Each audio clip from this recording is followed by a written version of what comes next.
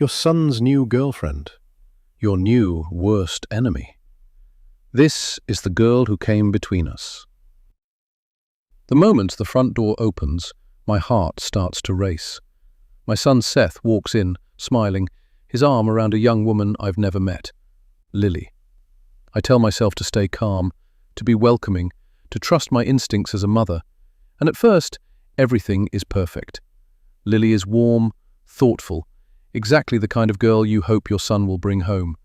Before long, she's staying late, then staying over. We talk for hours, laugh together, share secrets. She feels like the daughter I never had. But something shifts. The house feels different. My husband and son lower their voices when I enter the room. Conversations stop abruptly. Looks are exchanged when they think I'm not watching. I tell myself I'm imagining it, but the feeling won't go away. Then, the warning arrives. A message I was never supposed to see. A reminder of a past I buried carefully, deliberately. A past no one was meant to uncover. As fear creeps in, I realize my perfectly balanced world is starting to crack. Is Lily turning my family against me? Or is she here for something far worse? Because if she knows the truth, my family isn't the only thing at risk. Prologue. I know what you did. I know who you really are. And I promise to make you suffer. And I always keep my promises. And after the suffering? Well, then it's the end. For you, that is, not me. You know, people tell me I'm obsessive, but I just like to think that I get things done. I can't understand these people who start things and then don't finish. I couldn't have lots of half-done tasks hanging around in my head, weighing me down. I think I'd suffocate. People also tell me I'm a planner. I do like to make meticulous plans. Why? Because I don't like it when things don't go my way. If I have a well-thought-out plan and execute it precisely, then things go right, and I'm happy. People have told me a lot of things over the years, mostly that I'm not right in the head. Well, screw you all. I'll do whatever it takes to get what I want. How many people can truly say that? To me, you're all the fucked up ones, meandering through life without any clear direction. Well, my first priority is you. The obsession has kicked into gear. The plan has been planned. I'm ready to make you, and everyone you love, believe the lies. Chapter 1. Present day, October 2024. They'll be here any minute, I say to my husband. I bounce around the kitchen getting ready for the arrival of my son and his first girlfriend. Lily, her name is. That's all we've heard for the past 6 weeks since Seth started at university. Lily this, Lily that. I'm going over to Lily's. I'm meeting Lily after lectures. Lily and I are going to a gig. They met at the Freshers' Fair during Freshers' Week. She's a first year too. And then yesterday, Seth asked me if his girlfriend could come round. Girlfriend? It was the first time he'd called her that. Obviously, I squealed, yes, I'm excited to meet her. And curious. And apprehensive. Seth isn't naturally a people person. Don't get me wrong, he's a wonderful boy, and I couldn't have asked for a better son. But he's an introvert and, like me, has some quirky passions that stray from the mainstream. He has one close friend from primary school, and that's about it. I was worried about him starting university, worried about him making friends. But I shouldn't have been. He found his tribe pretty quickly, and, not only that, but he met a girl. He's had a couple of female friends over the past year or two, but nothing serious, and no one he's referred to as his girlfriend. I pull my well-loved, home-baked honey cake from the oven and put it on the side to cool. The delightful smell fills the kitchen. I drizzle my homemade honey and rosemary mixture over a tray of peanuts and cashews and pop it in the oven to roast. I'm desperately proud of Seth for getting into university. He's blossomed into a sensitive, funny, passionate 18-year-old. I still pinch myself that we live in this house and have this life. It could have all turned out very, very differently. But the less I think about all that, the better. Fancy a top-up? I ask my husband and hold up a bottle of my homemade mead. Todd sits on a high stool on the other side of the kitchen island, bobbing his head to a pop song on the radio and watching me. This is our little thing. He sits while I'm cooking in the kitchen and vice versa. It's our chatting time. We have lots of chatting time when we work out together in our home gym, when we're in the car, or at night in bed before sleep. We have endless things to say to one another, and have done since we first met. Conversation never runs dry with us. We tell each other everything, well, mostly everything, in my case.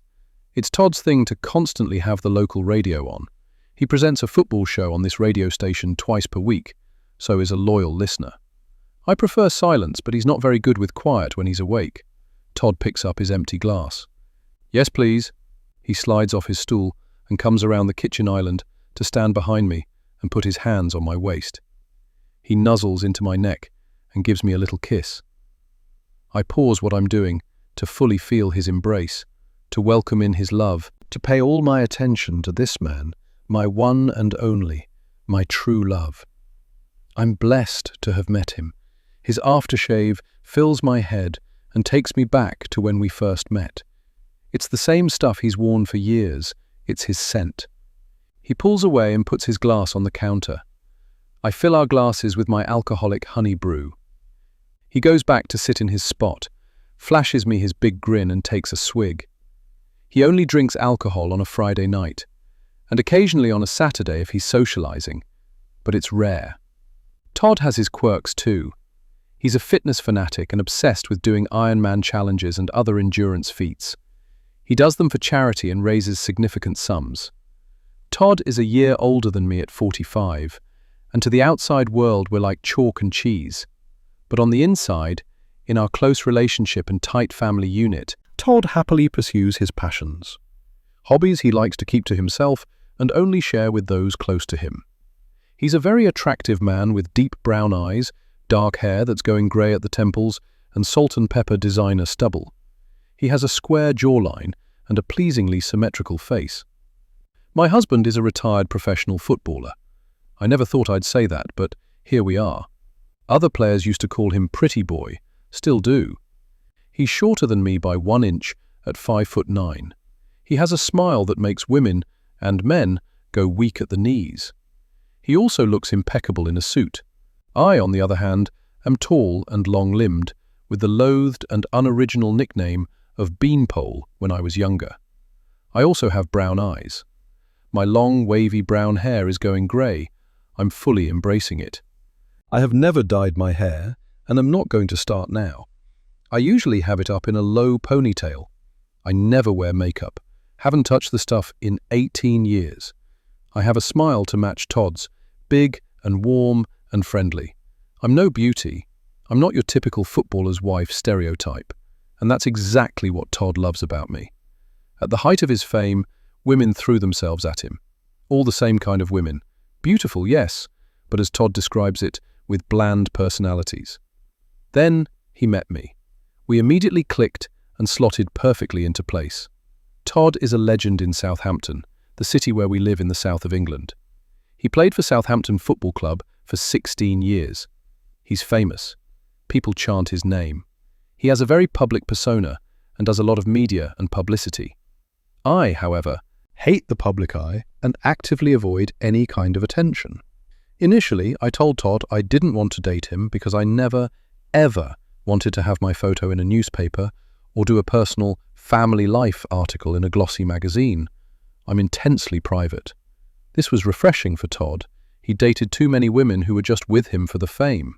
He likes to keep his family life private. Women still throw themselves at him at any opportunity. They do it while I'm standing right next to him. But I'm not jealous or worried. I look closely at his face. It disgusts him. I'm only truly me when I'm with you, he likes to tell me. I know he'd never cheat. He loves the sanctuary of our small family unit, of this house, of us in this house, as much as I do. He bought the land and designed and built this property when he was in his early 20s and earning a substantial footballer's wage. It's worth a few £1,000,000 now, but he'd never sell it. We'll live here until we die. It's in an exclusive area of Southampton called Chilworth, and set in a discreet, tucked-away spot at the end of a lane. It backs onto woodland and has almost an acre of grounds. The two-story house is modest in that it only has 3 bedrooms and 3 reception rooms, but each room is huge. Our bedroom is vast, with a large dressing area and ensuite bathroom. There's also a 1-bedroom 2-story annex, a separate little building that houses the gym and Todd's office upstairs, and a huge garage. The open-plan kitchen and dining area is in the middle of the downstairs, with a large lounge off to one side and the family room, now Seth's telly room, off to the other.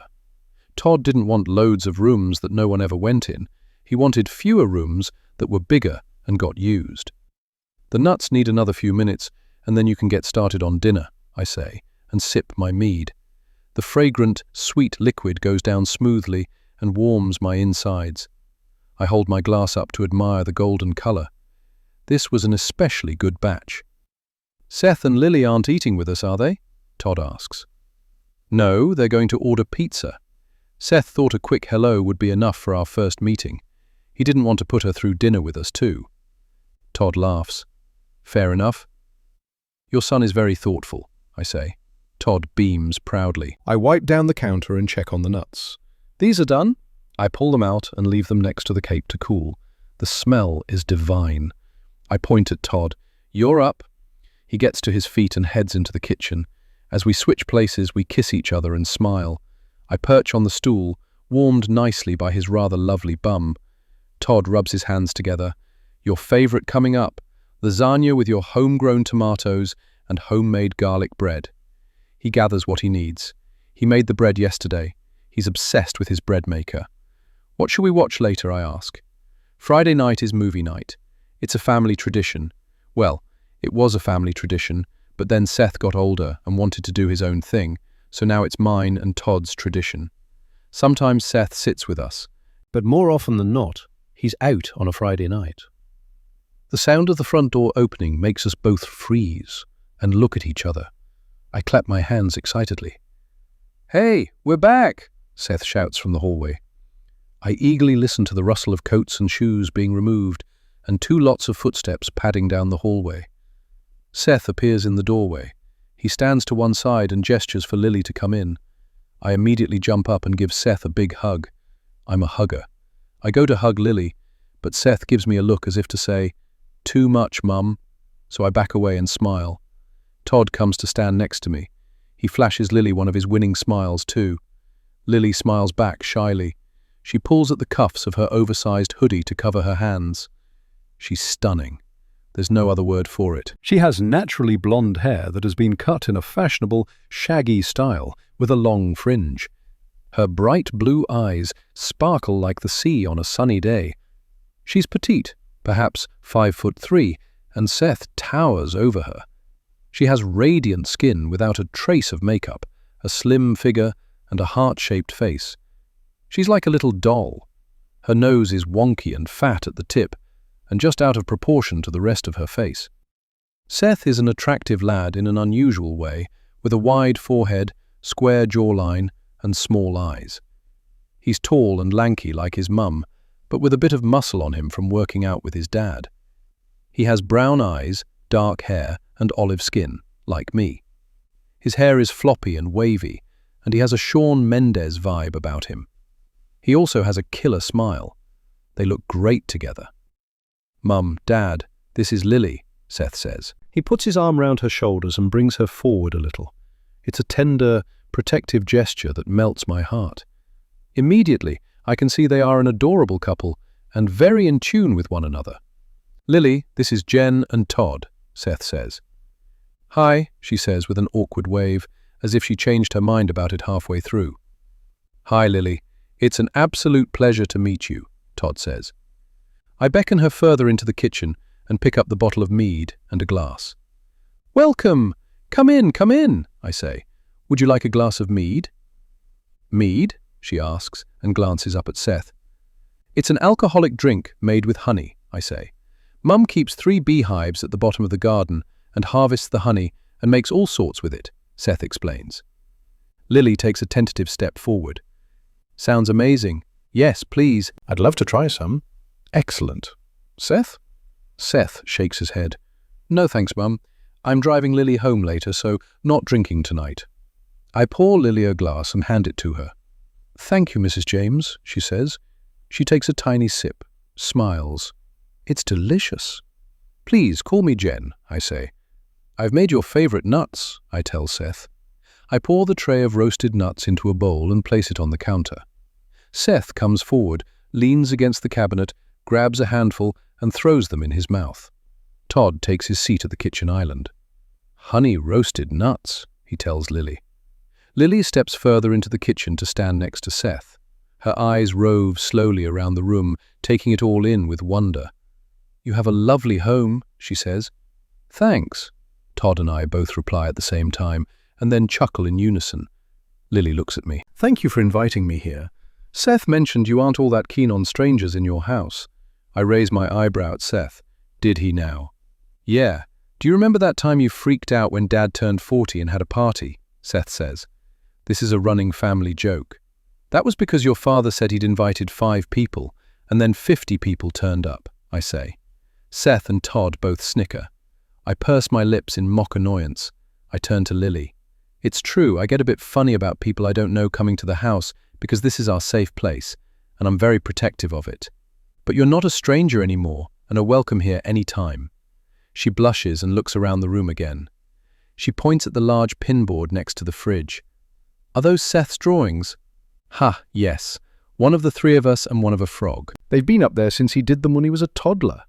Oh, and look at all those pictures. She takes in the framed photos of Seth as a baby and of Todd when he was a footballer or at special events. There's none of you, Mrs. James. Mum has a fear of having her photo taken, Seth chips in. Doesn't have social media or anything like that. Oh. Lily nods, accepting this immediately. I don't really have a fear of having my photo taken. I just don't want my photo taken. Ever. I can't risk it appearing in the wrong place or being seen by the wrong person. So I gladly stoke this perception. He was such a lovely boy, I say and pinch Seth's cheek, always with his head in a pond.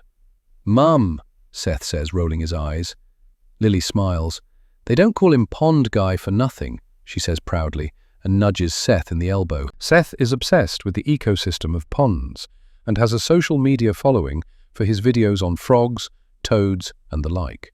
Just one of his quirky passions. I love that Lily doesn't find that weird. Todd and I have always encouraged Seth's hobbies and interests. We give him our full support to be and do whatever his heart desires. There was no insistence that he follow his father into football or anything ridiculous like that. 0 expectations from us other than to be himself and to love his life. Seth pretends to jump away from Lily and grins playfully. She grins back. Anyway, he says, we're going in the other room, gonna order pizza. I've made honey cake for dessert if you want any, I say. Seth gives me a thumbs up. It's also one of his favorites, and shows Lily into his telly room. She takes the glass of mead with her. He closes the door. Todd kisses my cheek. She seems nice. She does, I reply happily. He's done well. I cup Todd's face, and I hope we've made a good impression on her. Todd grins as I squeeze his cheeks. Of course we have. How could anyone not love Todd and Jen? We're ace parents. A few hours later, after a delicious husband-cooked dinner, Todd and I are curled up together on the sofa watching a Jason Statham action movie. We haven't heard or seen much of Seth and Lily. The doorbell went not long ago, so they've got their pizza. Mum! Seth comes running into the lounge. Todd pauses the movie. I sit upright. What is it? Where's the cleaning stuff? We dropped pizza on the carpet. I'll grab it, I say. I do like a clean house. We have a weekly cleaner, but I keep things topped up. I get the cleaning spray and a sponge from under the sink. One thing Todd insists on is light-coloured carpets, so I'm used to scrubbing stains off them. Todd and Seth always give it a go, but don't ever do it properly. Show me, I say. Seth lopes off towards the telly room, and I follow him. Lily is hovering by the end of the sofa, looking anxious. I'm so sorry, Mrs. James, she says and wrings her hands. It's not a problem. We're used to tackling spillages in this household. Where is it? She points at the carpet near her feet. Seth waits behind me. The dropped slice is folded on a tissue on the coffee table, so at least they picked it up quickly. I kneel and spray the stain, a greasy, bright orange, cheesy pepperoni smear, and give it a scrub with the sponge. "I'll do it, Mum," Seth says. "It's no problem, be done in 1 second. Could you get a plastic bowl of warm water with a few drops of washing up liquid and a cloth from under the sink?" "Sure," he says, and dashes out.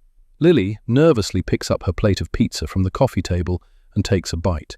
I scour some more. "Oh no," she squeals. I look at where she's looking. A second slice of pizza is on the carpet. We both move to pick it up and bump hands. "Mrs. James, Jen, I'm so sorry. I'm a bit tipsy off your mead, and I'm being clumsy." "Honestly, not to worry, Lily." I pick up the slice and put it on top of the other folded one and spray the second spot with cleaner. I dab at the second stain, and Lily stands over me. Her shadow falls across my face. I glance up. She's mortified, close to tears. Seth arrives back and hands me the bowl and cloth. She reaches for him. "I dropped another slice," she says, choking up. He puts his arm round her. "It's fine, don't worry." He asks me, "Can we help, Mum?" "No, almost done." I give the stains a rub with the warm, soapy water and pat at them with the cloth. "That should be fine for now." I stand up. Lily steps towards me. "I'm really so sorry," she says. "What a terrible impression I'm making. I've ruined your carpet." Her eyes well up. "Lily, it's absolutely fine. No harm done. I'm pleased you like my mead." Spontaneously, she hugs me. "Thank you for being so kind about it," she says into my shoulder. She releases me and blushes, realizing what she's done. "She's a hugger too," Seth says with a laugh. Lily and I smile at each other, one hugger to another. As I look into her sweet and innocent face, I know she'll never have to do what I had to do. She'll never have to scrub clean her past, like I just scrubbed stains from the carpet. Chapter 2. The following Friday, Todd is away overnight in London for a speaking gig. Lily has been over to the house 3 times in the week, and I've said a quick hello, but earlier Seth asked if she could stay the night. And I asked if they would have dinner with me so I could get to know her a bit better. We both said yes to one another. Seth volunteered to cook spaghetti bolognese and is chopping onions. Lily asked if she could help, but he told her he had it covered. She then asked me, but I'd already laid the table. So, as Seth takes charge in the kitchen and there are no other tasks that need doing, Lily and I sit on the high stools around the kitchen island with large glasses of red wine in hand and nibble on my latest batch of rosemary and honey-roasted nuts. "What are you studying at uni, Lily?" I ask. "I'm doing computer science with modules in artificial intelligence and cybersecurity," she replies. "She's a computer genius," Seth says as he puts the onions in a frying pan, turns on the gas and clicks the igniter. Lily blushes. "Well, I don't know about that." "Come on, you are," Seth insists. The onions begin to sizzle, and he stirs them while looking back to us. She brings her laptop everywhere with her. We all bring our mobile phones, but she has her laptop. "Is that right?" I ask. "Yes. I just have these coding ideas pop into my head at the most random times and want to immediately try them out." She gives a little laugh. "Very nerdy, I know." "We're all nerds in this household," I reply. "Too right," Seth says. Lily smiles. I take a sip of wine. She fiddles with the cuffs of her baggy jumper and takes a breath. It looks like she's building up courage. Tentatively, she asks, "How long have you and Todd been together?" "Around 2 decades now," I reply. "And how did you meet?" "It was all because of Thundercats," Seth says. "Thundercats?" Lily asks. "It's an 80s cartoon," I explain. Todd and I both love 80s cartoons. Because we were both mostly ignored by our parents or, in Todd's case, parent growing up and were plonked in front of the telly and told to shut up and watch. But I don't tell Lily this. I was working for a women's shelter charity in Southampton at the time. Well, I still work there. And they had organised a fundraising event and invited lots of people. They'd extended an invite to Southampton FC, not expecting anyone to come. But Todd has always been passionate about charity work and decided to attend. The shelter bosses asked their staff if anyone would volunteer to help out with welcoming guests and serving food and whatnot, And I said yes. Seth adds the mince to the onions, and the pan spits loudly. Lily and I both glance there momentarily, and I sip my wine. She looks back to me eagerly, obviously keen to hear the rest of the story. I continue. I'd just moved to Southampton, and have never had any interest in football. I had no idea who Todd was, or anyone there for that matter. I had a tray of canapes, and happened to be handing them around to a group of people. Todd was in that group and telling a story. Everyone else was listening intently. He came out with a Thundercats reference. I laughed, but nobody else got it. We exchanged a knowing look, and I walked off to hand out food around the room. I paused to graze on some nuts. Lily leans forward, hanging on to my every word.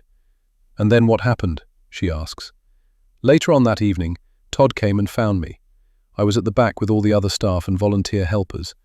The first words he said to me were, "Thunder, thunder, thunder, Thundercats, hoo!" which was one of the cartoon's famous catchphrases. Seth shouts, "Hoo!" while opening a cupboard to find a pan for the pasta. Lily chuckles. Anyway, we chatted about 80s cartoons. As I say, I had no idea who he was, but we just got on so ridiculously well. I wasn't wearing any makeup, I never do, and hadn't made any kind of effort. But he asked me out, and that was that. We've been together ever since. "That's so cute," Lily says. "And what about Seth?" Seth does a little silly dance at hearing his name. Seth came along very quickly. He was 2 when we got married, made an adorable page boy. "Aw." Lily concentrates and appears to be counting on her fingers.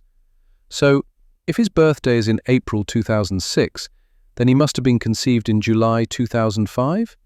She watches Seth with love-struck wonder on her face. Seth doesn't notice, too busy putting the pasta into the boiling water. He's never questioned his parents about timings, his precise conception date, or exactly when we met.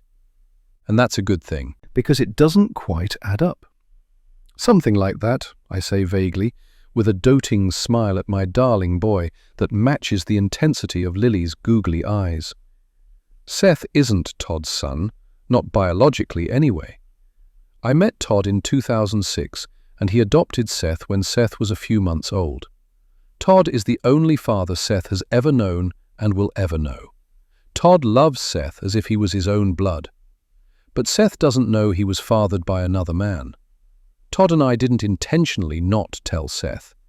It's just that the years flew by, and we never quite got round to it. There's never been a reason for Seth to see his birth certificate. I organized his first passport. And then suddenly, he was a teenager, and the moment had passed. Todd and I both know the fallout would be catastrophic if we told him now. We know we've left it too late. Seth is oblivious. He looks just like me. His Greek heritage overrode all other genes. It was inevitable, really. I look like my Greek mother, and my mother looks like my Greek grandparents, and probably on and on down the Greek line. But Seth will never meet that side of the family, or any of my family whatsoever. Lily drags her gaze from her boyfriend to face me again. There's a brief pause as we both think of what to say. She beats me to it. "So you and Todd met in 2005? I know she's only continuing the conversation and is perhaps one of these people who like to know exact dates and facts. But I really can't get into this. I smile broadly at her, in a way that neither confirms nor denies, and stand. "Seth, shall I get some serving dishes out? Looks like it's almost ready." "Yeah, please," he replied, draining the cooked pasta in a colander over the sink. I get some dishes out of a cupboard and put them on the side for Seth. He puts the pasta into one of the dishes and the sauce in the other. Lily jumps up. Together we bring everything over to the dining table and get seated. Seth dishes up and grates parmesan over everyone's plates with relish. "Bon appétit," he declares. We all tuck in. I'm about to give my compliments to the chef when Lily says, "It's delicious," and gives Seth a quick kiss on the cheek. I decide to steer the chat onto safer topics. "Where do you think your love of computers came from, Lily? Was there any moment or thing in particular that sparked your interest?" Lily finishes her mouthful, and her eyes light up. "Yes, it was from my dad. He used to build and repair computers for people. I became obsessed with taking them apart and putting them back together and getting them to work. I got a real thrill from seeing all the different components. Slotting them into place was like a puzzle. "Your parents must be very proud of you doing this course at uni," I say. Her face collapses. "I wouldn't know."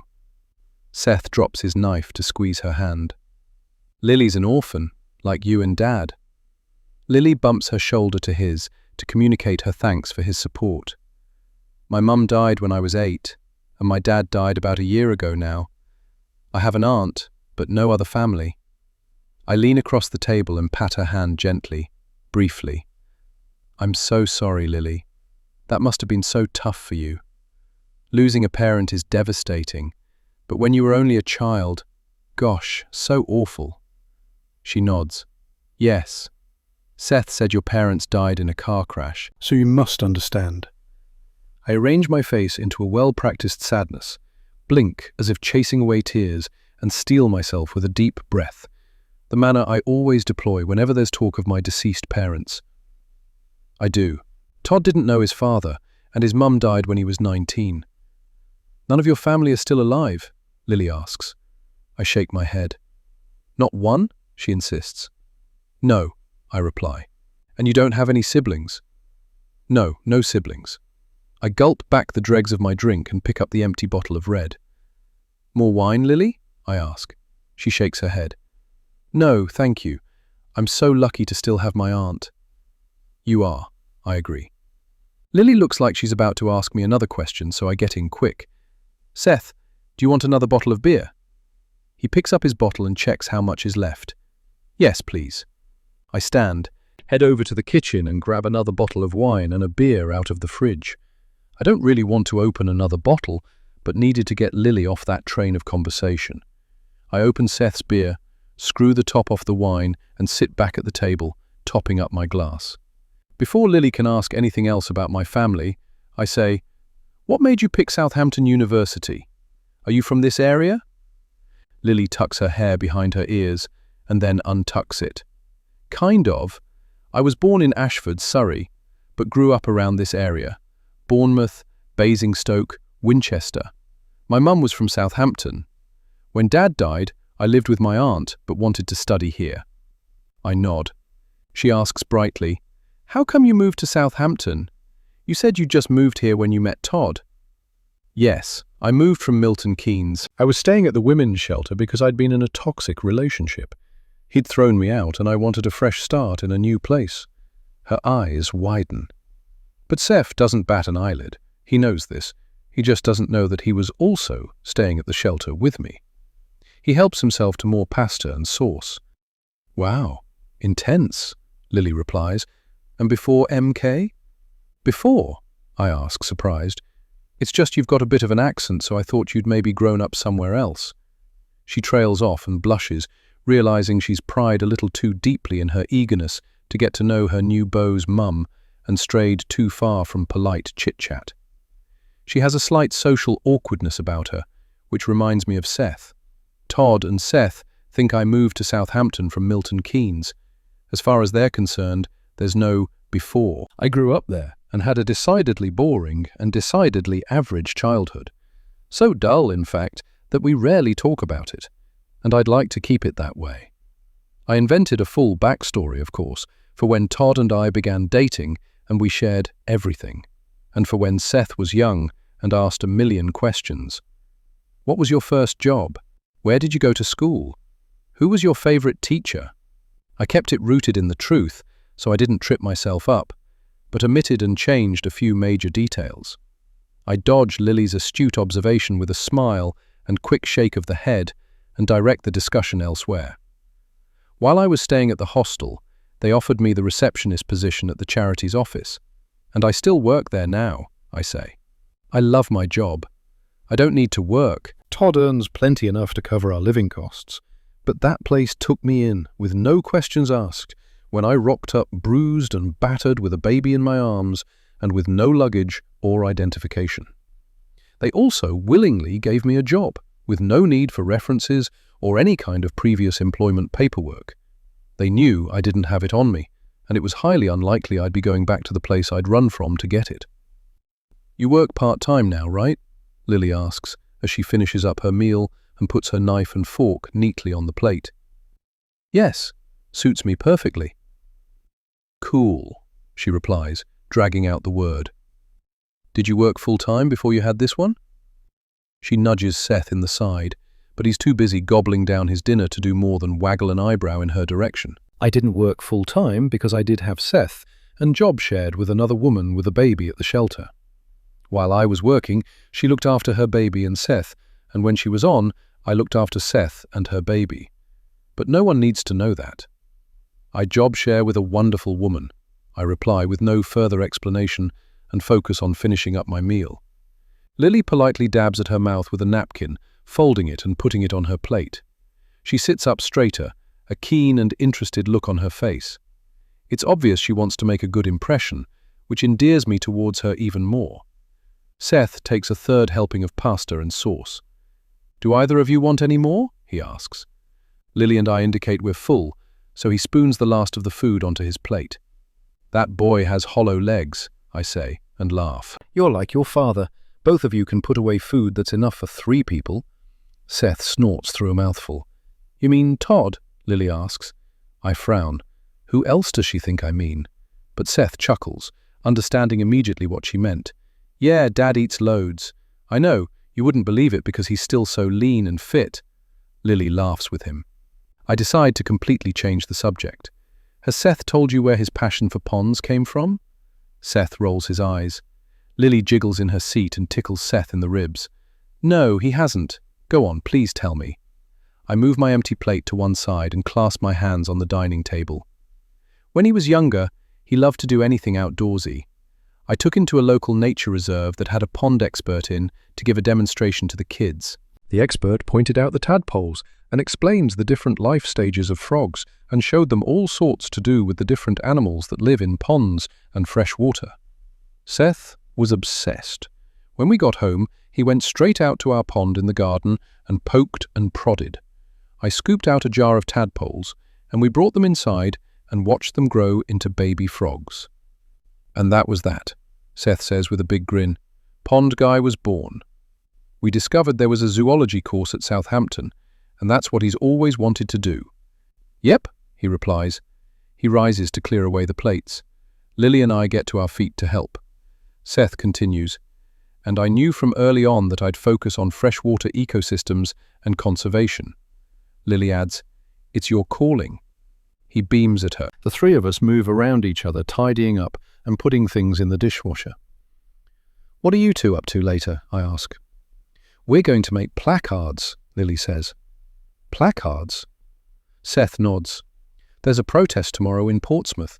The council is considering giving an area of protected nature reserve to a building developer to build houses on. He raises his voice. A protected piece of land! He angrily punches his fist into his other palm. And that land has lots of freshwater habitat and some rare birds that nest there. It's disgusting. That's terrible, I reply. Oh yeah, I forgot to ask. Seth slides over to me and puts an arm around my shoulder. Please, could you give us a lift to the train station in the morning? After the protest, a few of us are going for drinks at Gunwharf Quays, so I don't want to drive. Of course. What time? I reply.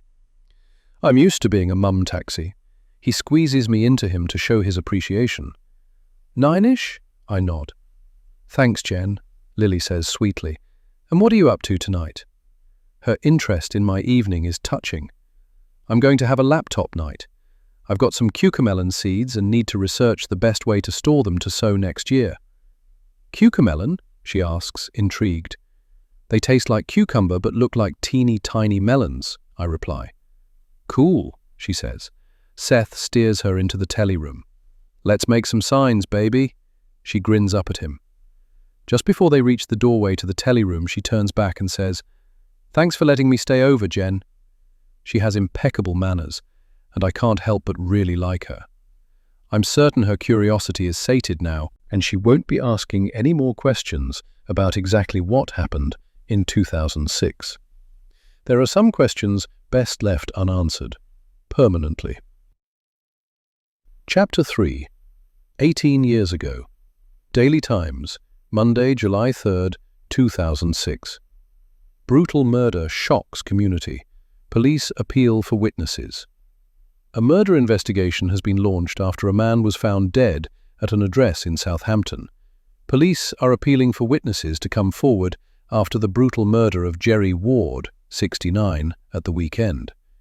Mr. Ward, a father of 2 and grandfather of 3, was discovered in his house on Becker Road by his daughter on Sunday evening, after phone calls had gone unanswered all day.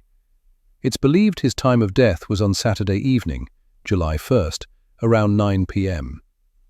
Mr. Ward had lived his entire life in Southampton and had only recently retired. Detective Chief Inspector Rowan Bartier of Hampshire and Isle of Wight Constabulary commented, "The nature of this crime was particularly brutal, and we want to speak to anyone in the Fremantle area who saw or heard anything suspicious on the evening of Saturday 1st of July. Mr. Ward's eldest daughter, who asked not to be named, said, "We loved our father dearly, and my kids loved their gramps. The entire family is absolutely devastated. What an awful way to go. What was done to him was shocking. Who could do that to an old man?" According to his daughter, Mr. Ward separated from his wife soon after his second daughter was born, but remained in close contact with his children and subsequently their children. He worked in various roles for the post office for many years, including as a letter carrier and in the sorting warehouse. She also told reporters that Mr. Ward's throat had been cut with a large kitchen knife, and that after, when he was dying and already dead, he'd been stabbed multiple times with that same knife in a frenzied attack. The police have not confirmed this. DCI Batia added, "Our officers remain at the scene and will continue to carry out inquiries in the area over the next few days. We fully appreciate the concern this incident will cause within the community, and local officers will be carrying out more high-visibility patrols. We're looking for a potentially very dangerous individual. Please do not confront or approach any suspects. Please call the police immediately. Our thoughts are with Mr. Ward's family at this incredibly distressing time." Chapter 4. I shiver myself awake. It's early in the morning. I'm not sure exactly what time, but my usual 6:30 a.m. alarm hasn't gone off yet. There's a weight missing from the bed. It's not Todd, because Todd is staying away in London. It's the duvet. It's missing. It's not even over my feet. I must have got hot and kicked it off. In the darkness, I pat around for the duvet on the bed. It's nowhere within grabbing distance. I sit up and reach further down. It's not there. It must have fallen off and is on the floor. I swing one leg off the bed and tap with my foot on the floor. No duvet. Ugh. I'm just going to have to turn the bedside lamp on. I scrunch up my eyes, switch it on, wait a moment for my eyes to adjust, and look around the bed, first at the end and then on Todd's side. No duvet. Huh? Our bedroom is vast. It takes up most of the first floor and is over the huge triple garage downstairs. On the other side of the room is the crumpled up duvet. How did it get all the way over there? There's no chance I could have kicked it that far. I must have woken up hot and half asleep and put it over there for some reason. I shrug and walk the few paces to collect it and bring it back to the bed. I shake it out onto the bed and get under it to warm up. It's cold to the touch, so I must have taken it off a few hours ago. I check my phone. It's almost 6, so my alarm will be going off soon. I'm not too good at staying in bed once I'm awake, so I get up. Off the bedroom is a dressing area. It's a separate room with massive wardrobes and huge mirrors. I don't use it as a dressing room. I'm not that bothered about what I wear or checking myself out in the mirror for hours on end. Todd has more clothes than I do. Instead, I've converted a little corner into my propagation station, as Todd calls it. I'm obsessed with houseplants and propagating plants into new plants. I love watching the little white roots grow out of the bottom of cuttings. I'm not so fussed with outdoor plants. I adore my vegetable and herb patch, but we have a gardener who looks after the rest of the grounds. He steers well clear of the beehives, though. They're tucked away right in the furthest corner that backs onto woodland. Most of my baby plants I give away to work colleagues and to women passing through the shelters who are being rehoused and would like a plant to brighten up their new space. Occasionally, Todd will take some into the radio station or when he's going into the club to see his PA. I've got all kinds of plants around the house, and sometimes I get requests. Seth's best mate's mum asked me for a polka dot begonia cutting once, and I was only too happy to oblige. I get changed, potter with my plants for a while, and head downstairs for breakfast.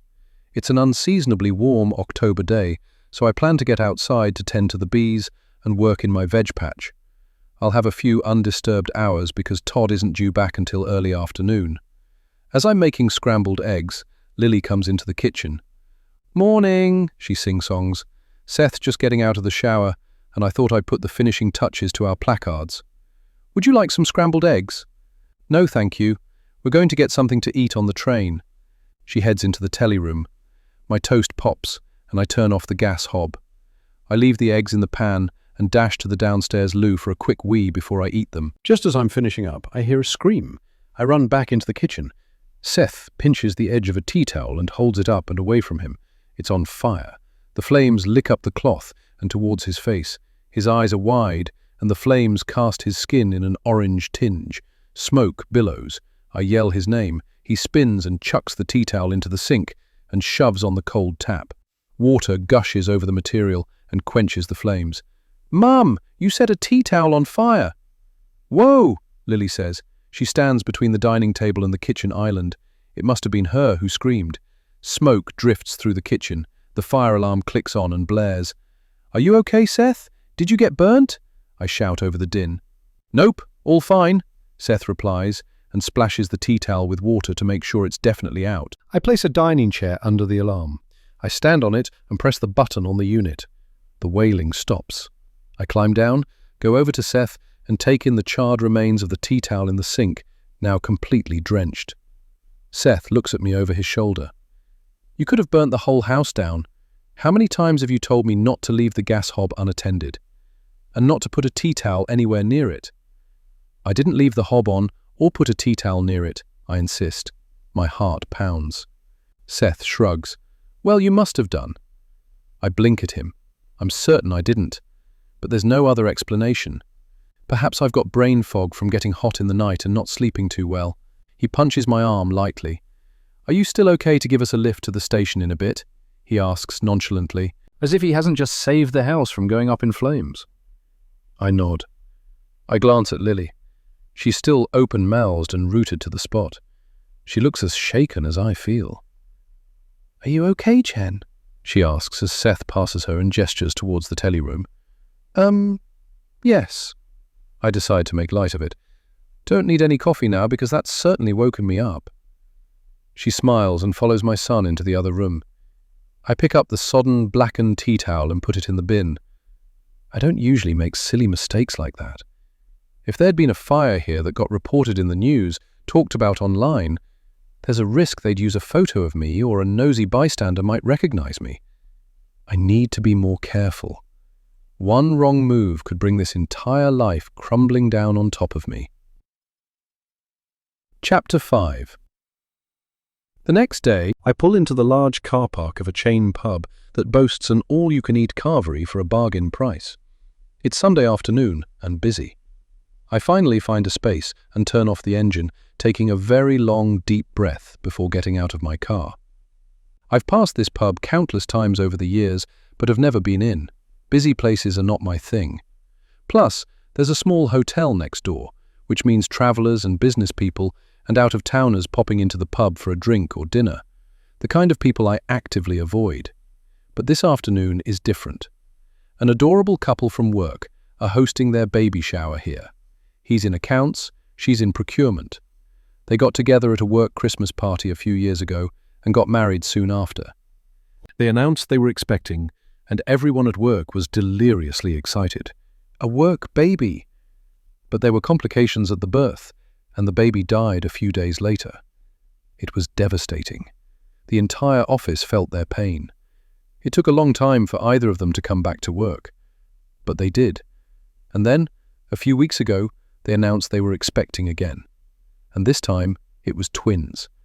So I really wanted to come to celebrate with them. But I won't stay long. Work organized a lovely gift, but I also baked them a honey and orange cake this morning and have a jar of honey for them. I'll give them both a big hug, get one drink, and sit out of the way. As I get closer to the front door of the pub, I hear a male and female arguing outside, but just around the corner. Clearly a lover's tiff. I put my hand on the door, and I'm about to pull it open when I hear a man say, "Calm down, Miranda." Then a woman screeches, "Don't you dare tell me what to do, Simon." And I know immediately who this couple is. My best friend and his girlfriend. Simon and I worked together and met there 18 years ago. He's been with Miranda coming up for a year and a half now. Miranda and I don't like each other. Initially, I was excited to meet her, but she took an immediate dislike to me, and after I saw how poorly she treated Simon, the feeling became mutual. She's pressuring him to move in together, to sell their respective flats and buy a house, but he's resisting. I think it's because he knows deep down that she's not right for him. He says it's because he likes his own space and is coming around to the idea of living with someone else. She thinks he's stalling and messing her around. Although I've only met her a few times, I know my best friend can do better.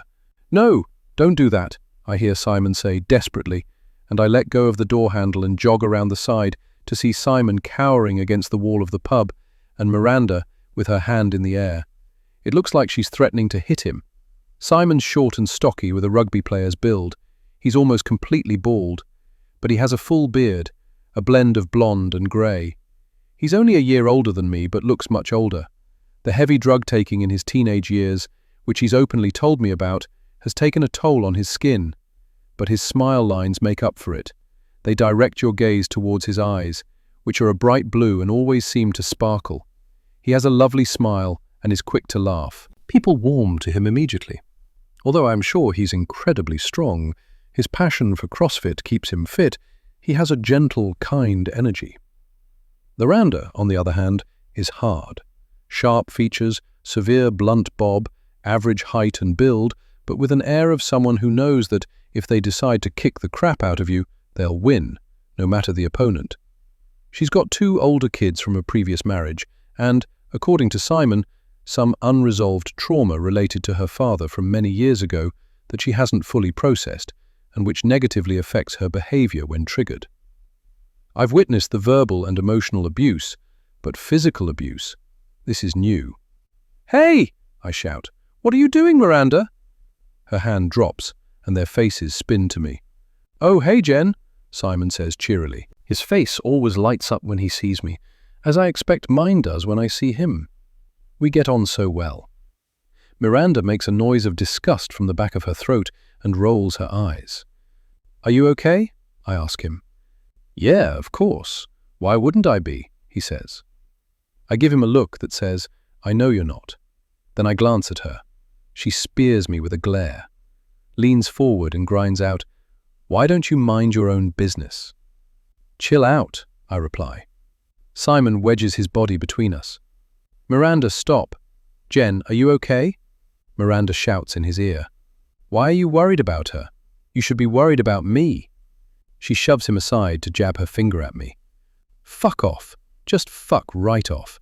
Fucking bitch." My heart leaps, the adrenaline churning. Am I about to get into a pub brawl? At 3 p.m. on a Sunday? "Miranda!" Simon grabs her wrist so that her finger doesn't connect with me. He looks pointedly at me. "I'm okay. You head inside and we'll see you in there." While looking at Simon, I hold up my hands in an attempt to pacify the wild beast frothing at the mouth that is Miranda. "Are you sure?" "Yes," he says. "I'm sure." He nods at me. "Call me if you need me." I give him a long look and head back to the front door. "Just bore off already," Miranda shouts at my back.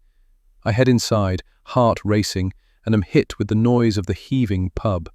All the tables are full, and there's people everywhere, waiting at the bar, standing in the queue for the carvery, milling around tables, running after restless kids. And the smell is a slap in the face.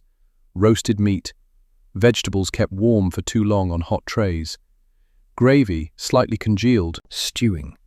Nausea rushes up my throat as a painful childhood memory whooshes into my mind. This is the kind of place my family came to, cheap, busy, a bit rough around the edges.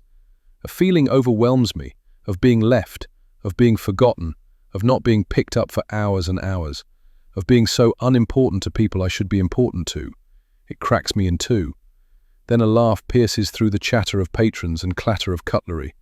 A woman's cackle that sounds way too familiar. It's followed with a man's voice saying her name, telling her to rein it in, as always. I swallow back the bile and take a few steps further inside the room. I look around and see a man at the bar, his back to me, his broad shoulders covered with a Southampton FC shirt, my husband's name splashed across the top. It can't be. He turns, a pint in each hand, and heads right past me towards a table at the front. It isn't him. It isn't them. I take a deep breath, steady myself, push down the memory. They're gone. They're gone. They are gone. Glancing around, I spot the baby shower in the corner, balloons and a table loaded with gifts, the immediate giveaway. I hurry there, hug the couple, give them the cake and honey, chat for a while, say a brief hello to colleagues, and leave. I don't even have a drink. Simon and Miranda are gone when I head for my car. Before I set off home, I send him a text to check in. He replies almost immediately, "All good here. Miranda had a few too many wines. She's sleeping it off, and I'm watching a movie. XX." I respond, "I'm worried about you. XX." Simon, "It was nothing. She just gets a bit wild when drunk. She's a great girlfriend otherwise. Just that one little glitch. We all have them. I know I do. Well, not you. You're perfect. LOL. See you tomorrow. XX."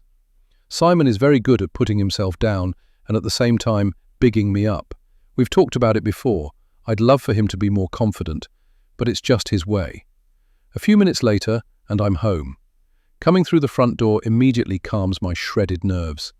"Hey you," I say, as I come into the kitchen. Todd is sat on a high stool around the kitchen island, tapping on his laptop. He looks up at me, his face goes white, and he snaps his laptop shut.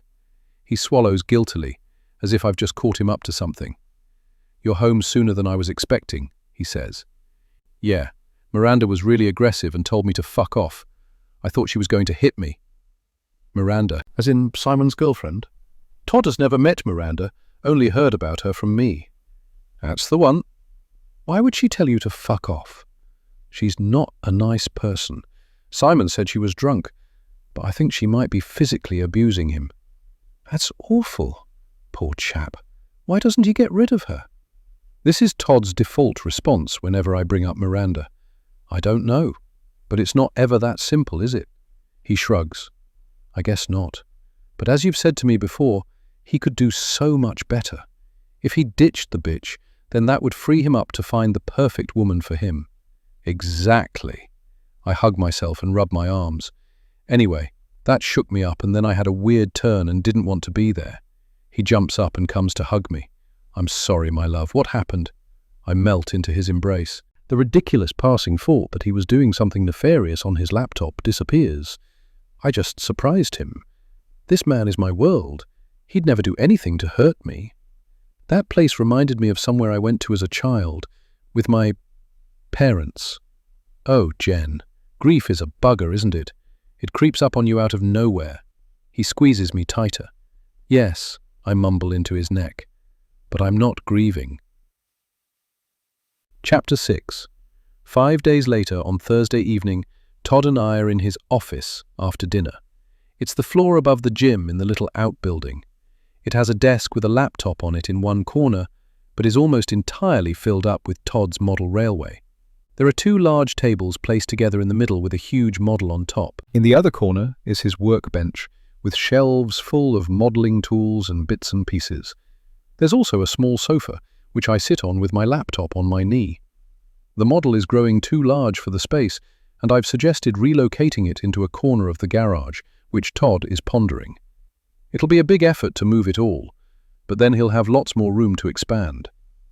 Todd has his back to me. He's hunched over his workbench making trees out of wire and gluing all the tiny leaves on. He can spend hours building models and playing with his trains in this room.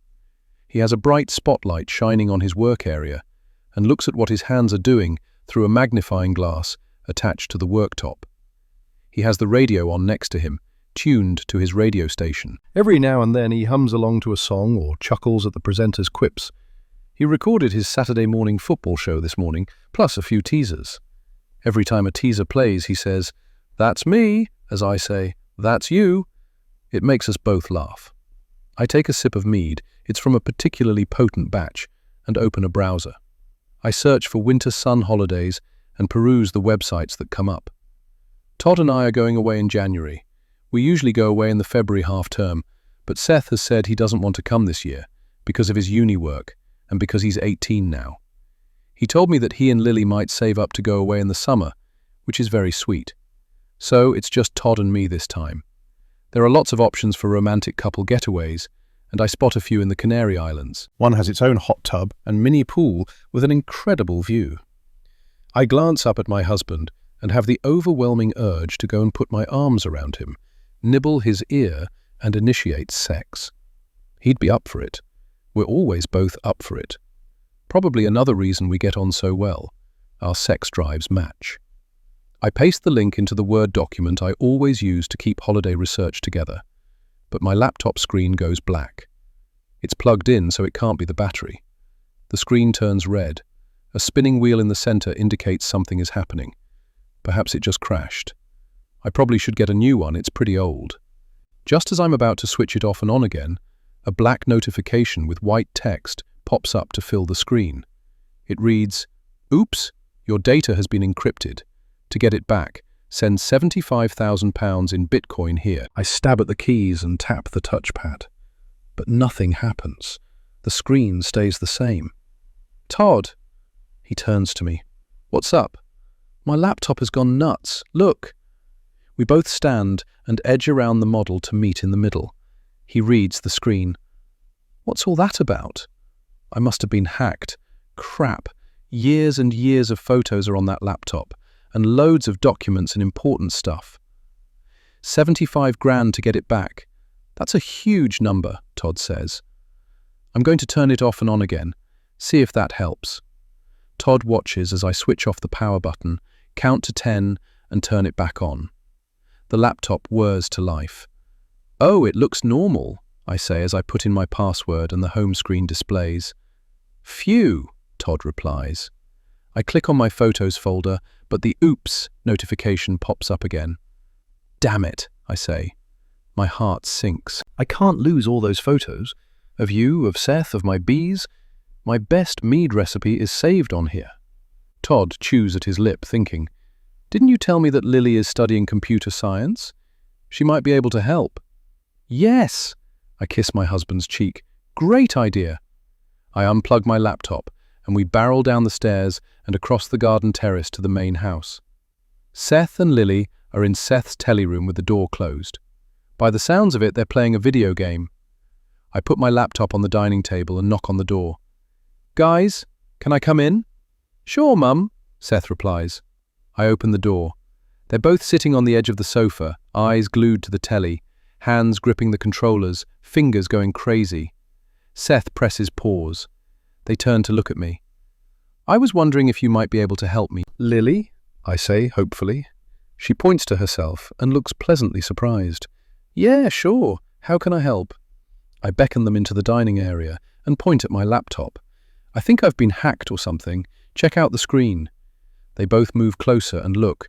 75 grand, Seth exclaims. "Ransomware," Lily says, pulling out the chair in front of my laptop to sit and look closer at the screen. "Your laptop's been infected by malicious software that holds your data hostage and demands a ransom. You can still use the laptop, but just can't access files. Sometimes all of them, sometimes a select few." "We don't have £75,000 to pay it," I say. Lily pushes her fringe off her forehead. "Most of the time, even if you pay, you don't get access to your data back." "Can you help?" I ask desperately. "I can certainly give it a go," she says excitedly. "Seth, please could you get my bag?" "Yep." Seth bounds into the telly room and comes out holding her rucksack. He hands it to her and she pulls out her laptop. It's battered and clearly well used with faded stickers all over it. She opens it and places it next to mine. "Have you switched it off and on again?" Lily asks me. "Yes." She nods, taps a few things on her laptop, and it springs to life. She opens a Word document and types some notes. "Is there anything I can do to help?" I ask. She thinks for a minute. "Could you make me a coffee, please?" "I'll do it. Seth says, and jogs to the kitchen area. Lily pulls out her mobile phone from the pocket of her rucksack. Do you mind if I take photos of your screen and what I do? I want to make notes and maybe write it up into a case study for uni. Of course, I reply. Thanks. She finds a scrunchie in her bag and ties her hair back. Right, let's get to work. She takes a photo of my laptop screen and writes some notes on the Word document on her laptop. Seth brings over her coffee. The smell so late in the day turns my stomach. I only usually have coffee first thing in the morning. Do you need me? He asks Lily. No, all good here, she replies without looking at him, too focused on the two laptops. I'm going to go back and finish the game, he says. Sure thing, she replies. Todd, who has been leaning on his forearms on the kitchen island, says, Good luck, Lily. She gives him a thumbs up as he walks through to the lounge and switches on the football channel. But I hover, Anxiously wringing my hands. all those photos. When was the last time you did a backup? Lily asks. Never. She nods. We might lose all your data. Bollocks, I reply through gritted teeth. She holds up her hand. I'm going to do everything I can to make sure that doesn't happen, though. Thank you so much. She takes a sip of coffee. And do you remember clicking on anything, like a link in an email where you might have downloaded this onto your laptop? I rack my brains. Nope, I don't remember clicking on anything dodgy. She types a few things, brings up another screen on her laptop, and types some more. I continue to loiter at the end of the dining table. She glances up at me. This might take a while. She's too sweet to say, Go away, you're distracting me, but I get the hint. I'll be upstairs. Call me if you need me for anything, I say. But she doesn't reply, too busy tapping away on her laptop and snapping photos of her screen. She hums to herself as I head upstairs to our bedroom. I pull out my choir music and wander the room singing the new song that we started learning last night. I'm part of a local choir that meets every Wednesday. I love it. But I've never performed publicly with them, even though they perform regularly all around Southampton and sometimes further afield. I can't risk a photo being taken and used somewhere openly, or my face being recognized by the wrong person in the crowd. We're learning the Addams Family theme tune, just in time for Halloween in a couple of weeks. Last year, we learnt Ghostbusters, and the year before was Michael Jackson's Thriller. My choirmaster likes to tie what we learn into public holidays and festivities. I'm a soprano. I read my part on the sheet music and belt it out, attempting to quash my nerves about my infected laptop by singing at the top of my voice. I find singing to be an amazing stress reliever, but I can't shake the feeling that I'll never see all those precious photos and all my important documents again. I practically shout the lyrics and can hear my voice going hoarse from overdoing it. But after the 5th time round, Seth shouts up the stairs, Mum, Lily has fixed it! I rush down the stairs and into the kitchen. Lily stands between Todd and Seth. She's elated. She beckons me to her. Come see. My laptop shows my home screen. She taps the back of the chair and I take a seat. Just double check. But I think everything is the same as before. I click a few things and open a few documents, and it does all appear to be unchanged. Wow, you're a genius, Lily. It's the kind of thing I find really exciting. It's like a game of hide and seek. I work out what kind of access they have, make sure there are no back doors, and then boot them out. Thank you so much. I stand and hug her. She accepts it happily. It was a great experience for me. I noticed that your anti-malware software is out of date, which is likely why your machine was infected. I have a spare license on my account. Would you like me to add it for you? Otherwise you might keep getting reinfected. Yes, please. That's very kind of you. Lily sits back down in front of the two laptops. Do I need to put it on my laptop, do you think? Todd asks Lily. Nah, Dad. Didn't Gavin get yours set up with the IT peeps at the club? Seth asks. Ah, yes, you're right, Todd replies. Gavin is Todd's shared PA, who works at Southampton Football Club and helps a few of the retired players with managing their diaries and dealing with fan mail and so on. Even though Todd purchased the laptop, the club helped him set it up. I put all the stuff on mine, Seth says, when I got my new laptop for uni. I should have checked your license at the same time, Mum. Sorry about that. Not a problem. Lily has saved the day. I squeeze her shoulder gratefully, and she looks up at me, cheeks flushing. She turns back to the laptops. "There you are," she says after typing a few more things. "All done. You shouldn't have any malicious attackers on your laptop again." On Saturday lunchtime, Todd and I are sitting at the kitchen island eating lunch. Salad drizzled with my homemade honey mustard dressing. The front door opens and closes, and Seth and Lily come into the kitchen. Lily is in tears, and Seth's face is tight, his muscles tense, obviously distressed. It rends my entire being in two to see him like that. I put my cutlery down, alarmed. "What's happened?" Todd asks. Lily tries to speak but can't get the words out through sobs. Seth puts his arm around her and pulls her into his chest. It's Lily's house. It's got a pest infestation. "Rats," Lily cuts in and shudders. "They've been getting in through a gap in a rotten window frame in the basement," Seth continues. "There are droppings and holes in the floorboards. And we've got to move out for who knows how long while the landlord deals with it. But I've got nowhere to go because the others are breaking their tenancy agreement to move in together." Lily trails off, distraught. Seth rubs her shoulder. "She lives with 3 students from the year above. She didn't apply until quite late, and by that point, all the halls of residence were full. This was the only thing she could find at short notice, but they're not getting on." Through sobs, Lily says, "They told me I was weird and wasn't fitting in with them. They do drama and art and are obsessed with taking pictures for social media and doing stuff that I'm just not interested in. They told me it wasn't working out and that they're going to find a 3-bedroom place. The landlord has agreed they can end the contract early because of the rats, so I have to leave as well." My heart goes out to Lily. I know only too well from my childhood what it's like living with people who don't get you. I was always told I was strange. I was always the odd one out. I left home at 16. Lily wipes her eyes with the cuffs of her sleeves. "I checked with uni, and there are still no rooms in halls available. There aren't any other student houses that are advertising a room, and I can't afford to get anywhere on my own. And if she can't find somewhere to live, then she might have to move back to her aunt's," Seth says. Lily sobs again. "In Inverness."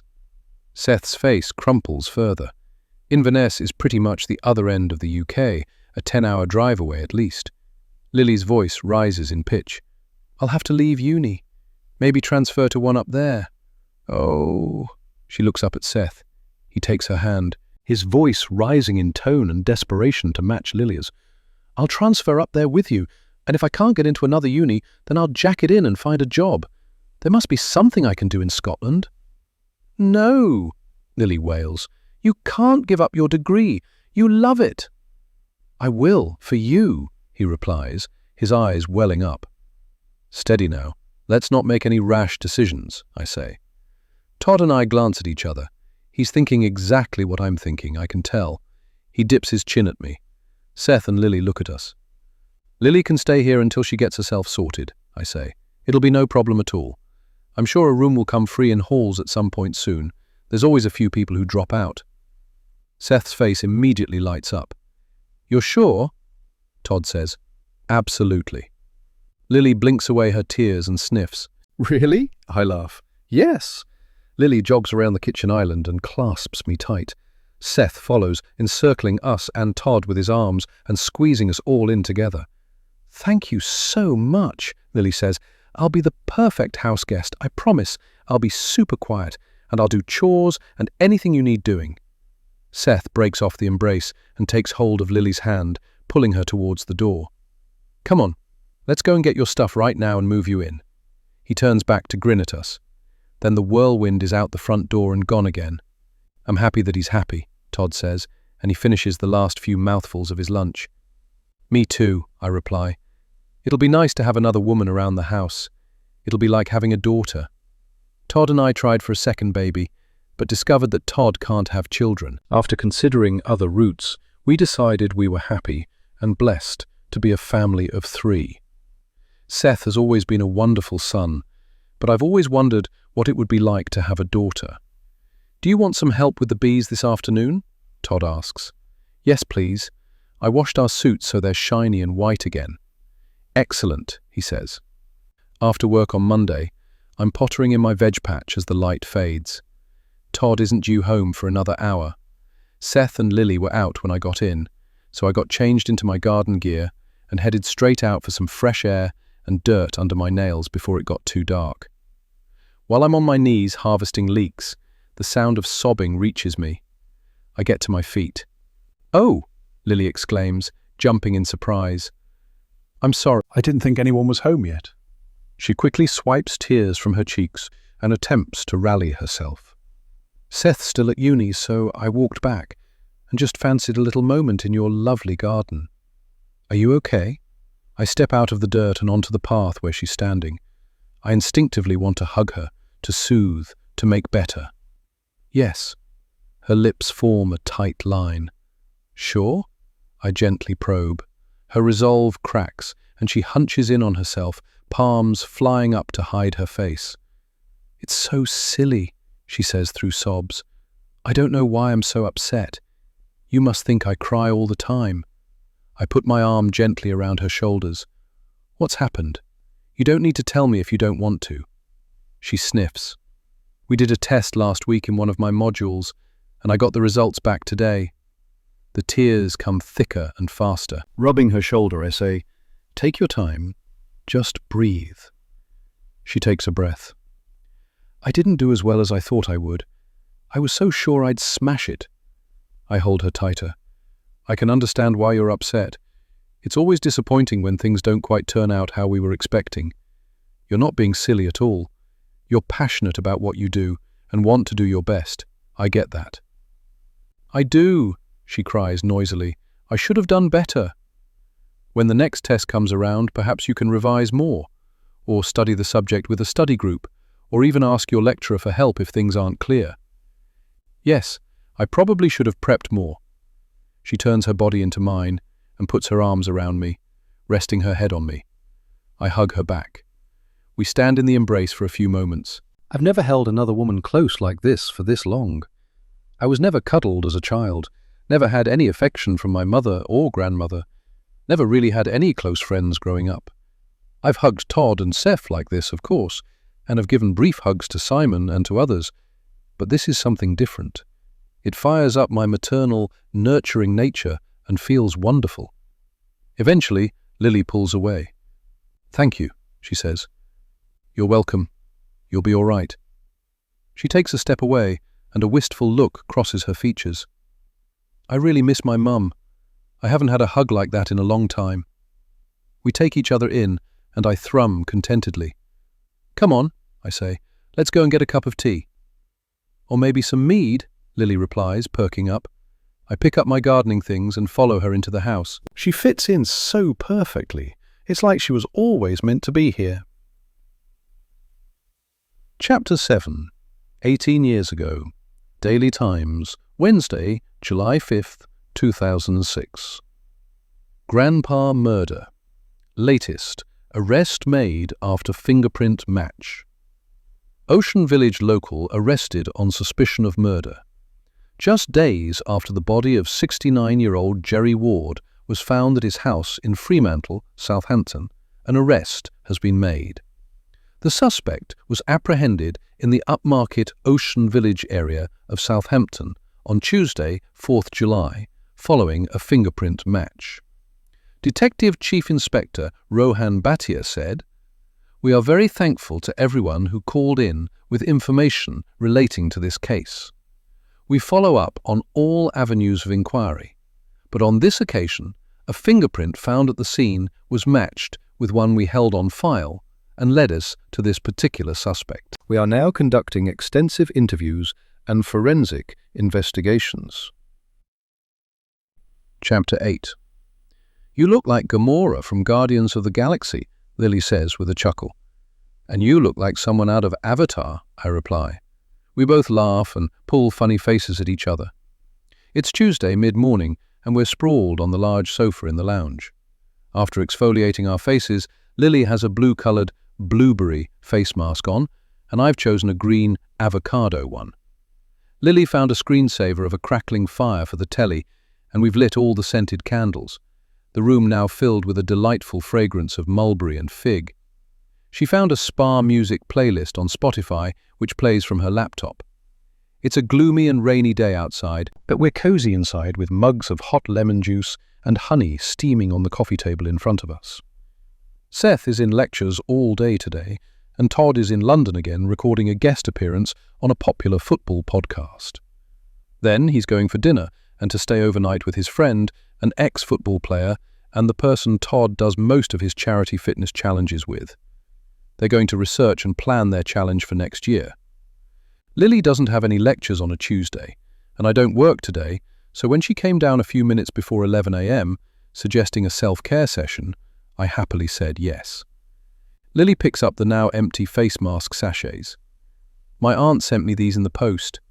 I've no idea where she gets them from. They're always crazy colours and flavours. We don't have much in common, and I didn't particularly like living with her, but we did enjoy doing face masks together every now and then, and she'd treat me to a spa day once in a while. It's not really my thing, but occasionally I like to do it. I rarely pamper myself, so this is fun, I reply, and blow on my drink to cool it.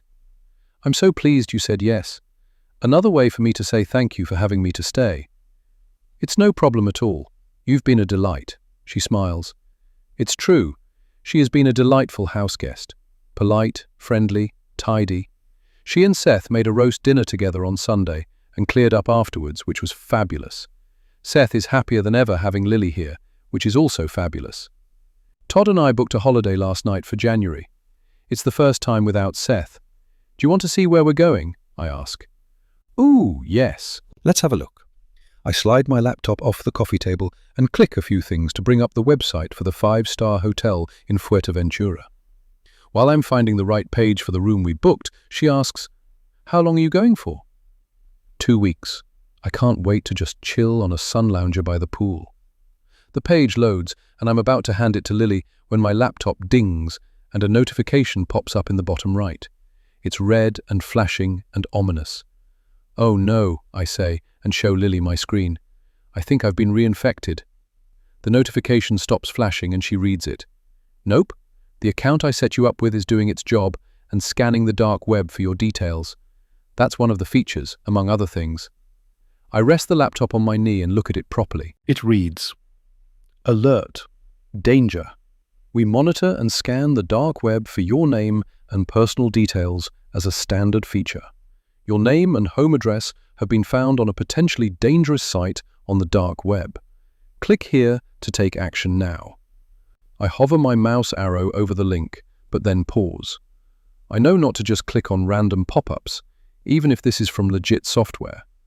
Lily notices my hesitation. You've probably been sent an email as well. I press the cross at the top and the pop-up disappears. I open my emails, and at the top of my inbox is an email from the anti-malware software. I open it, and it tells me the same thing as the notification. I need to take urgent action. My name and address is on the dark web. My muscles stiffen. I have a vague understanding of the dark web from watching movies and TV shows. What on earth is my name and address doing on the dark web? That can't be good, can it? The dark web keeps internet activity anonymous, and you need specific software to access it. It's used for some good, such as avoiding government censorship in countries with non-existent freedom of speech, but, yeah, it's mostly used by criminals and those carrying out illegal activities online, Lily explains passionately. This is most definitely her thing. Crap, I say as my heart thunders. But Lily's exhilarated. We had a lecture on the dark web the other week. Your details are probably there, due to hackers stealing private information through big company data breaches, or phishing scams, or a whole load of other things. It's most likely either a password has been linked to your email address, or maybe your financial information. Possibly someone has stolen your credit card details and put them on a website for everyone to use. How long do you think my details might have been on there for? Lily scratches the side of her nose, trying not to take off too much blue cream. Who knows? Days, weeks, months, years. The new software has run a scan since we installed it and found your details. Have you had any money taken? Or receipts or invoices for things you've not bought or applied for? No, but the alert only said my name and address, not my bank details. That's because I only added in your name and address when I set it up. I don't know your bank details. Of course. Have you noticed anything weird with any of your subscriptions? Like, if you've got Spotify, have you noticed songs played that you've never heard of? Or movies favorited or things like that? No. Lily wiggles her mouth and nose to prevent the mask from drying too tight. Then hopefully it's nothing. But I have a worried knot forming in my chest. If you received this alert, what would you do? Lily's eyes brighten. She interlaces her fingers and stretches them out in front of her, as if preparing for a strenuous bit of activity. Right. First thing I think we should do is wash this stuff off our faces. Once we're face mask free, I set up my laptop on the kitchen island and we perch next to each other on stools. Lily tells me to check all my bank and credit card accounts for any suspicious or unknown activity. There's none. Cancel my debit and credit cards and order new ones. Easy. Change all my passwords and use different passwords for everything. I have to write all the new ones down. Log all devices out from everything and log in with the new passwords everywhere. A hassle. Check emails for anything unusual. Nothing. And make sure all my software is up to date to prevent any backdoor entry to my laptop, which Lily does in a few minutes.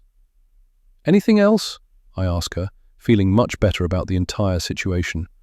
She taps her finger to her lips, thinking. You could look at the email and see what actions the anti-malware software suggests. Good idea. I open and read the email. We've done everything it says to do and more. Lily looks pleased. Crisis averted. Thank you, Computer Ninja. I clap appreciatively at her, and she takes a little bow. Right. Shall we finish our pamper session? We can mix a small amount of my honey with face cream to slather on our skin. We slip off our stools and head into the lounge, settling ourselves on the sofa once again. Lily presses play on the spa playlist. My mobile rings and makes us both jump. I pick up my phone. An unknown number flashes on the screen. Not sure who this is. I'll take it in the other room.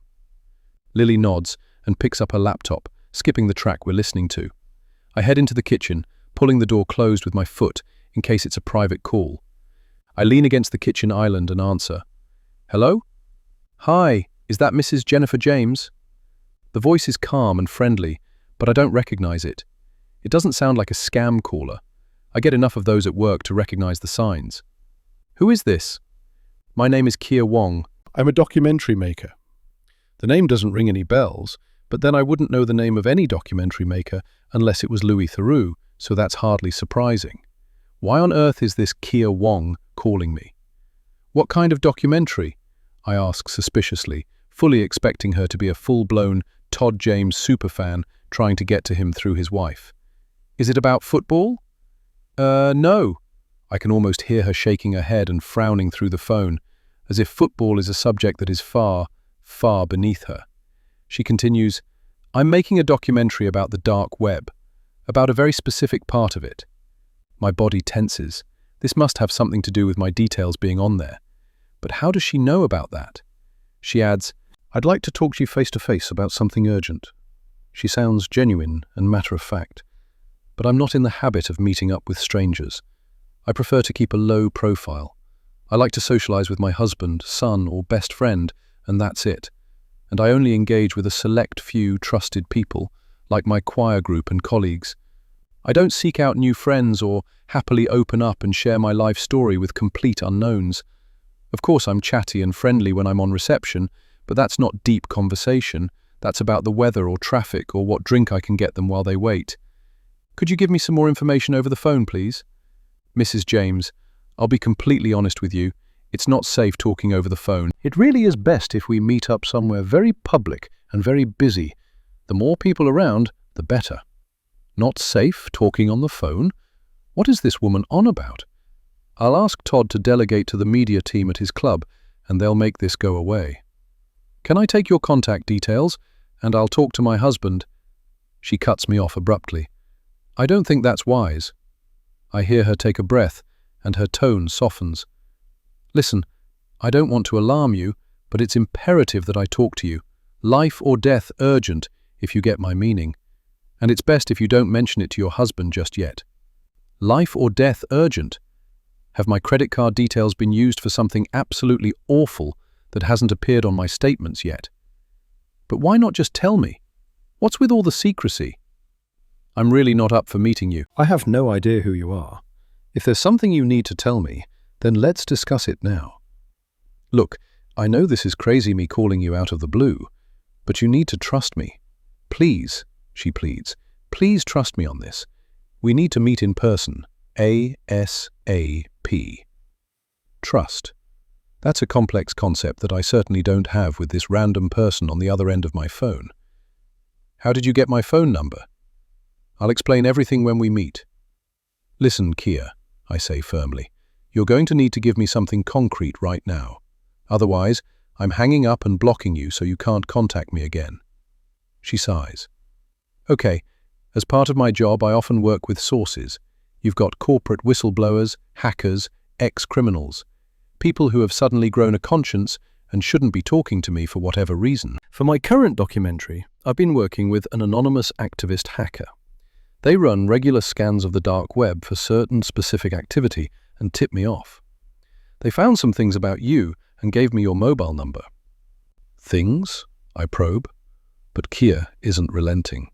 I'll explain more in person. It really is very important. Is Todd or Seth in danger somehow? If my details are on the dark web, are theirs too? Does this have anything to do with my family? No, well, yes. She pauses a moment. It's highly possible, she adds ominously. I tell Kia Wong that I'll get back to her, write down her contact details on the pad we keep attached to the fridge to use for the shopping list, and hang up. I grab my laptop and open a browser, Googling her name.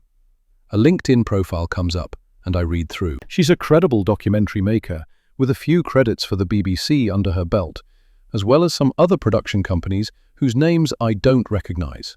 I click into her website. There's a professional shot of a young woman, a slight smile on her serious face. Kia doesn't look much older than early 20s, but some people just have baby faces, don't they?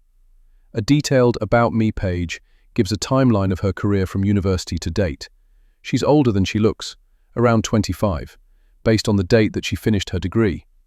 She's done a lot in a short space of time. I click into the top link. It's a documentary about sex trafficking that she worked on as a researcher. Her name is listed in the credits on the website of the production company. Back on her website, I click through to the BBC link and see she's listed as a producer on the credits of a documentary about illegal cigarette smuggling into the UK. She appears legit. The little worried knot from earlier reappears and blooms into a panic-laced, tangled lump in my chest. What could she want to talk to me about? Why has she singled me out? My phone bleeps with a message. It's from Kia, once again pleading for me to meet her, telling me it's very urgent. I tap out a reply agreeing to meet her. Although I prefer to keep myself to myself, I need to know what this is all about. I need to make sure Todd and Seth aren't in any trouble. Kia replies with a time and place to meet. Lily heads into the kitchen and towards the sink with her empty water bottle. She clocks my furrowed brow and immediately looks concerned. Everything okay, Jen? You look really shaken up. I debate whether or not to tell Lily. But what's the harm? I need to talk to someone about this, and Kia told me not to talk to my husband. He'll likely have his phone off anyway, because he'll be in the middle of recording the podcast. I've just had a very strange call from a documentary maker. She wants to meet me. She says it's to do with the dark web, and it's very urgent. Whoa, sounds intense, Lily replies, curiosity brimming. I'm going to meet her. In an hour. I fold my arms and stare off into space. I can't quite believe I agreed to the meeting. Lily comes over to stand next to me and puts her hand on my shoulder. Do you want me to come with you? For support? Chapter 9. We arrive early at the Muffin Society Cafe in West Quay Shopping Centre. It's a busy part of Southampton city centre, and I can understand why Kia Wong suggested here. It's heaving with shoppers, professionals buying coffees and lunch, parents with strollers and groups of students avoiding the rain. The cafe has plenty of tables dotted along the walkway, but Kia specifically asked for us to sit inside, at a table nowhere near the window that overlooks the rest of the shopping centre. I don't see her, so take a table at the back of the bustling cafe. We order coffees, and Lily orders a carrot cake. With my cards cancelled, I pay with cash. I always keep a large sum in my wallet, just in case. It's a habit from the time before that I've not got out of. I'm pleased Lily's here. I don't have any close friends apart from Simon, and her presence is comforting. I asked her earlier not to mention anything to Seth just yet, until we know more details. She agreed. Kia Wong arrives at the same time as our coffees and Lily's cake. I recognize her from her website and give her a wave. She spots me immediately. We're the only people sitting at the back of the cafe. Mrs. James? Yes. She thrusts out her hand for me to shake. Kia Wong. Kia looks even younger in person. Her round face is framed by poker-straight black hair that has been pulled back into a low bun, but is escaping in wisps around her hairline. She has brown eyes, naturally red lips and a straight nose. She's wearing a small amount of makeup, very professional. Her baby face doesn't match her tall, slim figure, and she's dressed in a smart navy suit with white shirt and black low-heeled boots. She has an air of seriousness and maturity that also belies her youthful appearance. She carries herself as if she's twice her age. She's surprised to see I'm sitting with someone else. She leans into me. Is this your daughter? Can you trust her? Yes. I'm about to say that yes, I can trust her, but no, she's not my daughter. But Kia cuts me off. She shoves her hand towards Lily. Kia, she says. Lily. Lily shakes Kia's hand. Lily glances at me, as if to say, shall I tell her we're not related? But the moment passes because Kia's not alone. 2 film crew are with her, one with a handheld camera on his shoulder and the other with a large microphone in one hand and a bag with various wires and smaller microphones in the other. Kia perches on the edge of the seat, looking around nervously. A clang of coffee cups from the counter makes her jump. She's twitchy, and it makes me twitchy. I only picked a table with 3 seats, so the 2 others stand over us. One looks around for a spare chair. She gestures to them. This is Neil and Bobby. We'd like to film this interaction. Is that okay with you? Kia asks the question, but it's clear she's not expecting an objection. Neil, the one with the handheld camera, places it on the table to go and grab a chair he's spotted. Absolutely not, I say. I do not agree to this meeting being filmed. I don't want my face all over the telly. For 18 years I've done my best to remain under the radar, with no social media or publicity of any kind. Seth once secretly entered me for a beekeeping TV show, and I freaked out, to the point that he agreed never to do anything like that again. Todd is the only famous one in this family, thank you very much. This documentary will probably be very respectable and credible, but I can't risk it. Kia holds up her hands in a placatory gesture. It's only for the documentary. We might not even use it. Neil returns with the chair, sits and fiddles with his camera. The sound guy sorts out a microphone. I stand up. I said no. This meeting is over. Lily shoves a forkful of cake into her mouth and stands too. Kia gets up from her chair, her cheeks colouring, looking flustered. It's okay. We won't film. Please, Mrs. James, sit. She gestures to Neil and Bobby. Guys, please go and wait outside. We're not filming this. They grunt and sigh and heave their equipment up and weave their way through the cafe to the exit. Only when they're out the door do I sit again. Lily plonks herself down and picks up her fork. You can call me Jen, I say to Kia, to clear the air. It's obvious from her scowl that she doesn't hear no often. Kia sits too. She pulls a small device out of her handbag. Can I record you and just use the audio? No, I say emphatically, irritated now. Kia's eyebrows shoot up, but she recovers herself and smiles gently. Sure, no worries. She picks up the device and puts it back in her handbag. Please put your handbag on the floor, I say. I'm not taking the risk that she's still recording. She puts the bag by her feet. It's highly unlikely to pick up my voice with all the noise of the cafe. Kia sweeps her eyes around the place. Satisfied no one is listening or looking our way, she leans into me. In a whisper, eyes darting everywhere, Kia says, I'm making a documentary about certain elements of the dark web, certain dangerous elements. I nod. I scan the cafe too. I can't help it. Everyone is going about their business. We're completely inconspicuous, tucked at the back of this popular eatery. Lily is fixated on Kia, eating her cake without looking at it, but Kia maintains eye contact with me and pretty much ignores my daughter. Kia relaxes somewhat. I feel compelled to tell you something. I just wouldn't be able to live with myself if I didn't. Go on, I say. I'm sorry, but your name and address is on a murder-for-hire website on the dark web. Kia gives me a sad look, as if she's just told me that my son has died. Whoa, Lily says, but I'm not overwhelmed with shock. I'm skeptical. What exactly does that mean? Kia reaches out and touches my hand. It means someone wants you dead. Someone has paid money and ordered a hitman to kill you. It means there's a hit out on you and your life is in danger.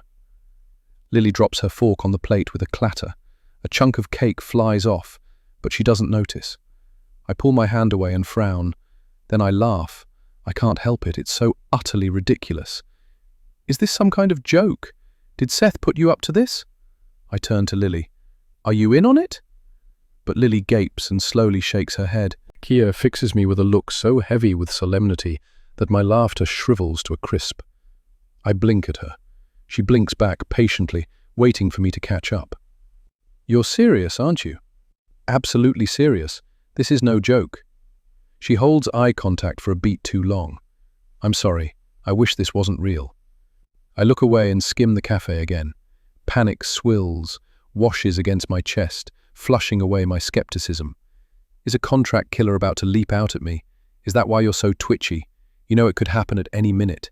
It could be anyone in here, holding a knife or about to poison my drink or something. I push my half-drunk coffee away and shunt my chair back. It makes a loud scraping noise. I need to get out of here. I need to go home. Calm down, Kia says, and places her hand on my shoulder. You're freaking out. That's why I opted for this place. It's busy. Nothing will happen here. We need to call 999 right now. I fish in my handbag for my phone, then come to my senses. I don't want anything to do with the police if I can help it. It's okay. We're already working with the authorities on this. It was the first thing we did when the hacker contacted me. Kia gestures for me to pull my chair in again. I do. She continues. Yours was the only British name. The rest are in the US.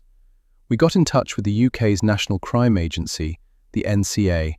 I have a contact there. The NCA, Lily says in awe. I'd love to work there one day. I blink at her, unable to form words. This is far more serious than I thought. I don't want the authorities looking into me.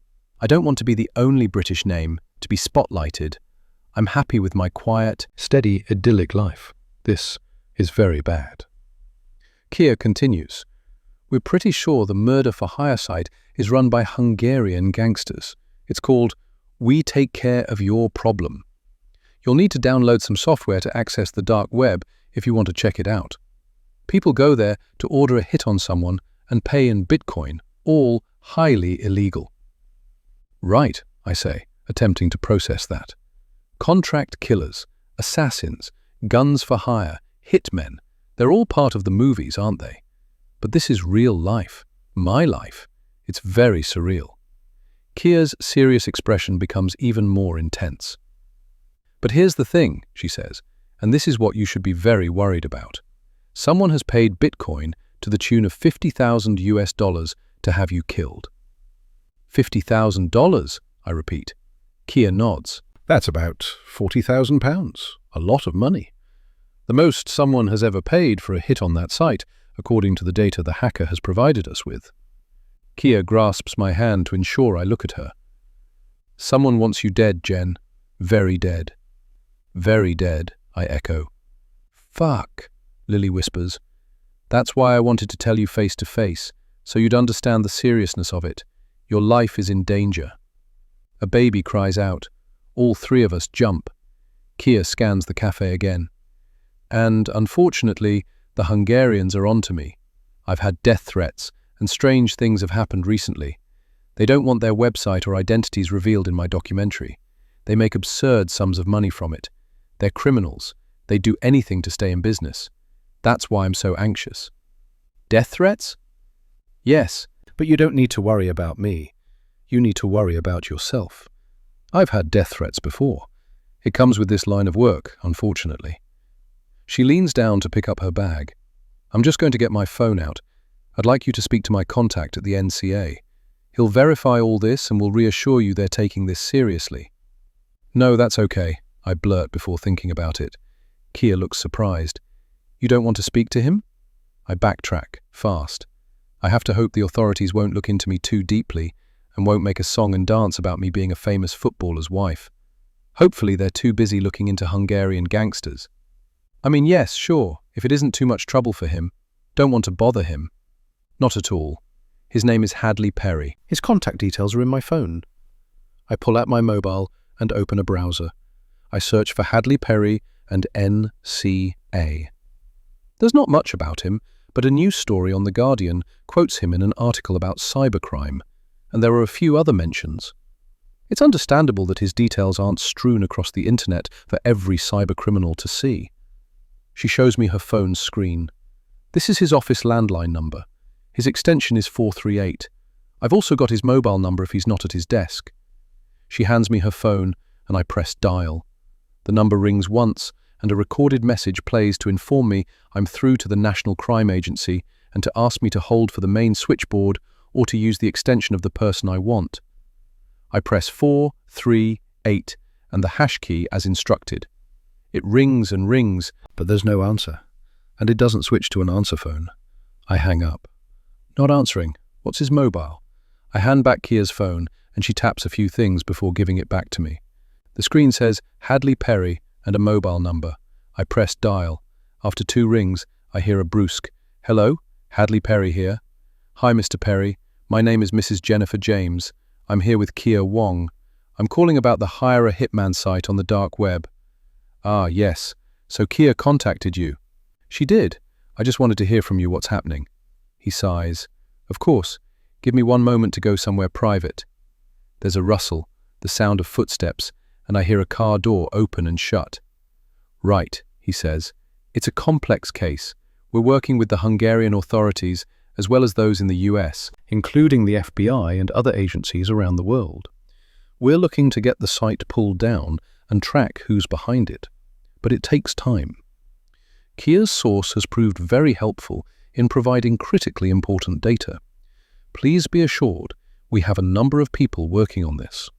I'll keep in touch with Kia, and she can keep you informed. Okay, Mrs. James? Yes. Excellent. Get my mobile number from Kia. Do call me in an emergency. Will do. But I know I won't. I'll never contact him again, if I can help it. Any other questions? No. Right. Goodbye then. He rings off. I slowly lower the phone. My hands shake so much that Kia's mobile falls from my grip. She catches it and places it on the table. My mouth opens and closes, shock snuffing out my ability to speak. "Are you okay?" Kia asks. I swallow hard. Someone wants me dead, has paid a huge sum to make it happen. That bombshell explodes within, rattling my bones. I pick up my mobile with trembling hands. "I need to call my husband. I need to speak to Todd." "No!" Kia snatches my mobile out of my hand, holding it away from me. "You can't!" I gawp at her. Lily gasps. Kia hands me back my phone. "I'm sorry, but please listen to me before you make that call." She gently places her palm over my hand. "Please," she pleads. "Go on," I say. "I started with you because I'm based in the UK, but I'm slowly trying to contact everyone in the US too. I'm telling you this like I'll tell everyone else. You need to understand that it'll be someone very close to you. Spouse, child, ex-partners, ex-colleagues, business relationships, or friendships or family connections turn sour, that kind of thing." I put my phone on the table. She continues, "Truly, I feel awful having to tell you this, but it's usually the spouse.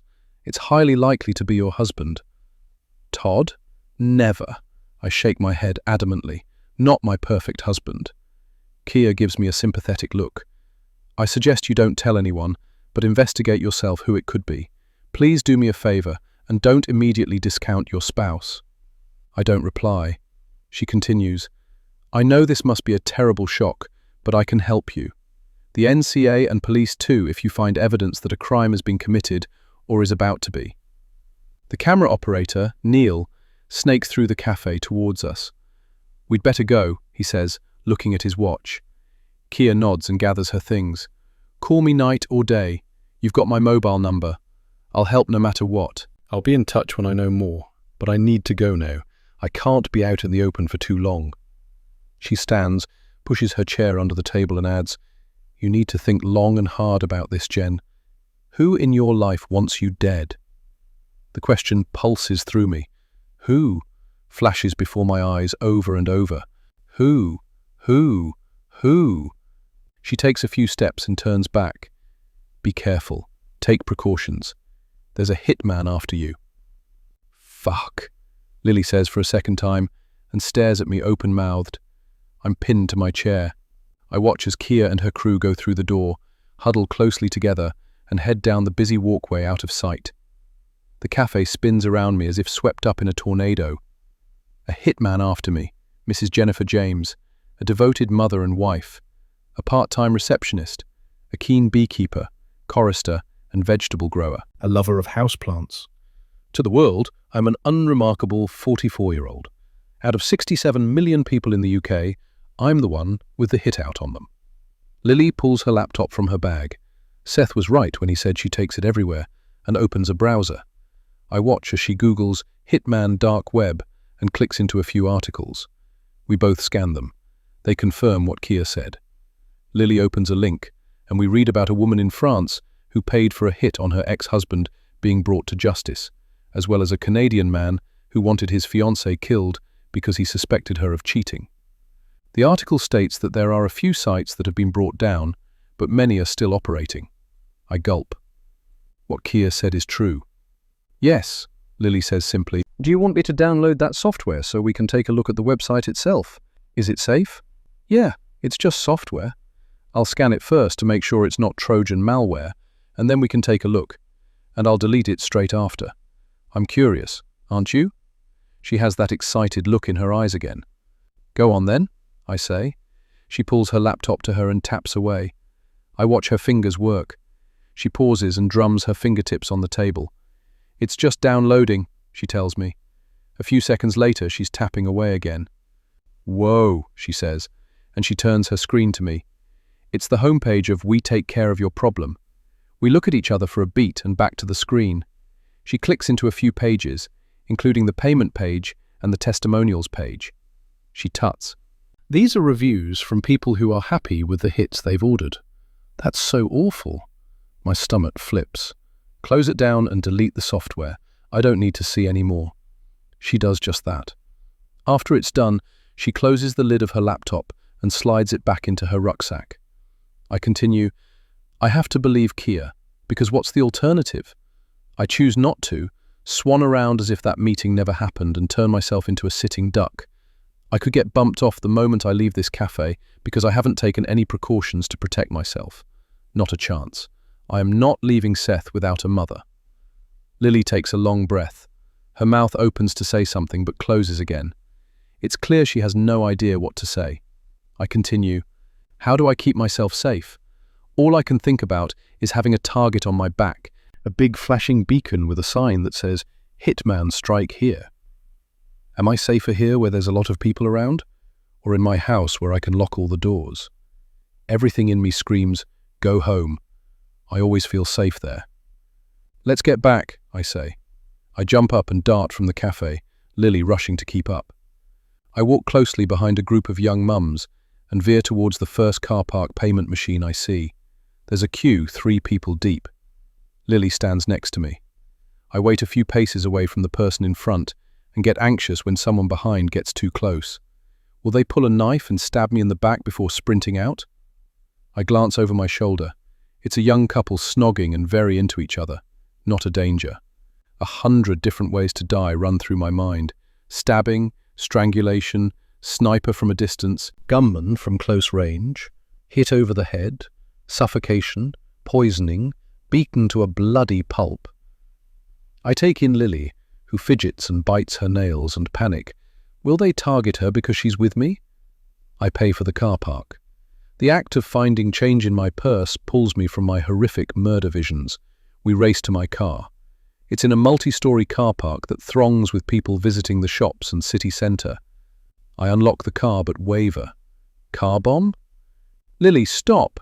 I shout before she can open the door. I assess our surroundings and decide that no one could have planted one without being seen, and we've only been gone about an hour. Surely not enough time to do anything. My insides swirl with indecision.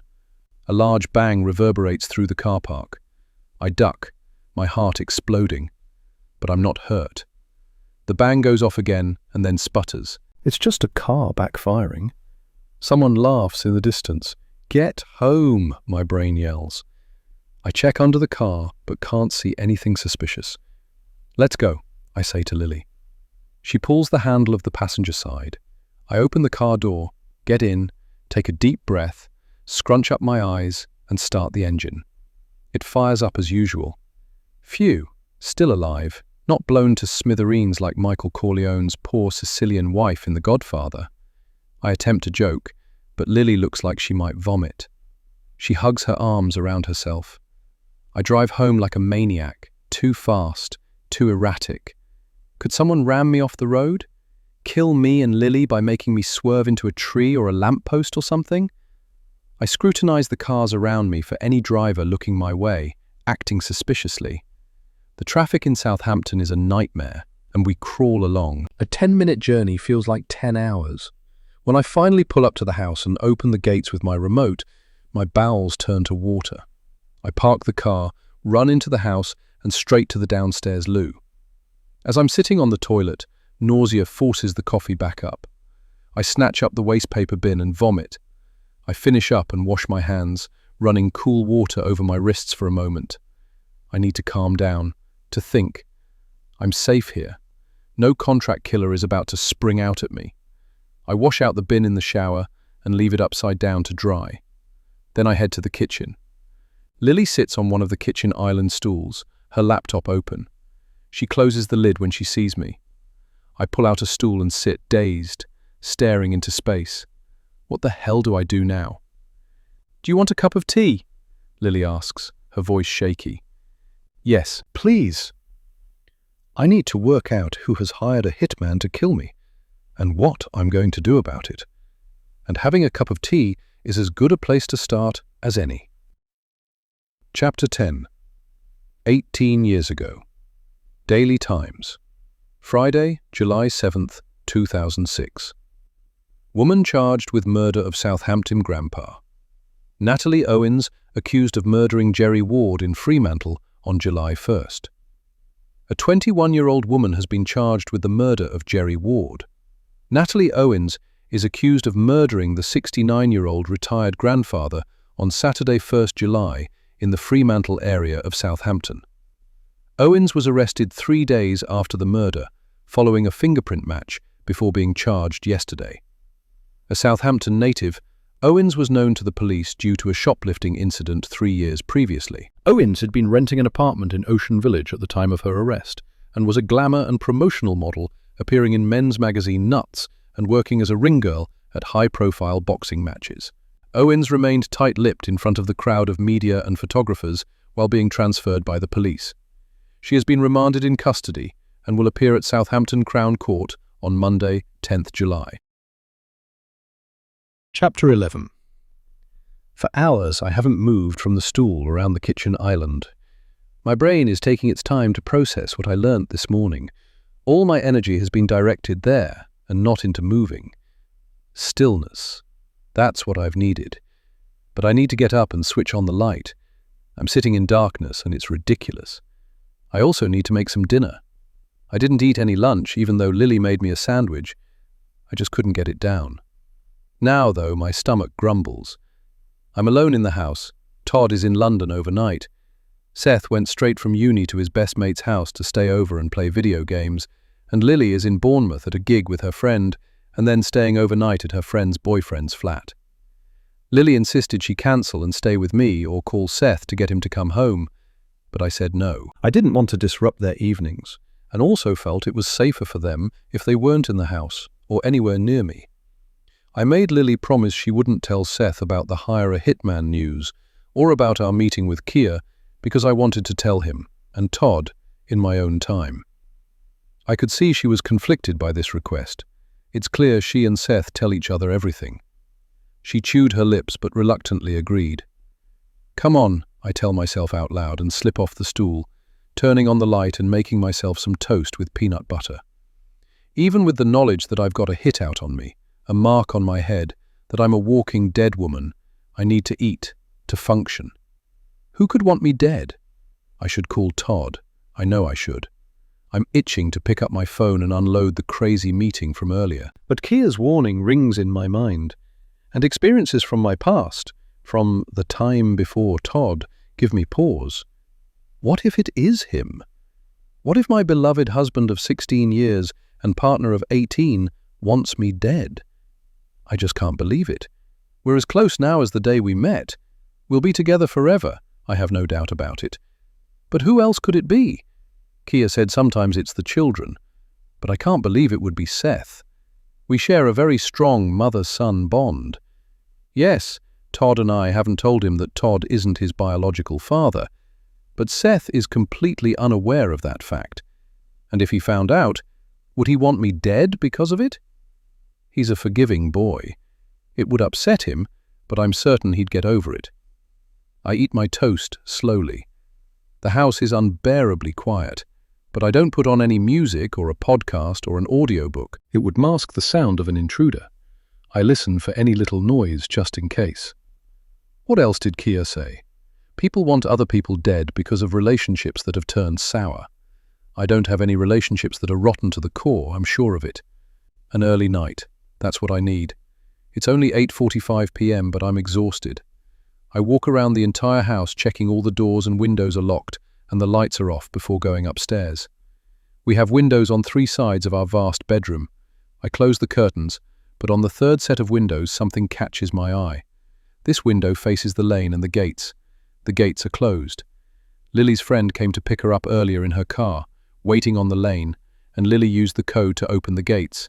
They automatically close. I stare fixedly at the gates and see it again. Movement. There's someone there, standing right by our gates, looking in at our property, up at our house. They're dressed all in black with a baseball cap on and a hood up over the top of it, so I can't see a face. They can't see me. I always close the curtains before I switch on the lights. I'm not sure why, a habit from childhood maybe. Todd is the other way around. He turns on the lights and then closes the curtains. We joke with each other about it. I've never seen anyone hanging around by our gates before. This property is at the end of a lane and is very private. The lane goes no further. There's dense woodland beyond and behind our grounds. I've always loved the private setting, but now it feels too remote. The trees cast too many shadows. Our nearest neighbors are a little way away up the lane. This person is very definitely watching the house. My pulse hammers. It has to be the contract killer scoping out the place, searching for a way in, checking to see if I'm at home. I pick up my phone and call Todd. I know Kia said not to, but what else am I meant to do? I'm certain it's not him, but he doesn't answer. Too busy chin-wagging with his mate about fitness challenges, no doubt. I call Seth. No answer. I debate whether to call Lily, but honestly, what could she do? It would take her an hour to get here from Bournemouth. The person reaches out and gives the gates a little nudge, testing if they'll open on their own. They won't. This is the only security feature we have. High fences and bushes all around our boundary, and high metal gates that only open with the code or remotely from an app. Maybe we should have invested in CCTV or one of those doorbell cameras. But this house, this area, has always been so safe, so out of the way. Not even Todd's most passionate fans bother coming here to catch a glimpse of their hero. What am I supposed to do? Call the police? What would they even do? This person isn't doing anything, just acting suspiciously. Would the police drive by to check? Doubtful. And the last thing I want to do is waste police time. Especially as Todd's best friend Rohan, who's been in the police for nearly 30 years and steadily worked his way up to the top position, complains frequently about time wasters and not having enough officers to send out on wild goose chases. Rohan is older than Todd and is like his big brother. They've known each other since living on the same estate as children and kicking a football around in the park. Todd thinks that's why he got so good at football. From a young age, he used to play with the older kids. Rohan was the first friend that Todd introduced me to a few weeks after our first date. Rohan knows me as Todd's wife, and I don't want to give him any reason to delve deeper than that. And the less I have to do with the police, the better. Who else is there? I don't exactly have a brimming contacts list. The person disappears into the shadows, and I can no longer see them. Ice shoots through me. Where have they gone? Have they found a way in? Got past the gates? Are they going to break into the house? I hold my breath. All is still. But that doesn't mean that someone isn't breaking in right now, isn't stealthily creeping about my home in the darkness. I strain to listen. Absolute silence. There's nothing, not even the sound of a neighbor's car, or an owl, or the wind swishing through the treetops. Usually I find silence peaceful and calming, but now it's eerie. I'm frozen to the spot. If the hitman is out there watching for movement in the windows, they'd immediately see the curtains closing. I creep slowly away from the window and pin myself flat against the wall, facing the bed. The sumptuous bed sheets and top-of-the-range mattress, which usually feel so comforting, so relaxing and cozy, now look obscene. A vision of Todd coming home tomorrow to find his wife's dead body sprawled across the marital bed, the now dry blood a stark smudge against the white sheets, fills my mind, and I know I need to move. This is a big house with big rooms. It has always been my most cherished sanctuary and safe space, but someone could be inside, and I might not hear them. A crushing feeling of being very small in a huge space takes my breath away. I'm rattling around in this dark house on my own. I don't feel safe now. I'll be damned if I'm making this easy for a killer. I sprint from the bedroom and switch on the hallway light. I run from room to room on the first floor, switching on all the lights. We never leave on lights if we can help it. We're a very environmentally conscious family, especially with Seth's passion for conservation. But tonight, needs must. Panting, heart racing, I peer down the stairs to the ground floor hallway. Silent. All the hair follicles on the back of my head itch with the notion that I'm being watched. I spin, but the hallway is empty. I'm about to charge across the landing to kick open Seth's bedroom door, but I stop myself. There's no one in there. I would have heard or seen them when I switched on his light. This is absurd. My composure is unraveling. I can't be here on my own. I know who'll help me. I find my phone. Simon answers on the second ring. My best friend has always told me he's a night owl. He's in the IT department and has flexible hours. He always rolls in about 11 a.m. By that point, I've been on reception since 9 a.m., so I look forward to seeing him. We always have a little chat, and usually have lunch together at 1 p.m. I attempt to explain that Todd is in London, that I'm alone, that there's a person hanging around outside, but my voice is so shaky, I stutter and stumble over words. You sound absolutely terrified, Jen. I'm coming over right now, Simon says. I'll come to yours, I say. I have to get out of the house, away from the person outside about to kill me. I can't risk bringing Simon here and him getting caught up in any attempt on my life. No problem, he replies. I'll be right over. We hang up, and I head down the stairs, turning on all the lights, and grab my car keys. But I put them back. I don't want to take my car. What if someone jumps out at me when I'm getting into it on the driveway? Or tries something while I'm waiting for the gates to open? Or rams me when I'm on the lane so I have to pull over, and then bang, bang, bang, and I've been shot in the head? I feel far too jittery to drive, and I'd have to find a parking space on the roads around Simon's building and walk in the dark to his front door. No, much better to get dropped off right outside. I book a taxi on the app on my phone. Thankfully, it'll be here in 10 minutes. I spend that time watching as the taxi dot on the app gets closer, and, as it nears the house, I press the button to open the gates. It drives right up to the front door, which suits me fine. It has the name of the taxi firm emblazoned down the side of the car, so I know it's genuine. I lock the front door and run to the taxi, jumping into the back seat. I'm relieved when the driver is a woman. I immediately feel safer. She confirms the destination and sets off. I slouch on the back seat, scanning the lane for the contract killer as she pulls out of our driveway. But they're gone. Or are they hiding? Or following? I look out the rear window. Everything all right? The driver asks. Did you see anyone watching my house when you arrived? Nah, don't think so, but then I wasn't looking. And do you think anyone could be following us? The driver looks in both her side mirrors and in the rear-view mirror. Nope. Okay, good. I let out a long breath and relax a little. Within 10 minutes, we're at Simon's flat. He comes out the front door to greet me from the taxi, which I'm grateful for. He gives me a big hug and leads me inside. You've never been inside my flat before, he says excitedly. He's out of breath, as if he's just sprinted down the stairs. Welcome! It's true. I've only ever dropped him off or shared taxis back from work parties and so on. Most of our interaction is at work, in our lunch breaks, or occasionally after work at a quiet pub. He's only ever been over to mine a handful of times. He and Todd don't particularly get on. Simon clams up when Todd's around, possibly because of Todd's fame, but I'm not really sure, and I prefer Simon's company when it's just the two of us. Are you okay? Can I get you a drink? A cup of tea or something stronger? Simon asks as we enter his flat, and he directs me towards his open-plan lounge kitchen dining area. A chamomile tea would be lovely, thanks. It'll help steady my nerves, and I know he'll have it. It's his favourite. Simon gestures for me to sit on the sofa in his lounge. I take off my jacket and sit. He glides around his kitchen, making my drink. I study his flat. It's neat and orderly, but overflowing with knickknacks, houseplants and pictures on the wall. It's cozy, and I immediately relax. He arrives with a mug of chamomile tea, placing it on the coffee table in front of me. He picks up a few plants from around the room and sets them down next to my drink. Look how well all these plant babies are doing.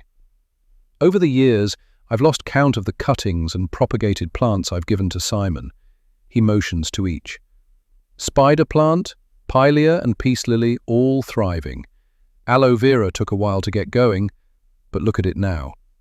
He picks up a lush aloe vera plant and twirls it for me to see. All cared for with so much love. He emphasizes the last word and looks at me pointedly. I'm not quite sure what he's getting at, but his intense gaze becomes uncomfortable, so I look away. He sits down next to me, slightly too close, and tilts his head to indicate he's listening. Sorry, you're not here to talk plants. Tell me what's going on. There was someone watching the house. It was terrifying. I had to get out of there.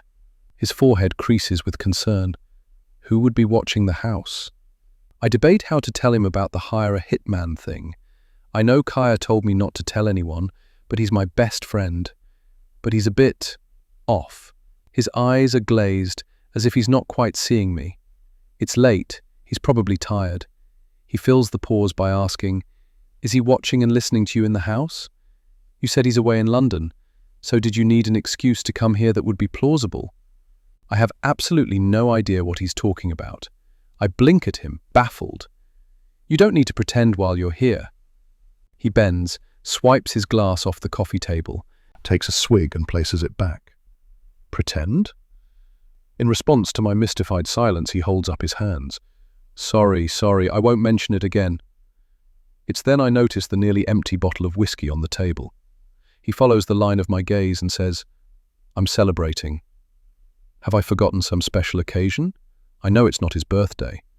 He notices my blank face and says with a big grin, "You know why." He grabs the whiskey bottle, glugs straight from it, and holds it up to me like some kind of toast. I rack my brains, but there's nothing. Please enlighten me. What are you celebrating? He places the bottle back on the table with a flourish and turns to me. He's giddy with excitement. It bounces off him in waves. He clenches his mouth shut, but practically vibrates, attempting to contain whatever it is that's buzzing inside him. He blurts, "I've waited patiently for 18 years, and then boom, out of nowhere, your email this morning, and now you're here. Really here." "What email?" Simon mimes, zipping his mouth closed and throwing away the key. "Okay, sorry. I'm getting ahead of myself." He attempts to regain control by adjusting how he's sitting. "Please, tell me more about this person outside your house." I can tell by his tone that he doesn't really believe me and thinks we're playing some kind of game. He's very drunk. "I don't know what to do," I say, but he's not paying attention. Normally he's a great listener and always gives me good advice. He moves closer to me and puts an arm around my shoulder. "It'll be okay, I promise. We'll make this all okay." Confused by his bizarre behavior, I let him hug me. I've never seen him like this before, sottled and making no sense. I don't like it. He inhales deeply, and I get the unpleasant sensation that he's sniffing my hair. His finger finds my chin, and he lifts my face up to his. I feel the same way, Jen.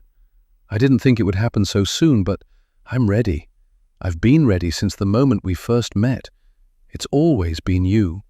He moves to kiss me. I spring up from the sofa. "Simon, no! We're friends. What's got into you? What about Miranda?" My reaction smacks the excitement clean off his face. It's replaced with confusion just as deep as my own. "This is what you want?" I've dumped Miranda. She was furious, but I don't give a monkey's about that bitch anymore.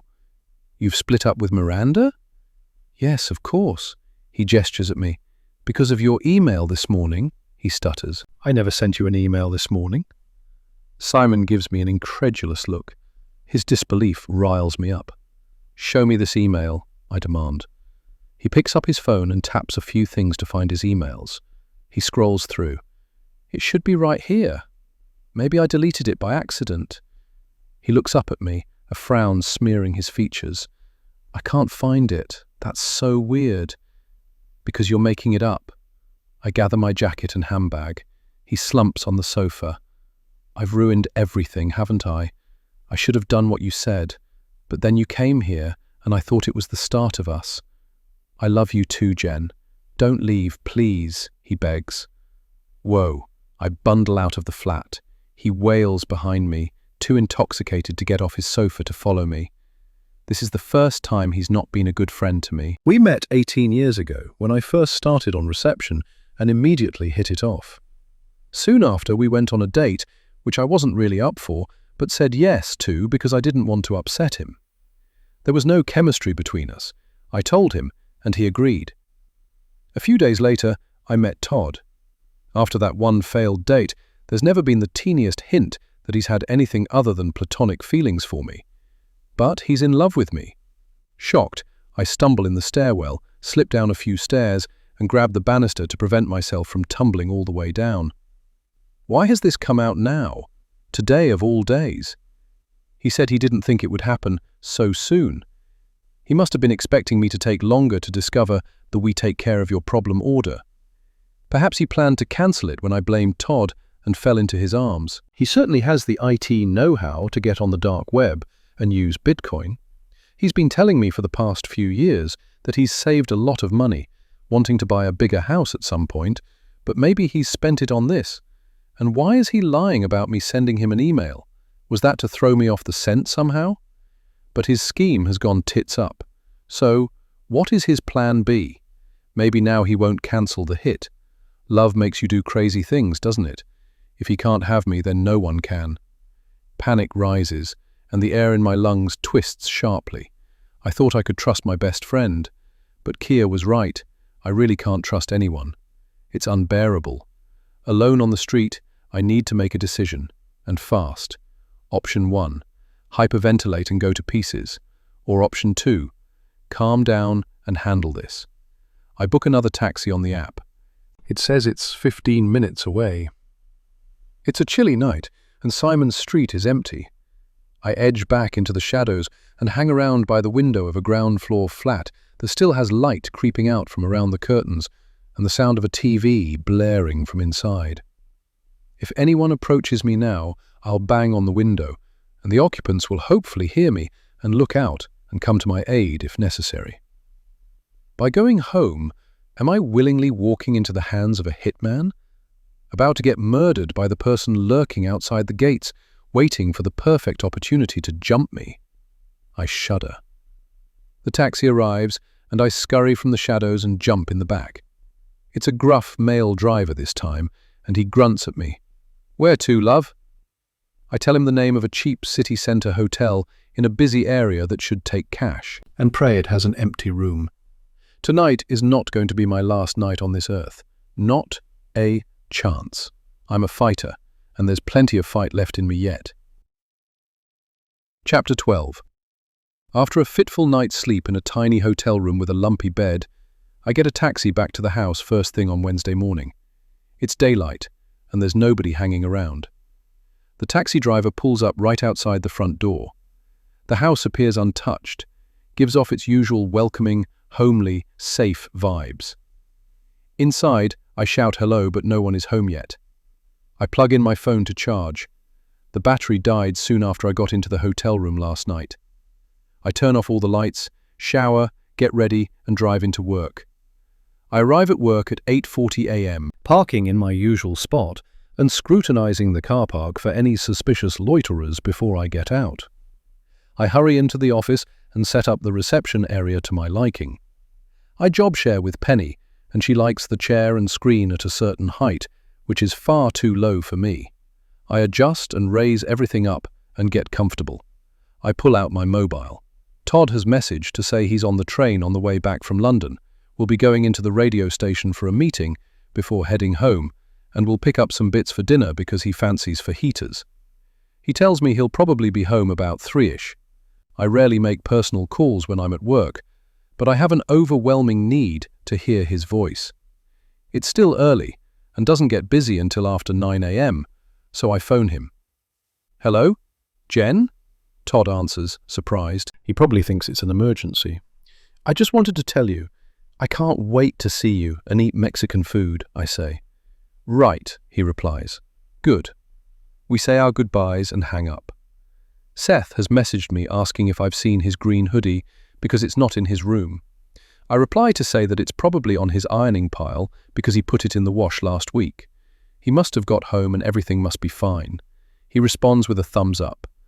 There are also multiple messages from Simon, sent last night after my battery died. The first says, "I'm so sorry." I skim the rest. They all follow a similar vein.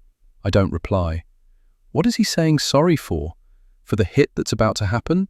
For the end of my life that he's paid for? Or just for being a drunken, rambling mess last night? I call Kia. She answers with a sleepy, "Hello?" "Kia, it's Jennifer James. I'm sorry to get in touch this early, but you did say to contact you night or day if I needed anything." "I did," she replies, her voice immediately sharper, her interest piqued. "I know you're in the middle of investigating all this and there might be confidential stuff, but is there anything else you could share with me about my details on that murder-for-hire website? Anything that might give me a clue as to who it is?" "I'll check with Hadley and ask my source. Leave it with me." We hang up. Checking my work emails, I see one from Simon's boss letting me know Simon's called in sick and to forward any calls for him through to his colleague. Simon clearly doesn't want to see me today. That's fine with me. I don't want to be near him either. People start arriving for work, the busy time between 8:50 a.m. and 9:30 a.m. Usually, everyone says hi to me as they walk past, but today I notice people aren't saying hi. Claire gives me side-eye and Tobias completely blanks me. But then, I'm not being my usual chatty, smiley self, so maybe they're responding in kind to that. Could someone at work want me gone? Kia did say that it can sometimes be colleagues holding grudges, but who'd hold a grudge against me? Penny started about a year ago and has always said she'd like this job full-time if I ever decided to leave, but she's never pushed the matter and seems quite happy doing 2.5 days per week. The half day on Thursday afternoon is shared with me. We're meant to spend the time together, handing over tasks and keeping each other updated, but that takes us about an hour, and the rest of the time we chat easily. My gut churns with it all, and I visit the loo what feels like 100 times. But the hitman won't try anything in broad daylight, will they? Or in a busy city centre office block? I'm at the front of the building, by the large entrance doors, greeting people as they come in. Our offices are over 2 floors. It's a busy, well-run charity. We manage 2 women's shelters, one in Southampton and one in Portsmouth, and they're currently planning to open a third in Bournemouth after funding was secured recently. Generally, I love welcoming people to our lovely charity. I also answer the phone and put through calls to relevant colleagues, or filter them if the caller sounds like they're sales or scammers or vague and after something. But today I feel uncomfortable. We're on the busy road from Southampton Central train station through to the city centre. It has a steady flow of buses, pedestrians, cyclists and traffic. There's tinted glass, so I can see out but no one can see in. There's a cafe opposite with seats outside. I realize that anyone sitting there can see straight into my reception area whenever the door opens and watch me come and go. This is the main entrance. I fidget and sweat in my office swivel chair. I really just want to go home. It's safer there, away from this busy world, where anyone could be a killer, could be a hired hitman paid to take me down. And that's when I see them. On the other side of the road, a person dressed all in black, with their hood up over a baseball cap. They slowly walk past and stare straight at my building. My heart beats out of my chest. I can't see their face. Is it the same person who was watching the house last night? It must be. What if they come in the door? What do I do?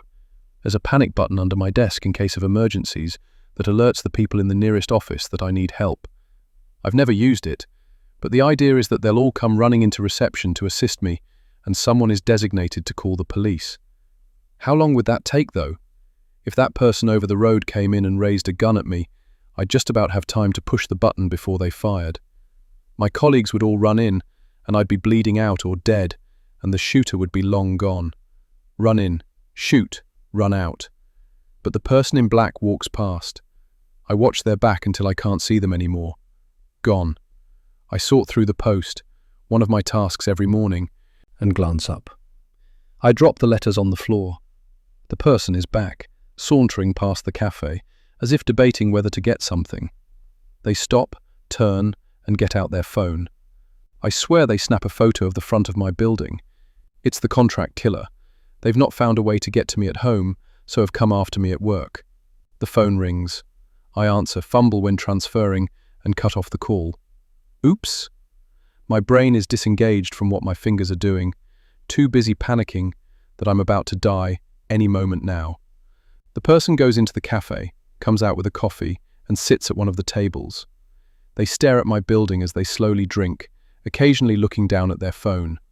Although I know they can't see in through the tinted glass, just in case someone opens the door, I slide down my chair and hunker behind the reception desk as much as I dare before I look like I'm asleep on the job.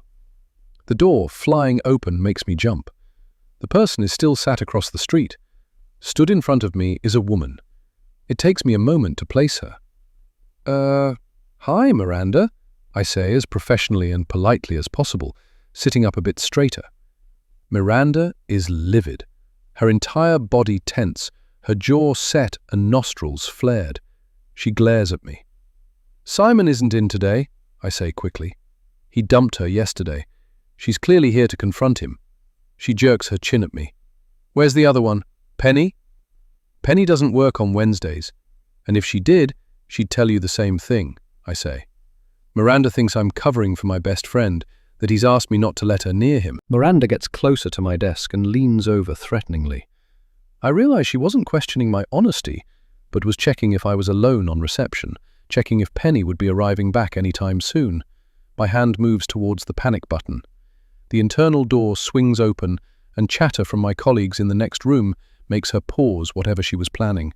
She edges back and quickly exits the front door, jogging down the street. My breaths come short and sharp as I push my swivel chair back and put my head between my knees. Are you feeling okay, Jen? My boss Sarita asks as she strides through reception on her way out. I slowly sit upright, pushing aside all thoughts of menacing Miranda, and take in Sarita. She's been my boss for the past 6 years. I like her. She's a great boss. I think she thinks that I'm a great employee. But, oh crap, is it her? No, stop this, Jen. Why would Sarita want you dead? Well, not really. Do I confide in her? I don't feel like I can trust anyone, and it's making my skin crawl. She waves her assistant on. You go ahead, I'll be 1 sec. She turns to me. Jen, you really don't look too great. I fan my face. I'm sweating. My cheeks are on fire. I edge down even further on my chair as her assistant opens and closes the door. That exchange with Miranda has not helped my frame of mind today one bit. Sarita looks concerned. Head home if you're feeling rotten. See if Penny will come in today. I nod, and she heads out after her assistant. The person dressed in black is gone. I check up and down the street but can't see them. Are they waiting by my car? I wish I'd seen which way they went. I don't finish until 5 p.m, so if they are by my car, perhaps they won't wait that long. Perhaps someone will see them and chase them off, thinking they're about to steal a vehicle or something. I just want to go home. I message Penny. I fret and sweat until Penny comes in at 10 to 1. "Hey," she says in her chipper manner, and we hug. "Pen, will you walk me to my car, please? It's just out the back," I ask as I log off and collect my handbag. Penny frowns momentarily at the odd request, but then nods. "Of course, Sugar Plum. Let's go." If it's Penny who wants me dead to take over this job full time, then hopefully I've caught her off guard, and she's not going to try anything right now like alerting the hitman to my whereabouts, or holding me down so a killer can get me. No, whoever ordered this hit wouldn't want to be anywhere near me when it happens. That's the whole point, isn't it? To keep their hands completely clean by hiring someone else to do the dirty work. Penny walks me to my car, chatting about her weekend, raucous as usual. She's the host at a comedy club on Friday and Saturday nights, and after the acts, it turns into a nightclub. Penny DJs until the time I'm just about waking up in the morning. I wonder how she has the energy, but I guess she's about 10 years younger than me. It's hard to tell. She's a proud goth, and her heavy black eye makeup, black shaggy hair, and unfailingly black attire doesn't give anything away. Her tales usually have me howling with laughter. She works being a goth into her comedy routine in a hilarious, self-deprecating fashion. But today, I'm mute, distracted. Penny notices. "You're really ill, aren't you?" "Yes," I reply. I don't think I've ever lied to Penny, and it floods me with guilt. "Feel better soon." She gives me a peck on the cheek and skips back to reception. I drive home quickly. I just want to get back, to lock myself in, to feel safe. As I get through the front door, my phone pings with a message. I lock the door and look. It's Kia. The hacker has more information. They're trying to get hold of some of the messages the person who ordered the hit sent to the Hire a Hitman site. They've got hold of one message so far. More will hopefully follow. I'll send you the screenshot now. A few seconds pass, and a screenshot of what looks like an instant chat conversation on the We Take Care of Your Problem website comes through. I read the message exchange. Fed up 24. "It's been 18 fucking years. Not waiting any longer. Get it done, ASAP. We take care of your problem. Understood." Who the hell is Fed Up 24? Kaya messages. "Does Fed Up 24 ring any bells with you?" The number 24, perhaps? I reply in the negative. A few moments pass before Kaya responds. "If I were you, I'd think long and hard about what happened 18 years ago." I plonk down on the sofa in the lounge. I can't stop thinking about what happened 18 years ago. It was a pivotal year in my life, a turning point. I thought my life pre-Todd was firmly in the past, never to be dragged up again. It's been nearly 20 years, and I've been so careful. I was sure it was buried. But it's not, is it? It's risen up from the depths to bite me. Fear ripples beneath my skin. I've been thinking about this all wrong, suspecting all the people in my life now. But I should have been looking at those who plagued it before. A lot happened in 2006. I try to think about it in order. My boyfriend, the man who I thought I loved, the man who I thought loved me, Damien, had beaten me again. This time it was half to death. He was sick of Seth crying. "Make the damn baby shut up," he kept yelling at me. I attempted to soothe Seth, to shush him, but he had colic. He was only a few weeks old. I told Damien it was normal for a baby to cry, that he'd just have to get used to it for a little while. But he flew into a rage and beat me. And then he went for Seth. And that was it. I left Damien and took Seth, left everyone I'd ever known without so much as a word. I wasn't bothered about my family, about my parents and older brother, about my grandparents and aunts and uncles and so many cousins. I'd never fitted in. I'd always been overlooked. My brother was the apple of my parents' eyes. My younger cousins monopolized my grandparents' time. I didn't shout loud enough, so I received no attention whatsoever. I left my family, but they wouldn't have cared. They loved Damien and took his side when I confided in my mother that he was hurting me. She told me I was making it all up. "Lovely Damien wouldn't do that," she'd said to me. "You're attention-seeking. It's disgusting." They enjoyed leeching off him. He had a decent-paying job and gave them regular handouts. Damien got my bully of a brother a job at his friend's garage, even though I'd told Damien that one of my brother's favourite pastimes when we were growing up was to make me cry. Pulling my hair, pinching, kicking me in the shins. My parents never stopped him. Once he gave me a black eye by throwing a toy at my head. My mother brushed it off when my school inquired. Just a bit of rough and tumble play, just kids being kids. Damien would tell me my brother was a top bloke, that I was the one with the problem. Ever since I can remember, my mother suffered abuse from my father. He especially hated it when she laughed. For some reason, my mother being happy pissed him off the most. Rein it in. She lived in denial. She wouldn't leave. She couldn't accept that her daughter wasn't also going to put up with it for the rest of her life. The men in that family were always treated like the meat, the best part. The women and kids were the veg and gravy, the trimmings, only around to worship, take care of, and be the punching bags for the men. They'd all been so pleased that I'd had a son, another male to add to the clan, to fawn over. I had to get Seth away from that poison. And I didn't have any friends left by then. Damien had scared them all away. It was easy to hide in a big city. I went straight to a Southampton women's shelter. They gave us a room. They didn't ask any questions. One look at my bruised face, the baby in my arms, the lack of any luggage, and the small amount of cash in a plastic bag told them all they needed to know. After a few weeks, they gave me a job, the same job I still have today. I met Simon at work, and we became firm friends. Not long after, I met Todd at the charity event. Seth was being babysat by one of the other women at the shelter where we were staying. I was upfront with Todd that I had a baby, but it hadn't put him off at all. We fell in love almost instantly, and he immediately took Seth on as if he was his own. It was a blessing after what we had escaped from.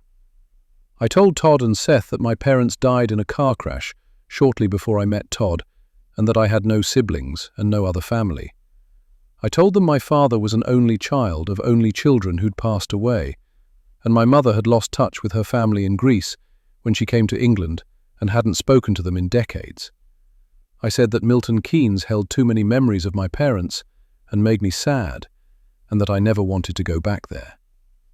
When I met Todd, I was already estranged from my family with absolutely no plans to reconnect. It was easier to tell a lie that they were all gone. It stopped any probing or chance that Seth might get curious one day and want to meet them.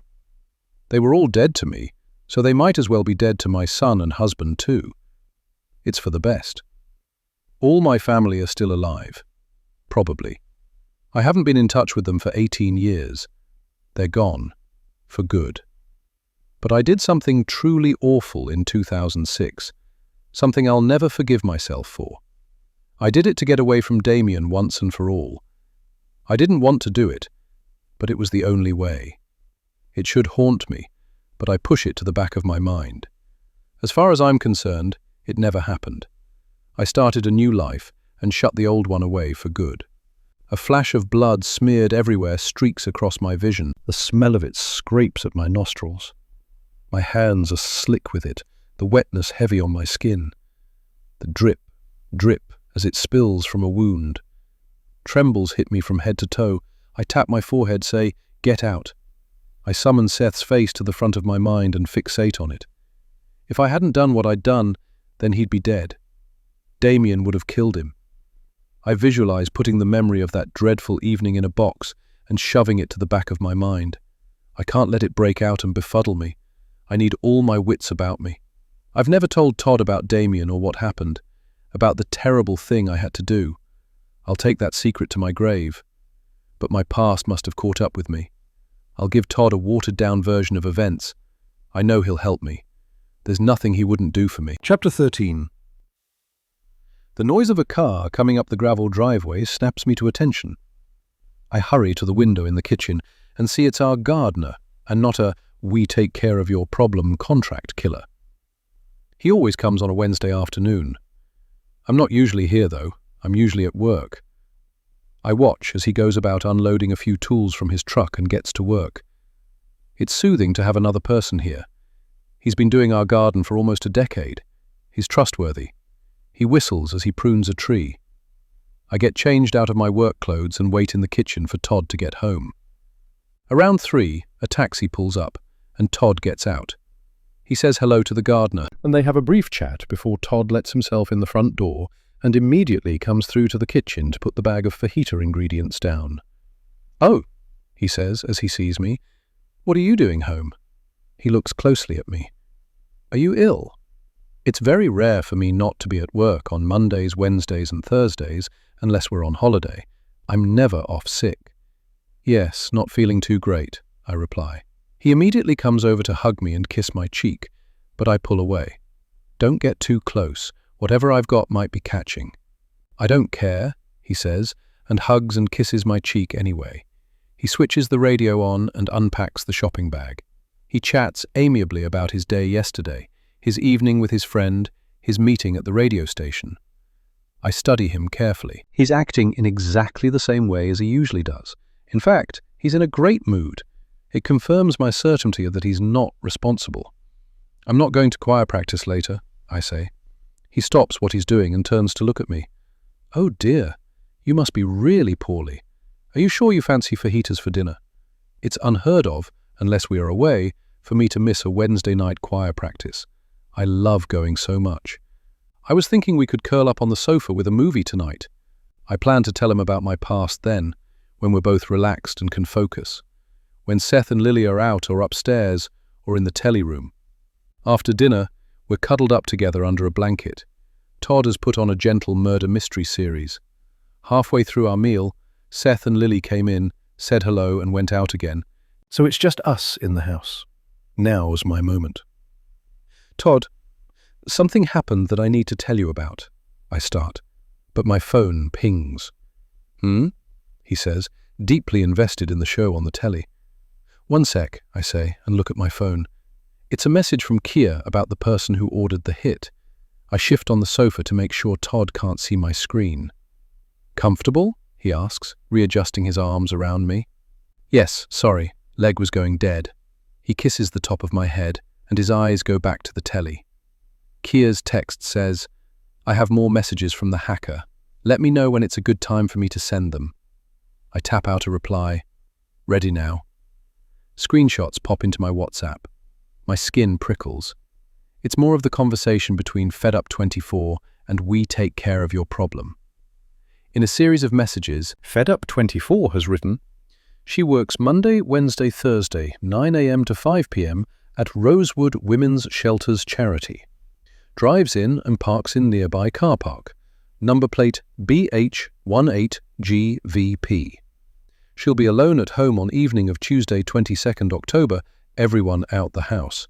Do it then. Don't want to wait any longer. Code to front gate is 0747. I must tense at the exact same moment as something jumpy happens on the TV show that Todd is watching, because he says, "Didn't see that coming, did we?" I reply, but I've got no idea what's going on in the drama on the telly. I'm stuck in a drama of my own.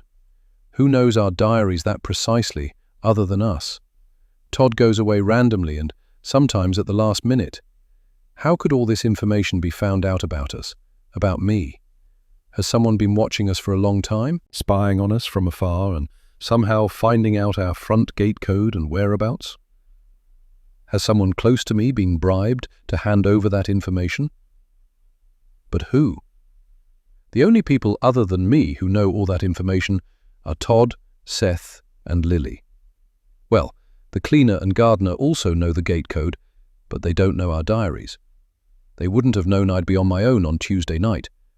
Oh, and Todd's best mate, Rohan, knows the gate code, but he's the chief constable of the local police constabulary, so I doubt he's using dark web murder-for-hire websites. Todd snorts. "Way too obvious," he says, a comment on the plot of the mystery he's watching. Another screenshot comes through. It shows the end of the previous message with the gate code, and under it says, "But better to get through the broken fence panel at the end of the garden, near the beehives, entering from the woodland. Won't be spotted. Get to woodland through a path at end of the lane." An itchy, creeping sensation starts at my feet and works its way up my body. Realization hits me like an avalanche. All the points where Todd's body touches mine burn. I want to jerk away like I've just been seared by a hot dish from the oven. It's him, my husband. It can only be Todd. My rock of 18 years wants me dead. He shifts his arm around me. No longer a comfort. Now it's too heavy, crushing, suffocating. Todd and I are the only ones who know about the broken fence panel. We noticed it on Saturday when we were sorting out the bees. It must have been blown over by the wind. We talked about getting it fixed. We didn't mention it to Seth or Lily, because why would we? They're teenagers with zero interest in something like that. I was going to get it repaired, but hadn't got round to it yet. Todd knew I'd be alone last night, Tuesday, 22nd October. Both Lily and Seth had told us their plans for that evening days in advance, and he'd booked in to see his friend the week before when he confirmed the London podcast appearance. He gave out our code to the front gate so the hitman could let themselves in, but suggested going through the broken fence. There was someone outside last night. Were they just waiting for the right time to pounce? Maybe when they disappeared from view, they'd gone into the woodland searching for the downed panel. Thank goodness I left and went to Simon's. They must have thought I was out for the night and gave up waiting. Changed their plan because I'd done something unexpected. Is that why Todd sounded surprised when I called him from work this morning?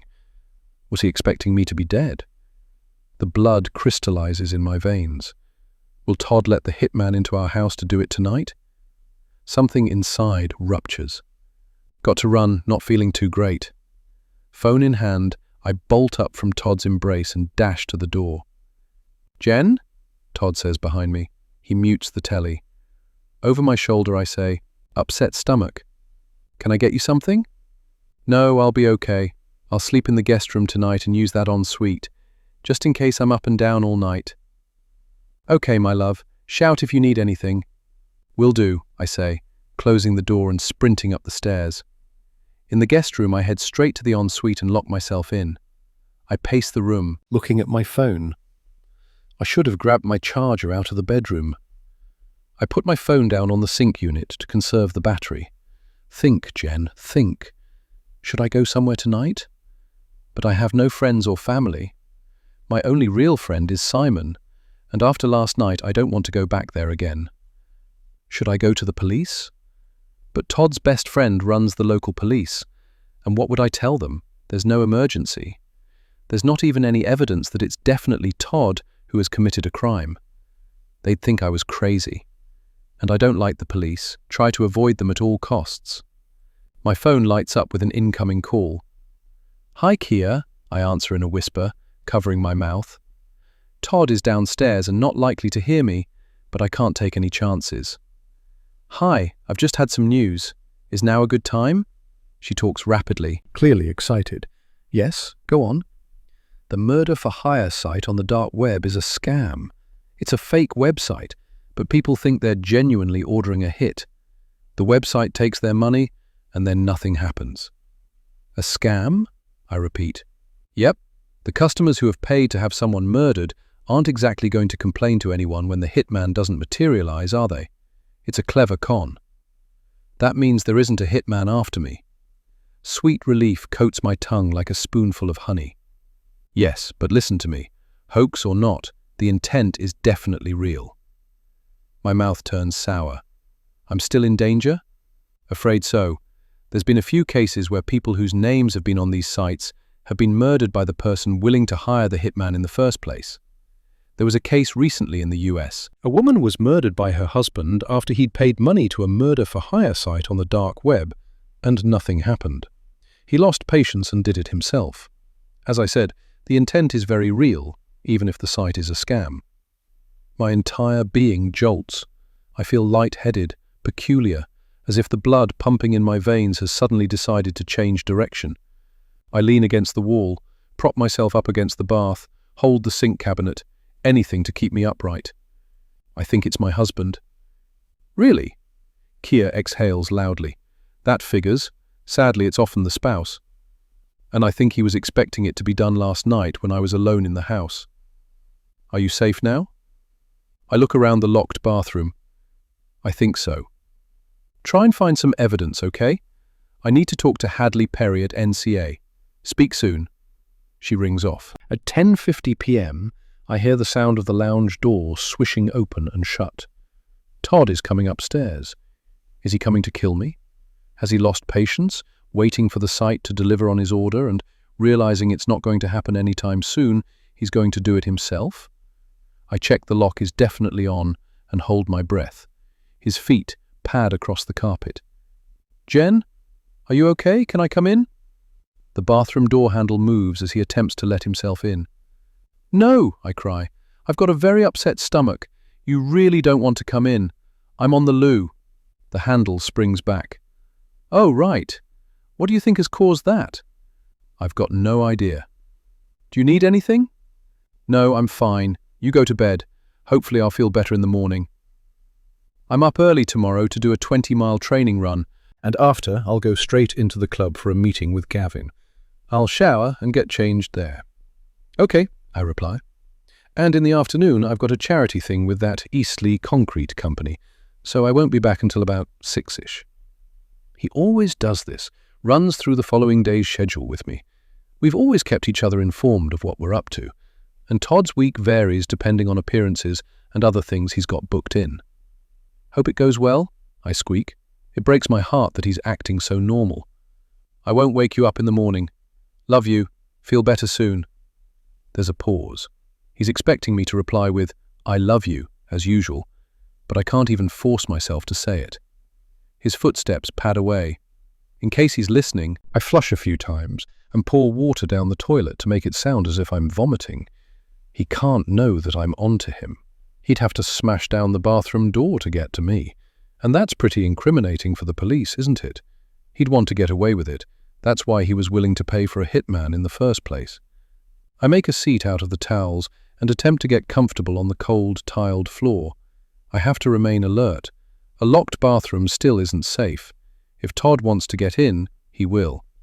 What could I use as a weapon? I pull a vase of dried flowers off the windowsill and ditch the dried flowers. Clutching the vase, I sit perfectly still and listen. Todd usually falls asleep as soon as his head hits the pillow, but I wait to make certain. The front door opens and closes, and Seth and Lily's hushed voices drift up. There's no way Todd will try anything with them in the house.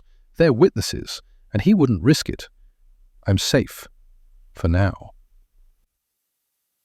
Chapter 14. Find some incriminating evidence. That's what Kia said. And that's what I've been thinking about all night, locked in the guest room en suite. I need absolute proof. I hear Todd get up at 5 a.m. to go for his run. At 7 a.m., I send a message to Sarita to say I'm still not well and won't be in today. She replies almost instantly saying she didn't think I looked good yesterday and that I should take as long as I need off. She says she'll message Penny to see if she can cover today. I feel guilty. I never call in sick. But I think my husband wants me dead and could kill me at any moment. If that doesn't warrant a sick day, then I don't know what does. Seth and Lily get up and head out around 8:30 a.m. I count to 100 just to make sure they don't return and leave the bathroom. Todd's office is the first port of call. I need to get into Todd's laptop to see if it's definitely him. There must be something incriminating, the messages or payments or something. Maybe I could check his bank account to see if he's paid out $50,000 recently. We have our own accounts and a joint account for the house and shared things. The door to the outbuilding has a code to open it rather than a key. It's 0747, the same as the gates. I stab in the numbers, head through the gym and up the stairs. I feel like I'm betraying a sacred bond of trust as I step into Todd's office. My heart breaks all over again as I take in his railway model and all his gear. How could he do this to me? How could he want me dead? We're so in love. Tears spring to my eyes, but I fight them back. I have to get this done. I open his laptop lid and hope it will spring to life. It doesn't. I rub my finger over the touchpad, but nothing happens. I press the power button and it flicks on, and requests a password. I've never needed Todd's laptop password, so I've never asked him for it. He'd readily give it to me, just like I'd tell him my passwords if he ever asked. I type in my name followed by the number 1. It doesn't work. I try various combinations of my name, Seth's name, my date of birth, his middle name, but nothing works. How the hell am I meant to get into his laptop? The trill of a mobile phone startles me. Has Todd forgotten his phone? No, it's not his usual ringtone. I follow the sound, and wedged between the back of the sofa and the wall is a cheap, basic mobile phone. Not a smartphone, just for calls and texts. The name flashing on the phone is Gemma. Who on earth is Gemma? The call rings off. A few seconds later, the phone bleeps with a text message. It shows briefly on the home screen, just enough time for me to read it. Tuesday night blew my mind. Can't wait to be with you again. Gem XXX. I collapse in a heap. Was Todd with this Gemma on Tuesday night when he told me he was with his friend, planning charitable fitness events? Is he having an affair? That thought is such a shock that I have to lie back on the carpet for a minute and take some very deep breaths. I decide to call this Gemma. I press the digits for our dates of birth and other random numbers, but can't guess the PIN code. Ah! I pocket the phone and bring Todd's laptop and charger back to the main house with me. Hours later, at around 2 p.m, Lily gets home. She has morning lectures on a Thursday and gets the bus home after because Seth is there all day. I wait for her in the kitchen. Hi, I say. Hi, she replies. You're not in work today? Not feeling too good, so called in sick. Sorry, Jen. I hope you're okay. I'll be fine. Have you had lunch? Can I make you something? She shakes her head. Thank you, but I had a salad at uni. There's a decent salad bar in the food hall. The rest of the options aren't so great. She makes herself a glass of squash. Can I get you something? If you're not feeling well? No, I'm okay, thanks. I lift up a debit card. New card came in the post. Excellent, she says. She points towards the hallway and moves in that direction. I'm going to head upstairs and crack on with a lab exercise we've got to do for tomorrow. Lily, I need your help. She stops, swallows, and turns back to me. Something to do with the dark web stuff, right? Yes. I point to the mobile phone and the laptop on the kitchen island. Can you help me get into these? It's Todd's laptop and secret mobile phone. Her eyes widen. Please, Lily. I think it's Todd. I think he's having an affair. I'm so sorry. This is so awful. She wrings her hands, chews her lips. I've not said anything to Seth, and it's really eating me up. Thank you for not saying anything. Will you help me with this? You're asking me to hack into someone's laptop without their permission.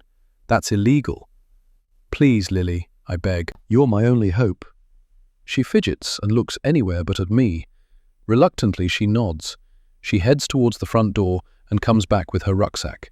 She pulls out her laptop and puts it on the kitchen island. She takes a seat next to me and pulls Todd's laptop closer to her. She points to the phone. Can't help you with that. Phone hacking stuff is a second-year module. No problem. The laptop will be enough. Thank you. She powers up Todd's laptop and wakes up her own. There's a tool that can be used to crack passwords, she says, but she's talking to herself more than to me. Her face isn't excited. It looks concerned. She types a few things and takes a sip of her squash. This might take a while, depending on how complex the password is. Her laptop dings a second later. Wow, that was quick. The password is Southampton FC 7. Of course, his beloved football club and the number of his shirt. Lily types the password into his laptop and it immediately opens onto his home screen. What are you looking for on here? Can you do a search for the name Gemma? Yep, she types, and we watch as the screen shows a search in progress. It stops and displays a list. She scans it. Looks like there's a folder and also quite a few emails. Let's look at the emails first.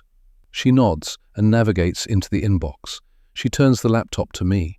I scroll through the inbox and see hundreds of emails from a Gemma Murray to Todd spanning years. I click into the sent items and see Todd has emailed Gemma Murray hundreds of times. I open a random email from him to her. It reads, "Soon, my love. It's complicated, but I'll get rid of her. I promise. She won't go easily. This has to be done right. I don't want to lose my son. Be patient, my Gem. I love you. T. Kiss, kiss, kiss." Fuck, Lily says over my shoulder. I didn't realize she was reading it too. I look up at her, and she edges back. She cups her cheeks with her hands. I can't believe he's cheating on you. You two seem so solid. I want to curl up into a little ball and die, but I don't. I open a few more emails, more of the same. A lot of sex talk, a lot of gushing lovey-dovey stuff, a lot of telling each other what an amazing time they had together.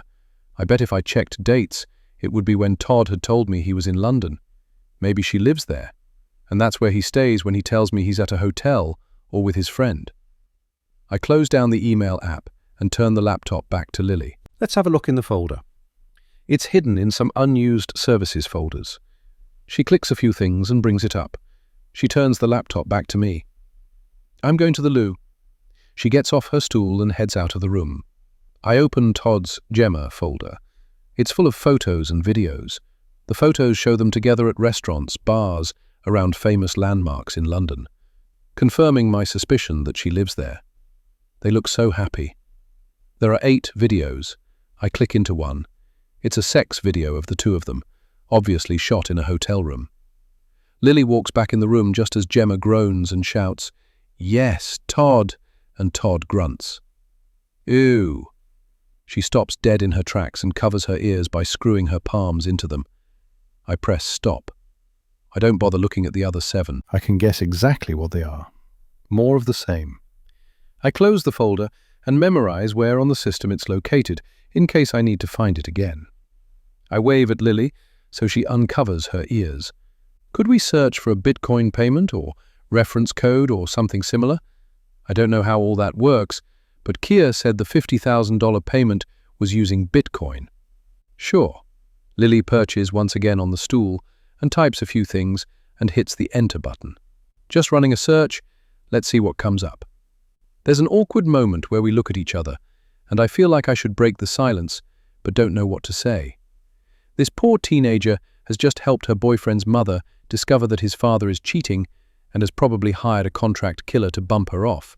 Small talk doesn't feel quite appropriate. Lily shifts in her seat and clears her throat. "So intense," she begins, but a ding from the laptop saves her. She looks at the screen and types a few things. "Found a Bitcoin payment, only one, for $50,000. There's a reference code." I message Kia. Within minutes, she's replied with another screenshot. I show my phone to Lily. "Is that the same reference code?" Lily types away, pauses, scratches the top of her head, makes sure what she's typing is the same as what is on the screenshot. She freezes, her fingers poised over the keyboard, and cocks her head. "Anything?" I ask. "Yeah, the Bitcoin payment reference matches what is on the Hire a Hitman site. Here, look." She turns Todd's laptop so I can see the screen. I don't really understand what I'm looking at.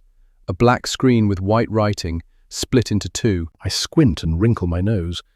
I'm not sure what that's telling me. This, she points out a long reference code on the left of the screen, matches this.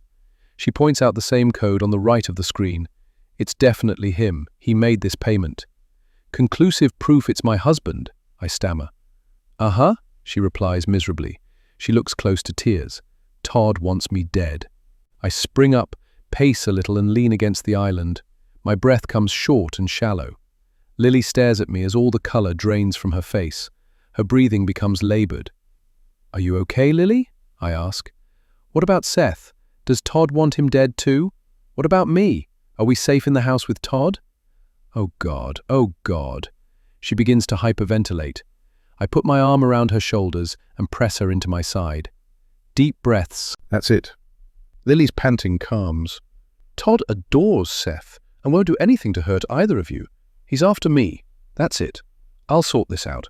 I won't let him hurt you. You're both safe here." I pick up my phone. I'll let Kia know that we found evidence so she can pass it on to her NCA contact.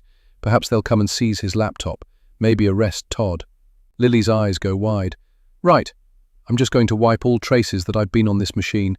That could land me in a lot of trouble. You'll just need to say you knew or guessed his password, okay? And that I had nothing whatsoever to do with it, okay?" I nod my agreement. "I promise you won't get into any trouble, Lily." Lily taps a few things, clears Todd's screen, and powers off his laptop. "I'm going upstairs. I need to chill before attempting that homework, Lily says, rubbing her face. She still looks slightly panicked. Okay, thank you, I say quietly, still reeling with the absolute confirmation that my husband paid all that money to kill me because he's having an affair. Lily picks up her laptop, rucksack and glass of squash and heads upstairs to Seth's bedroom. What do I do now? I told Lily I'd contact Kia, but I can't. I place my phone back on the table. I can't go to the NCA. I can't risk them digging into my history. I can't have them asking for DNA samples and then linking it to a crime committed 18 years ago, uncovering who I really am, what I did. And besides, what did Kia's contact say? That I was a tiny part of a massive international operation, that he's working with the FBI and agencies around the world, that it'll take weeks, months, possibly even years to bring people to justice. I'll probably be dead by then, and I can't go to my local police, goodness no. All the officers know their boss's best mate is legendary footy star Todd James. Todd has made personal appearances at most of their Christmas parties for the past decade or so, had his photo taken with them or signed shirts for their kids. How could I tell one of them that Todd James wants to murder me, his wife? They'd be dubious from the off. Pretty boy wants to bump off his wife. Nah, he's such a top bloke. And they might look deeper into my past, and then I'd be put away, taken from Seth forever. I have to think of another way, one that doesn't involve any police whatsoever. Disappear and start again. I've done it once, started over, left one life completely behind. I escaped from Damien because I was certain he was close to murdering me and our baby. Could I start again from scratch? No. I can't just leave Todd and take Seth. Seth is an adult now, and he loves his father and loves his life. How could I get him to give all that up? His girlfriend, his friends, his university place, his pond guy social media, his entire identity. I could never up and leave Seth. Never. He's my entire world. What if I told Seth that his father wants his mother dead? Would he believe me? It would destroy him. He'd never survive a revelation like that. He's a sensitive boy. How long can I go on for? Knowing my husband is about to murder me any minute. It's torture. How can I live a happy life, knowing every day might be the day I get murdered? I did that with Damien, and I'm never doing that again. It could go on for years. No, there's only one solution I can see. Chapter 15. 18 years ago. Daily Times, Tuesday, July 11th, 2006. Southampton woman pleads not guilty to murder charge. Natalie Owens denied bail and will stay in prison until her trial. Natalie Owens entered a not guilty plea to the charge of murdering Jerry Ward on 1st July at Southampton Crown Court yesterday. Due to the violence of the crime, Owens was not granted bail and will be remanded in custody until her trial, the date of which has now been set for the 6th of December 2006 at Southampton Crown Court. Senior reporter's opinion: the brutal murder of Southampton grandfather Jerry Ward has gripped the nation. Firstly, the gruesome nature of the crime, a throat slit with a kitchen knife, and secondly, the details of the multiple stab wounds inflicted in the moments before he died and in the moments after death. But Natalie Owens, the 21-year-old woman charged with his murder, insists she's innocent. Ahead of the trial, speculation about just what motivated a young woman to murder has reached fever pitch, with amateur sleuths, columnists, and even celebrities weighing in. Was Natalie's attack random and an impulsive, spur-of-the-moment decision, or was it premeditated, with Jerry Ward targeted specifically? If Jerry was targeted, why him? No conclusive links between the pair have been established, with the police remaining tight-lipped on the matter. A few questions have prompted endless debate. If the police hadn't caught her, would she have murdered again? If that fingerprint hadn't been found, would Natalie Owens have gone on to be a serial killer? We await the trial and the answers it will provide. Chapter 16. At around 6, exactly when Todd said he'd get home, he gets home. He comes through to the kitchen and sees me stood next to the dining table. How are you feeling, my love? He heads towards me with his arms outstretched for a hug, but I hold my hand up to stop him. I'm calling a family meeting, right now, before we start on dinner. He nods, drops his arms and heads straight to the dining table. I call up the stairs to Seth and Lily and tell them to come down for a family meeting. Seth got home at around 4:30 and headed straight up to his bedroom. I've not seen or heard Lily since she went upstairs earlier. I've already put Todd's secret mobile phone and his laptop on the dining table. Todd doesn't even look at them, scrolling through his phone. Seth and Lily arrive. Lily looks worried, stuffing her hands in the front pocket of her oversized hoodie. Seth puts his arm around her and guides her to the dining table. It's all right, we've always had family meetings when there's something important to discuss. It's nothing to worry about. She nods, and they sit at the table. Would anyone like a drink before we start? I ask and flick the kettle on. Chocolate protein shake, please, Todd says. Seth and Lily gesture in the negative. Seth stands and heads towards the cupboards. Actually, I fancy some crisps. Anyone want a packet? We all decline. As Seth is rifling in the cupboard for the crisps he wants, Todd stands and heads over. I'm peckish too, he says. Think I'll get some nuts. I sort a cup of tea for me and grab a bottle of milkshake from the fridge and head to the dining table just as Seth and Todd sit back down. Todd is next to me and Seth is opposite. Lily sits next to Seth and across from Todd. She chews her lips. Todd unscrews the bottle cap and takes a swig, while Seth munches on some strong-smelling cheese and onion crisps. I sit, clasping my hands in front of me. This plan has to work. It's life or death. It's the only thing I can think of to save my skin. I've called this meeting because I've discovered that Todd is having an affair. Todd spits out his mouthful of milkshake in shock. It sprays across the table, all over his bowl of nuts. He doesn't attempt to clean it up. He turns to stare at me. What? Seth says, gobsmacked. He drops the packet of crisps on the table. The atmosphere in the room freezes. There's more, I continue. I've also discovered that Todd has paid money to hire a hitman to kill me so that he can be with his mistress. He's been seeing her secretly for years. Todd is speechless. Seth flicks his attention between me and Todd, utterly flabbergasted. Lily stares at her hands in her lap. Hired a hitman? Seth asks slowly, as if the gravity of that is taking a while to settle in his mind. I push on. I don't want to involve the police. I'd like us to work this out together. I turn to face Todd and look him in the eye. He's still staring at me, mouth gaping wide. Todd, I will happily get a divorce, with no fuss. I won't come after any of your money, or this house, or anything of yours. We'll separate quickly and cleanly. You can be with Gemma, and I'll live. There'll be no need to end my life. I can move out tonight if you wish. I've planned this out. I'll go to the shelter run by my work to stay for a few days. I don't have much money that isn't Todd's money, but I'll make it work with my part-time salary. Todd finally finds his voice. I'm not having an affair. I have no idea who Gemma is. I'm not trying to get you killed. I haven't a clue how I'd even go about hiring a hitman. And I don't want a divorce. I love you. You're my soulmate. He goes to hold my hand, but I pull it away. I have proof, Todd. Evidence. You don't need to deny it. Let's all be adults and talk about this openly. What kind of proof? Todd asks. I pick up the phone. This is your secret mobile. I didn't go into work today and happened to hear it ringing in your office. It was Gemma. And Gemma messaged you about the amazing time you two had on Tuesday night. I'm assuming she lives in London and you see her when you go there. Put in the PIN code and let's read all the messages together. I hold the phone out to Todd, but he doesn't take it.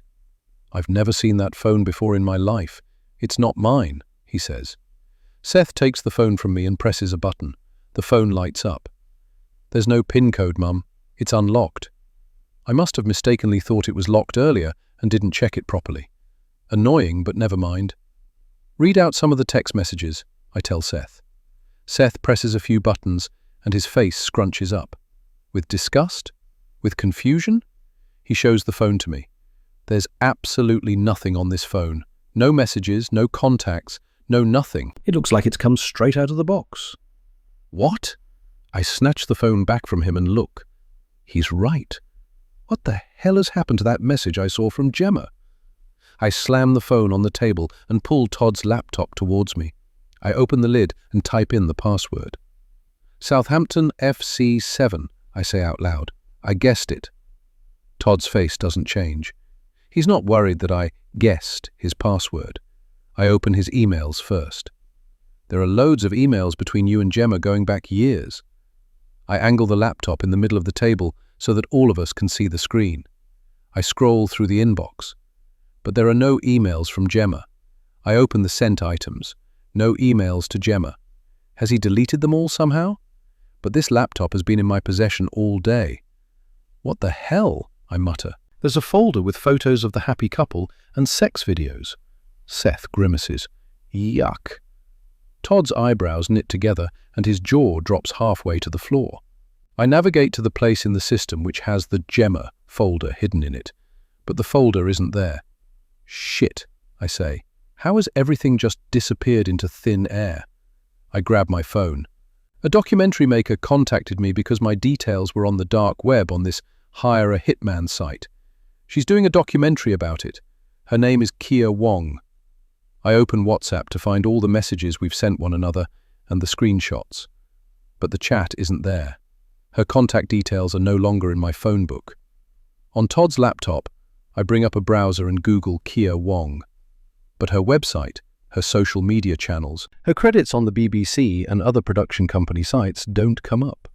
I jump up and pluck the notepad where I'd written her number from off the fridge, sit back down and call it off my mobile, putting it on speakerphone. The number won't dial. Instead, we hear the deadline tone. It's like she never existed. What the fuck? I don't understand, I mumble. Clutching at straws, I point at Todd. When I got back from that baby shower, you were on your laptop and closed it so quickly when I walked in. You were messaging Gemma, weren't you? Or contacting the hitman. Admit it. Todd pales. What? No. I was researching holidays in the Maldives for January. Wanted it to be a surprise. Rubbish. Why not tell me? Because you were so set on that place you'd found in Fuerteventura that I didn't even mention it. Thought I'd save it for another time. A romantic wedding anniversary break or something. Oh, I falter. Seth bursts out laughing. He points at me. Mum, what a wind-up. You really got us going there. Ha ha ha. He points at Todd. Dad, your face. What a joke. And a week away from Halloween just to throw us off the scent. Brilliant. He picks up his packet of crisps and continues eating them. Todd nods slowly. His frown is replaced by a smile, which spreads across his face. Wow, you proper got us. Todd takes a handful of milkshake splattered nuts. I'll get started on dinner. Seth takes Lily's arm and edges back his chair. No, I shout. This isn't a prank. I gesture to Lily. Lily, tell them. Lily came with me to meet the documentary maker. She helped me find all the evidence. She saw it all. Todd and Seth both stare at Lily. She shrinks into herself and remains mute. Lily, I insist, tell them. It's okay. As quietly as a mouse, her eyes still on her hands in her lap, Lily says, I don't want to get involved in this. I stand and lean over the table. I have to get through to her. I wave in front of her face in an attempt to get her to look at me. Lily, I know I said not to say anything, but now I want you to. Tell them the truth. Lily recoils, absolutely petrified. Whoa, Mum, chill. She doesn't want to get involved in your joke. Leave her out of it, Seth says, and shifts his body so he's between me and his girlfriend. I attempt to edge round him. I just need to get her to look at me. Lily. You're scaring her, Seth says. Lily, I bellow and attempt to grab her arm. Tell them! Seth blocks me. Enough, Jen, Todd shouts. He slams his palm on the table with a bang. Leave the poor girl alone. We all go rigid. He's never raised his voice in this house, has never shown any kind of anger. I stand back. Lily sniffs back tears. Seth gathers her up. We're going out. They hurry from the kitchen. I stare towards the hallway. Why won't she back me up? She was there with Kia. She helped me find all the evidence. Seth, I yell, come back here, just you. He trudges back, pulling his coat on and glaring daggers at me. What? There's something not right here, I say, but I can't articulate my gut feeling any further than that. His cheeks colour, Nostrils flare and jaw clenches. I've never seen him so incensed. "There's something not right with you." He stomps away from me and a couple of seconds later slams the front door. Todd clears his throat and I take him in. He slowly stands. He's upset. "I know you were trying to be funny, but an affair? A hitman? A divorce? Geez, are you trying to give me a heart attack? I can't imagine my life without you." I gawp at him, bewildered. "I don't understand why Lily didn't back me up." He cuts me off, something he never does. "Stop with all this Lily stuff. Have you got it in for her? Are you jealous of her because Seth is obviously in love with her? Do you feel threatened because you're not the only woman in his life now?" "What? No, she was right there with—" He cuts me off again. "Jen, you're being really weird tonight. Was that your plan, to make all that stuff up? So Lily felt bad because you knew she wouldn't want to come in on your bizarre joke?" I fold my arms, remain mute. There's no point arguing with Todd when I'm not clear what I'm arguing about, or what exactly just happened. Earlier, I was so certain about my plan on what I had to do, but all of that has been blown to pieces. Todd is crestfallen. He pauses a moment, and I can tell he's torn between comforting me and being angry with me. He opts for disappointed. He grabs the jar of honey-roasted nuts from the cupboard. "I'm going to my office. You know I love you more than I love life itself, but please don't join me. I need some me time. I'll order a takeaway and eat it there. I think I'll sleep on the sofa in the office tonight too." He strides out. Alone, I take stock. It was all a hoax. There was no affair, no hitman, no documentary maker or NCA contact. It was all made up, and all traces of it have been deleted. But what about those Todd and Gemma photos and videos that I saw? They were real, weren't they? But then I recall a Friday night movie we watched where someone had been blackmailed with fake photos that had been digitally spliced together. Deep fakes. Probably if I'd looked closer, I might have seen they weren't real. People get fooled by photoshopped images and AI-generated video all the time. And I got fooled, big time. I can't believe I doubted all the people in my life who I love so much, all the people I trust. But someone is screwing with me. Lily is such a sweet, honest girl. I can't believe she wouldn't immediately have my back. She looked absolutely petrified earlier. Todd and Seth thought she was scared of me. But perhaps someone is screwing with her too. Whatever's going on, I'm going to get to the bottom of it. Check Meta 3. Chapter 17. Seth and Lily returning at 2 a.m. wakes me up. Todd stuck to his word and is sleeping in his office. The bed feels empty without him. I listen to my son and his girlfriend come up the stairs and move around getting ready for bed. Then there's silence. Am I jealous and feeling threatened by Lily? No. Lily is so perfect for Seth, and all I want is for him to be happy. I wrap my dressing gown around me, put on my slippers and creep downstairs. In the lounge, I sit on the sofa and open my laptop. I Google Lily Hailstone. Quite a few hits come up for Lily, mostly all her social media channels. These are all public. She clearly has nothing whatsoever to hide. I nose around her Instagram and TikTok. She doesn't post all that often, mostly food and drink, a pretty view or sunset, an occasional selfie showing a small part of her face, which, I note, Seth has liked with both his personal profile and his Pond Guy profile. As far as I can tell, she mostly spends her time liking Seth's Pond Guy posts and YouTube videos. She has a fair number of friends, and nothing appears strange about her social media presence. I can't find much else about her, which is understandable. She's a teenager, and most of her public online life is channeled into social media. I dig around a bit more and find a decade-old local newspaper article from a Basingstoke newspaper that mentions a school class raising money for charity, with a Lily Hailstone noted as one of the children in the class. There's no photo, but this ties into Lily's mention that she lived in that area. I don't find anything dodgy or suspicious. Sighing, I put down my laptop. The hairs on the back of my neck prickle, as if movement behind me has stirred a faint breeze. I have my back to the door, sitting on the sofa that looks out towards the garden. I take a deep breath and spin my head to look. Through the doorway I see the empty kitchen, and beyond, the doorway into the pitch-black hallway. Something catches my eye. I'm not sure what. Is someone watching me? I jump up and stomp through the kitchen to the hallway, ready to catch them in the act. I switch on the light. Nothing. I shiver. It's just my imagination. I shake off the feeling and switch off the light. It's 4 a.m. and I'm wide awake. It's pointless going back up to bed, so I head into the kitchen to make myself a chamomile tea with a spoonful of honey.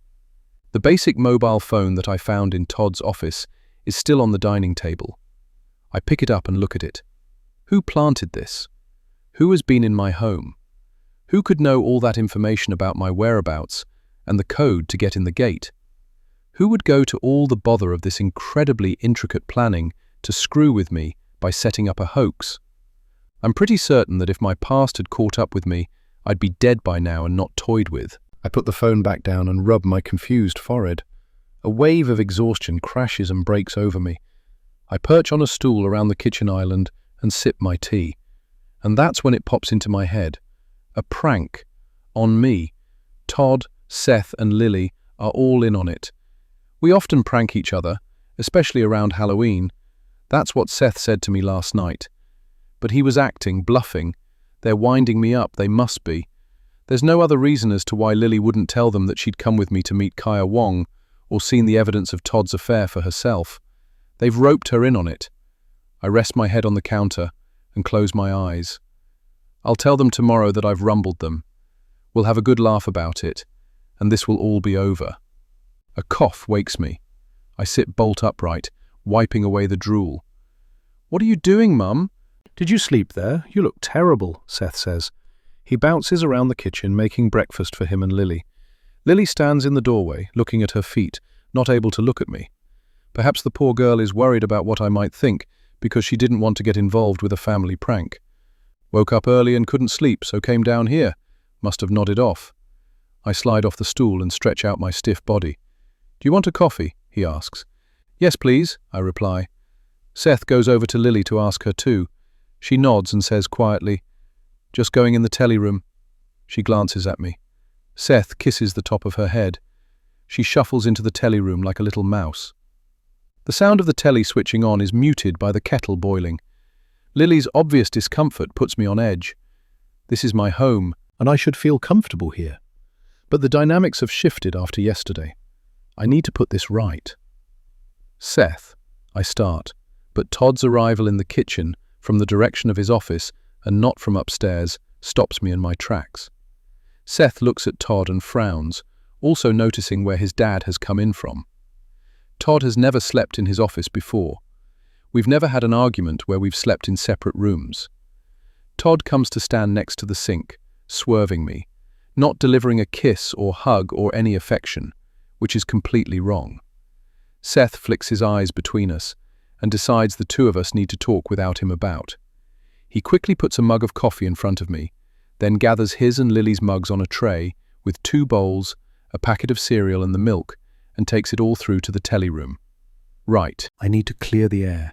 Tell Todd I'm onto their prank and it can stop, and then we can move on. I feel out of kilter in my own home with my own people, and it's unnerving. "Did you sleep okay?" I ask. "Not really," Todd replies unhappily, also keenly aware of the imbalance hanging in the air. "Look, I've guessed." "Mum!" Seth's yell from the telly room cuts me off. "Come here!" Todd and I catch each other's eyes, both worried, and run to the telly room. Seth and Lily are sitting on the sofa, eyes glued to the morning news. Seth turns to me. The local news is about to start, and it showed a photo of Simon. He's going to be on the news. "Simon?" I say, baffled. "What is Simon doing on the local news?" "Yeah, your best mate Simon," Seth says, as if I'm being particularly slow this morning. There's a brief jingle, and the local news team's studio appears. They film in the same building as Todd's radio station. Seth and I have been in to see it. The newsreader says, "In breaking news, a Southampton man has been arrested following a tip-off. Simon Pitt worked for a women's shelters charity in the city for 2 decades, and it is thought during that time he used his position to groom, traffic, abuse, and illegally film vulnerable women, forcing hundreds, and possibly thousands, into pornography, sex work, or domestic servitude. The screen switches from the studio to footage of Simon being led out of his apartment building by police, the apartment building I was at a few days ago. The newsreader's voice continues over the top. Simon Pitt is thought to be the head of a powerful, international crime network that operated on the dark web. Police have seized his computers and will be employing the latest in digital forensics to uncover the extent of his illegal activity. "Whoa," Seth says. The screen cuts to a presenter standing outside Simon's building. The newsreader says, "Charlotte, I understand you're with a neighbor of the accused." The presenter says, "Yes, Harry, I'm here with Simon Pitt's neighbor, Everly Bonnet." The camera zooms out, and the presenter sticks a microphone in the woman's face. "Everly, I understand you were friendly with Mr. Pitt. What are your thoughts on his arrest?" "Yes, we're on good terms. We've lived next to each other for almost 10 years now. I've been over to his flat a few times. He seemed like such a normal, nice guy. I literally can't believe it. I mean, his flat is full of houseplants." You don't expect a criminal mastermind to have a passion for plants, do you? I'm in absolute shock, but I guess you never know what goes on behind closed doors. The presenter's voice continues as the footage cuts to a woman hustling her way through police and bystanders towards the front doors of the building, being intercepted by a police officer and then hurrying away. It's Miranda. Earlier, a woman believed to be Mr. Pitt's ex-girlfriend attempted to enter his flat. "I have no comment," Miranda snaps and swings her arm as if pushing away the camera. "I have no idea what's going on. Leave me alone. I came to collect my belongings from his flat, and there's police everywhere." Miranda waves an empty box in front of her and pushes her way past the presenter and out of view of the camera. The screen cuts back to the studio as they move on to the next local story, but I don't take any of it in. There's absolutely no way Simon is some mastermind criminal who hurts women. No way at all. I can't believe that a few days ago I doubted him and thought he might have paid for a hitman. Every part of my being tells me that this accusation isn't true. Seth mutes the telly. Both he and Lily look up at me and Todd. All four of us are open-mouthed. I catch Lily's eye. I swear I see the briefest smirk cross her face. Dark web, a tip-off, computers. That off feeling morphs into an absolute knowing. "She did this," I blurt and point at Lily. As soon as it's out of my mouth, I'm convinced. I'm not jumping to conclusions, not having a knee-jerk reaction that's way off the mark. I've hit the bullseye. In the very depths of my being, I know. She winces and draws back from me. "She did what?" Seth asks, reaching out and taking Lily's hand. I thought they were pranking me, but there's no way Todd and Seth would bring my best friend into it. This has been done to upset me, I'm certain of it. "She's planted stuff on Simon's computer and tipped off the police. She's the reason he's been arrested," I shout. Lily almost falls off the sofa. She wobbles and gets to her feet, eyeing the door ready to bolt. She's as white as a sheet. Seth stands and positions himself protectively between her and me. "What a ridiculous thing to say, Mum. Why would Lily have anything to do with this? You're just upset because your best mate is evil and you didn't realize." His voice is raised. He's angry at me. He's never angry at me. Simon is not evil.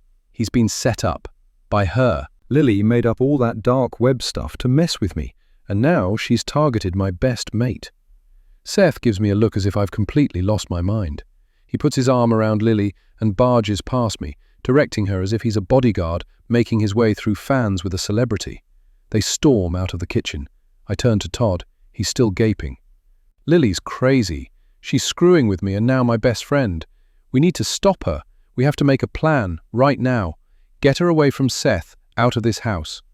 Todd holds up a hand to stop me mid-sentence. "You, Jen, are the crazy one. You're spouting absolute nonsense. That sweet girl has done nothing but be a fantastic girlfriend to our son. She's a great house guest. She's helped you out without question. What is going on with you?" He looks at me with such concern that I'm stumped and don't answer. He softens. "Simon's arrest must be a huge shock. You need some time to process. As Seth said, Simon is evil and you didn't know. That has to be very jarring."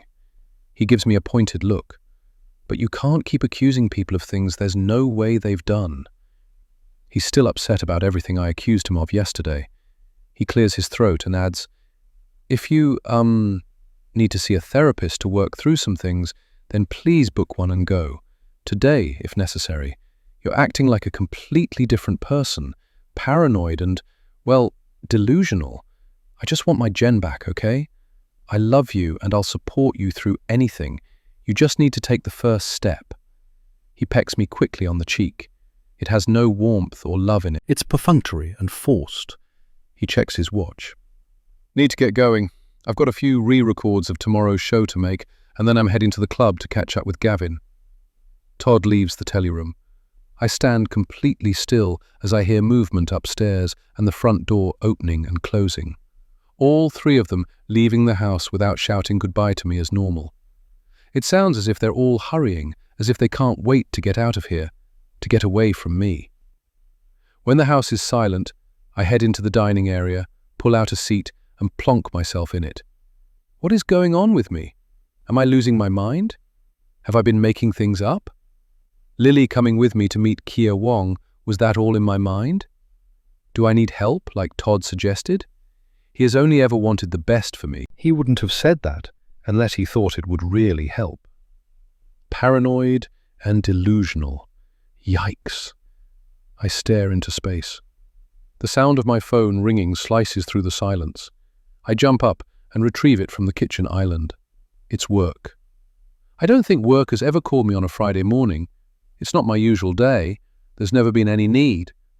But we've never had a colleague arrested and on the morning news before, so I assume it's about that. "Hello?" I answer. "Jen, it's Penny." She sounds frantic. "Are you okay?" I ask. "Have you heard about Simon?" "Yes, we just saw it on the news." "I arrived at work not long ago, and there are police everywhere. They've seized all our tech. Apparently, they have reason to believe that Simon's been storing bad stuff secretly on all our work computers. And they're interviewing people, starting with lovely Cyrita. They're making out like they've got something on her, as if she was working with Simon, as if we all had something to do with it. It's totally mental. There's no way Cyrita would do anything illegal. I know, right? But they're closing down charity operations until they've fully investigated. What about all the women staying in the shelters? Turfed out. They said they'd attempt to find them alternative accommodation, but we both know there's nowhere else for them to go if our shelters close. I shake my head sadly. Those poor women. And our jobs are all on hold. After everyone here has been interviewed, we've been told to go home and not return until further notice. So don't come in on Monday. I've got to go. A police officer is here to take our reception computer. She hangs up abruptly, and I know what I need to do. Chapter 18. 18 years ago. Daily Times, Thursday, December 7th, 2006. Jerry Ward. Murder trial begins at Southampton Crown Court. Natalie Owens denies charges. A woman murdered retired grandfather Jerry Ward in Fremantle, Southampton, before thoroughly cleaning the victim's house in an attempt to remove all traces of evidence, a court heard today.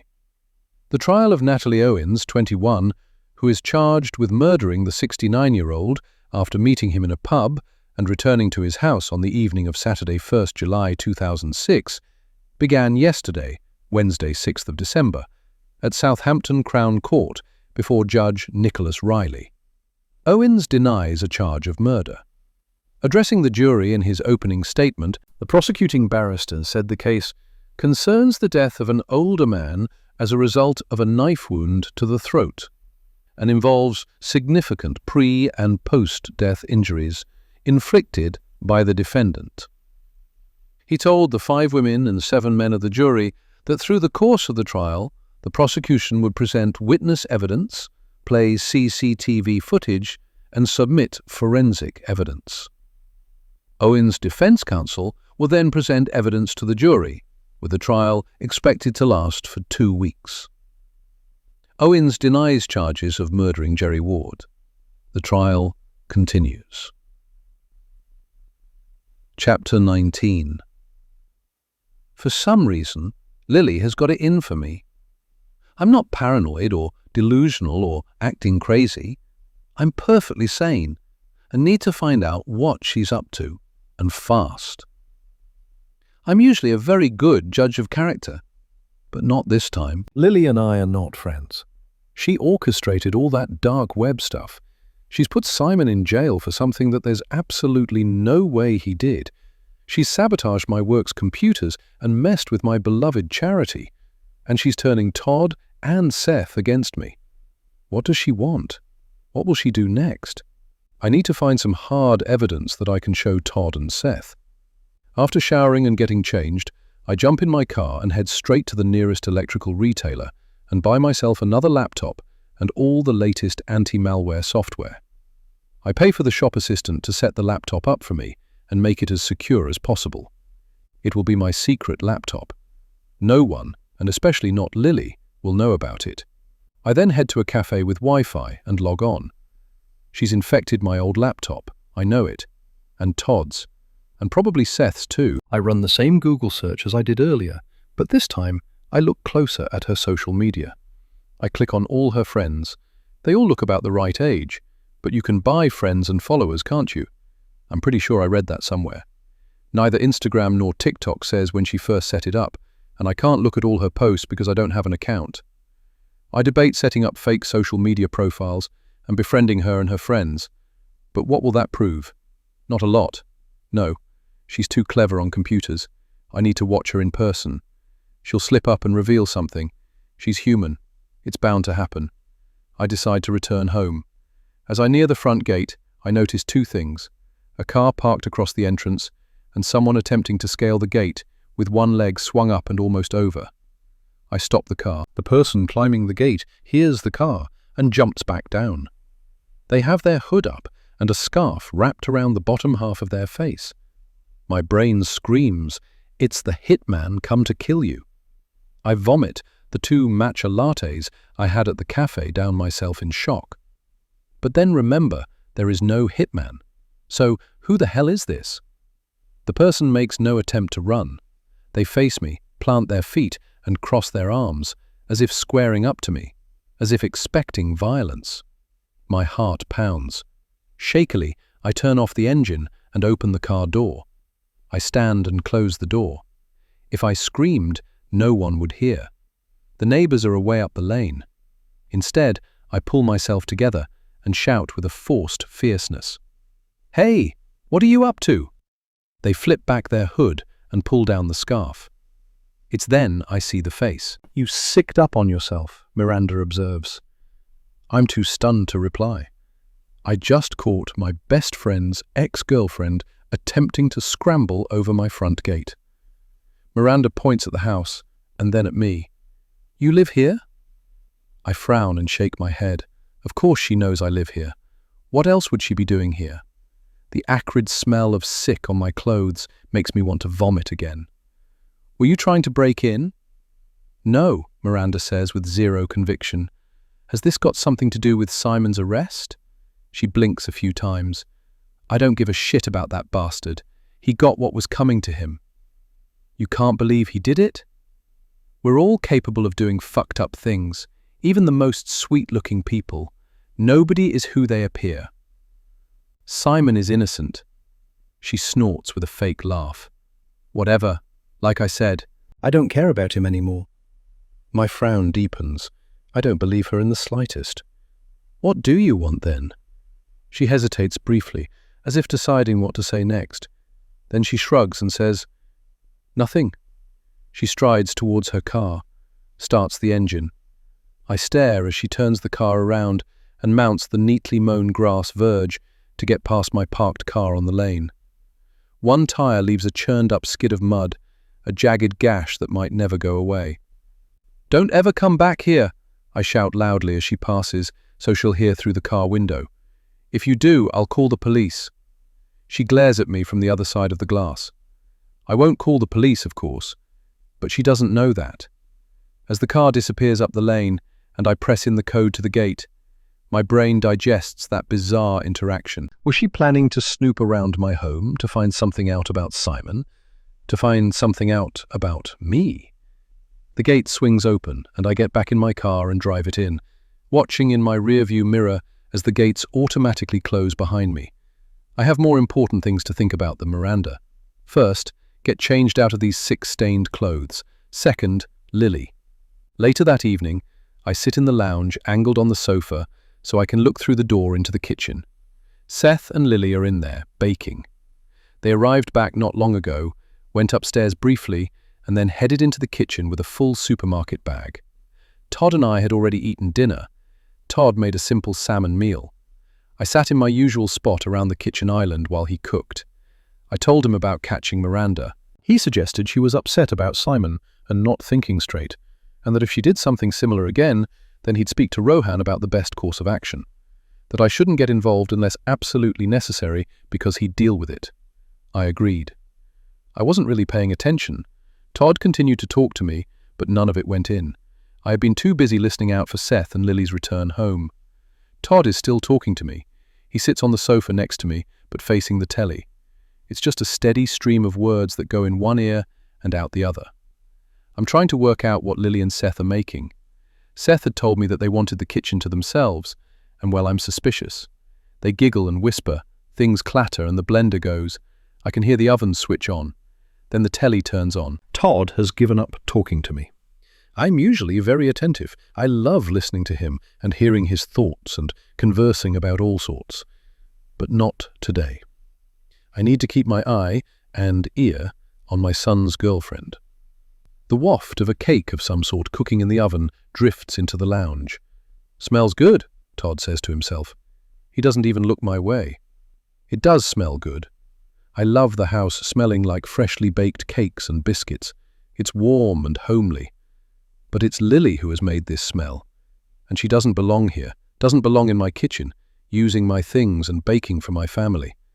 I don't trust what she cooks, or that her intentions are to nurture and show love by making delicious food. Lily is clearly very comfortable in my kitchen, and it makes me uncomfortable.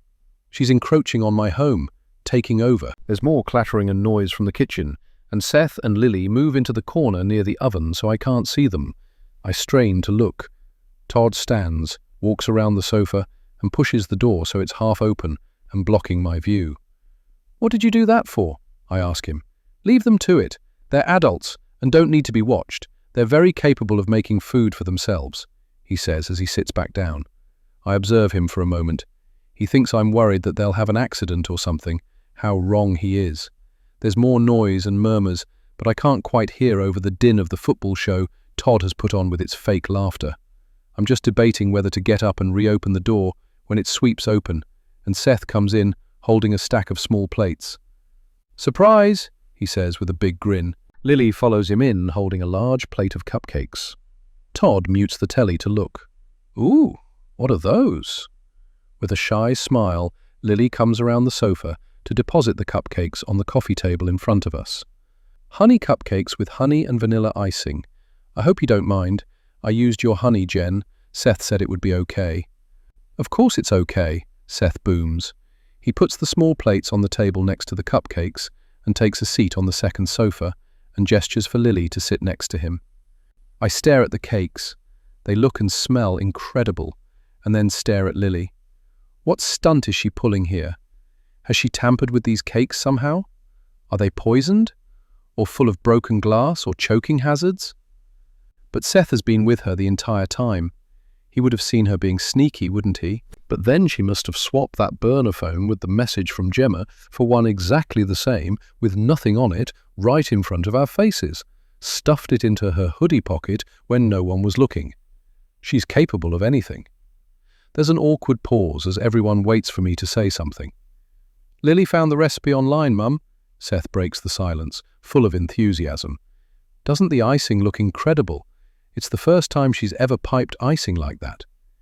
I cross my arms and press my lips together. Found the recipe on my old laptop, more like.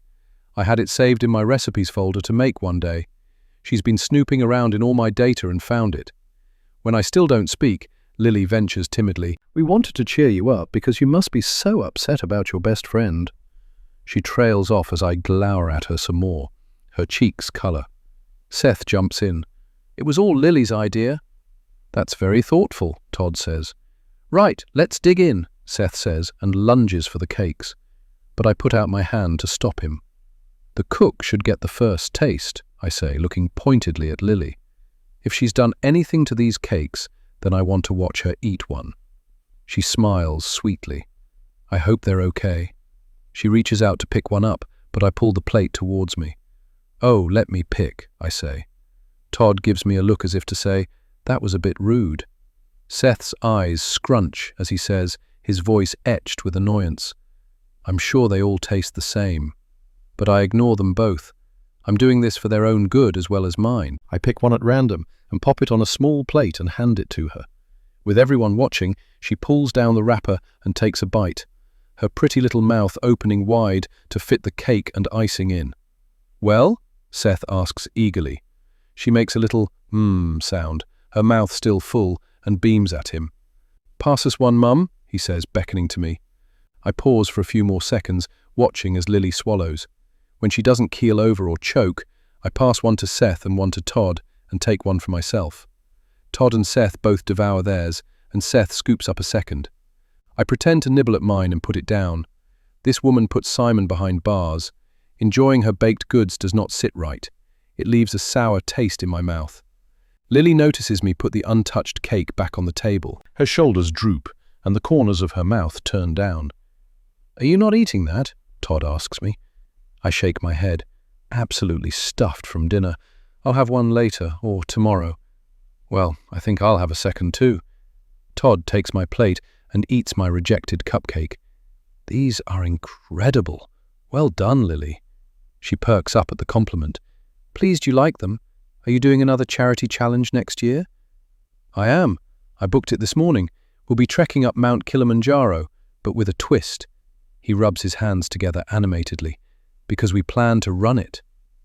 Exciting, Lily says, nibbling daintily on her cake. She must be monitoring his laptop too, and saw that he booked it. That's why she's asked. You didn't tell me that, I say curtly. His mouth tightens. I did, earlier, but you weren't listening. Oh.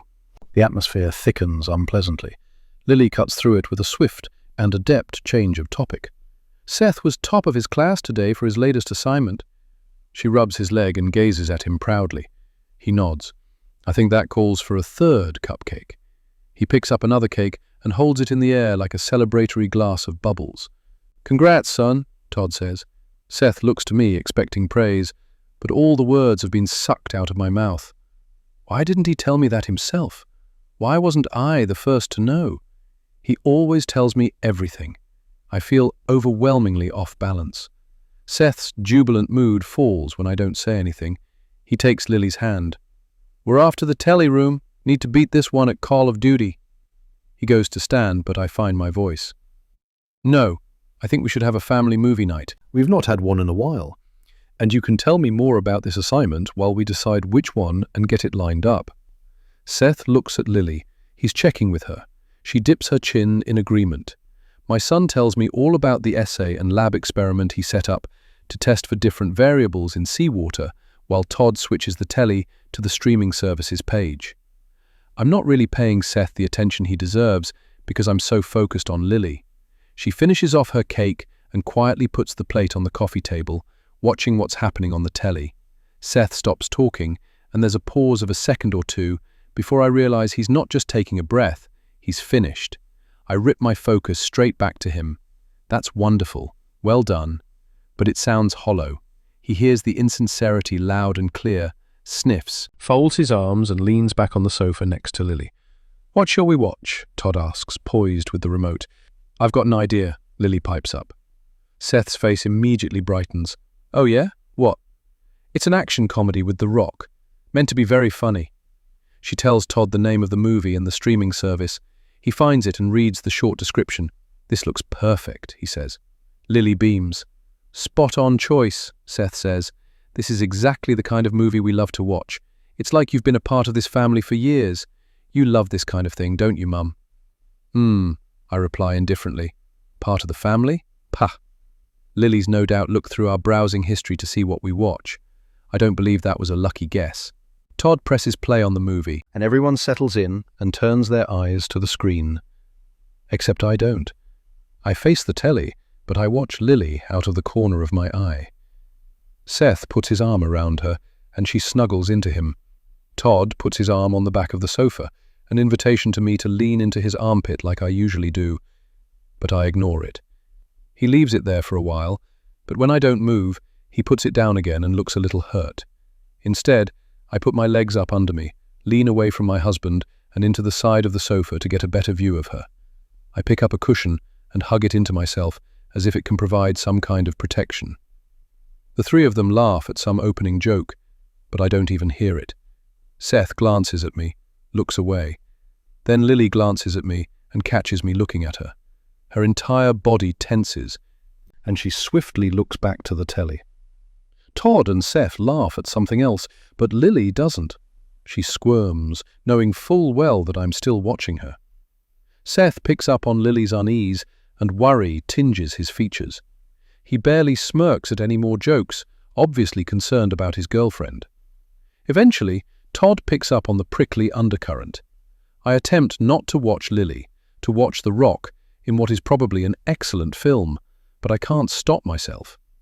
Everyone is tense and awkward, not relaxed and happy like every other movie night we've ever had as a family. Without Lily. The moment the end credits roll, Seth jumps up, pulls Lily up, and stomps out of the room with a brusque, "We're going to bed."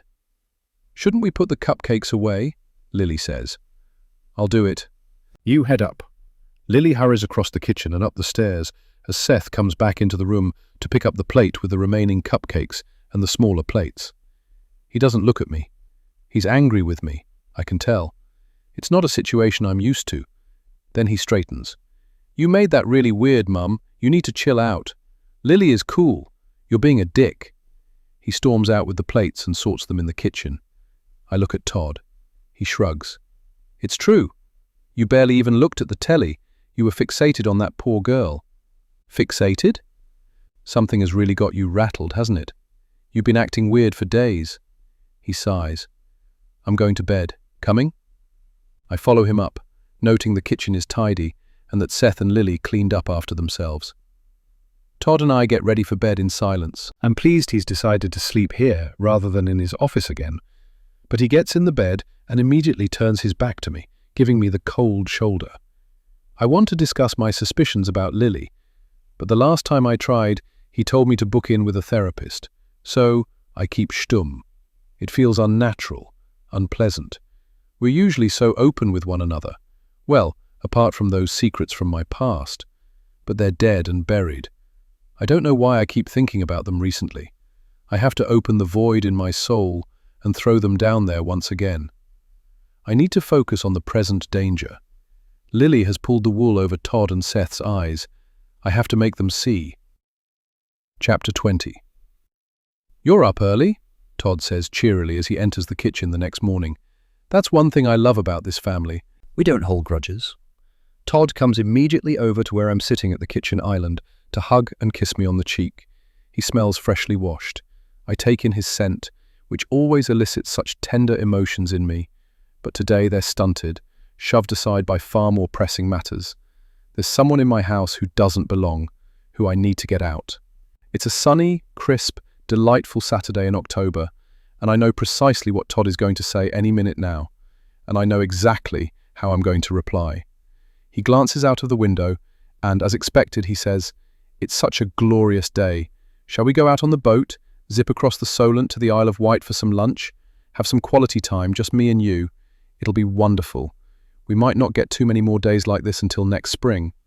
Todd has a powerboat, and I love going out on it with him.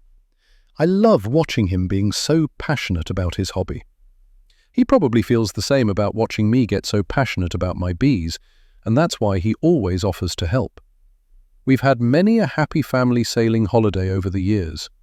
Although Seth is busy doing his own thing these days, so he doesn't come out on day trips so much anymore. Normally, I'd say yes to a boat day. Normally, it would be a given. Todd asks out of politeness, but we both instinctively know what we'd be up to on a day like this one. And we both know we'd have a wonderful time. We always do, We love each other's company. But not today. I think I'm going to potter about the house, do a few bits and pieces, sort out the prop station, harvest the veggie patch. I trail off. But you crack on. It'll be fabulous on the water today. He looks surprised at my response, then disappointed, but it passes quickly. He kisses me again. "Okie doke," he replies. "Shall I make you some breakfast?" I ask, but I know what he'll say. "No thanks, I'll get something from Mabel's." Mabel's is the cafe near the marina where he keeps the boat. We always grab breakfast and a coffee from there on boat days. "Hopefully they'll have those divine lemon-curd danishes again," I say, remembering Todd's fondness for the pastries and his delight every time the cafe has them in. He grins, raises his hand and crosses his fingers. "I'll eat one for you if they do." He gives me another kiss. "Right, I'll be off. I'll be back in time for dinner." He exits the kitchen, Roams around the house, finding what he needs for a day on the water. then heads out the front door, shouting a final, "Bye, my love," in my direction. I hear the gates creak open, his car drive away and the gates closing again. Once I'm certain he's not returning, I take the glass lid off the cake stand that holds the remaining 2 cupcakes baked by Lily. They've been leering at me for hours. I throw them in the bin, take the black bag out and put it in the wheelie bin outside, ready for the bin collection on Monday. I head back inside and take up my position on the stool, elbows on the kitchen island.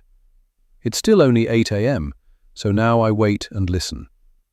Just before midday, I hear movement from Seth's bedroom. Floorboards groan, and there are distant voices in conversation. The pipes rumble as someone turns on the shower in the family bathroom. I leave the note I wrote earlier on the edge of the counter where Seth will see it, grab my car keys, and leave the house. I drive up the lane, onto the main road, and immediately turn into an opposite lane. I do a 3-point turn and park up so I can see the entrance to our lane, but am hidden from view by another car parked in front. The note reads, "Dad's gone out on boat. I've gone to garden centre. Love you, Mum. Kiss." He won't think twice about it. I have no idea about my son and Lily's plans today.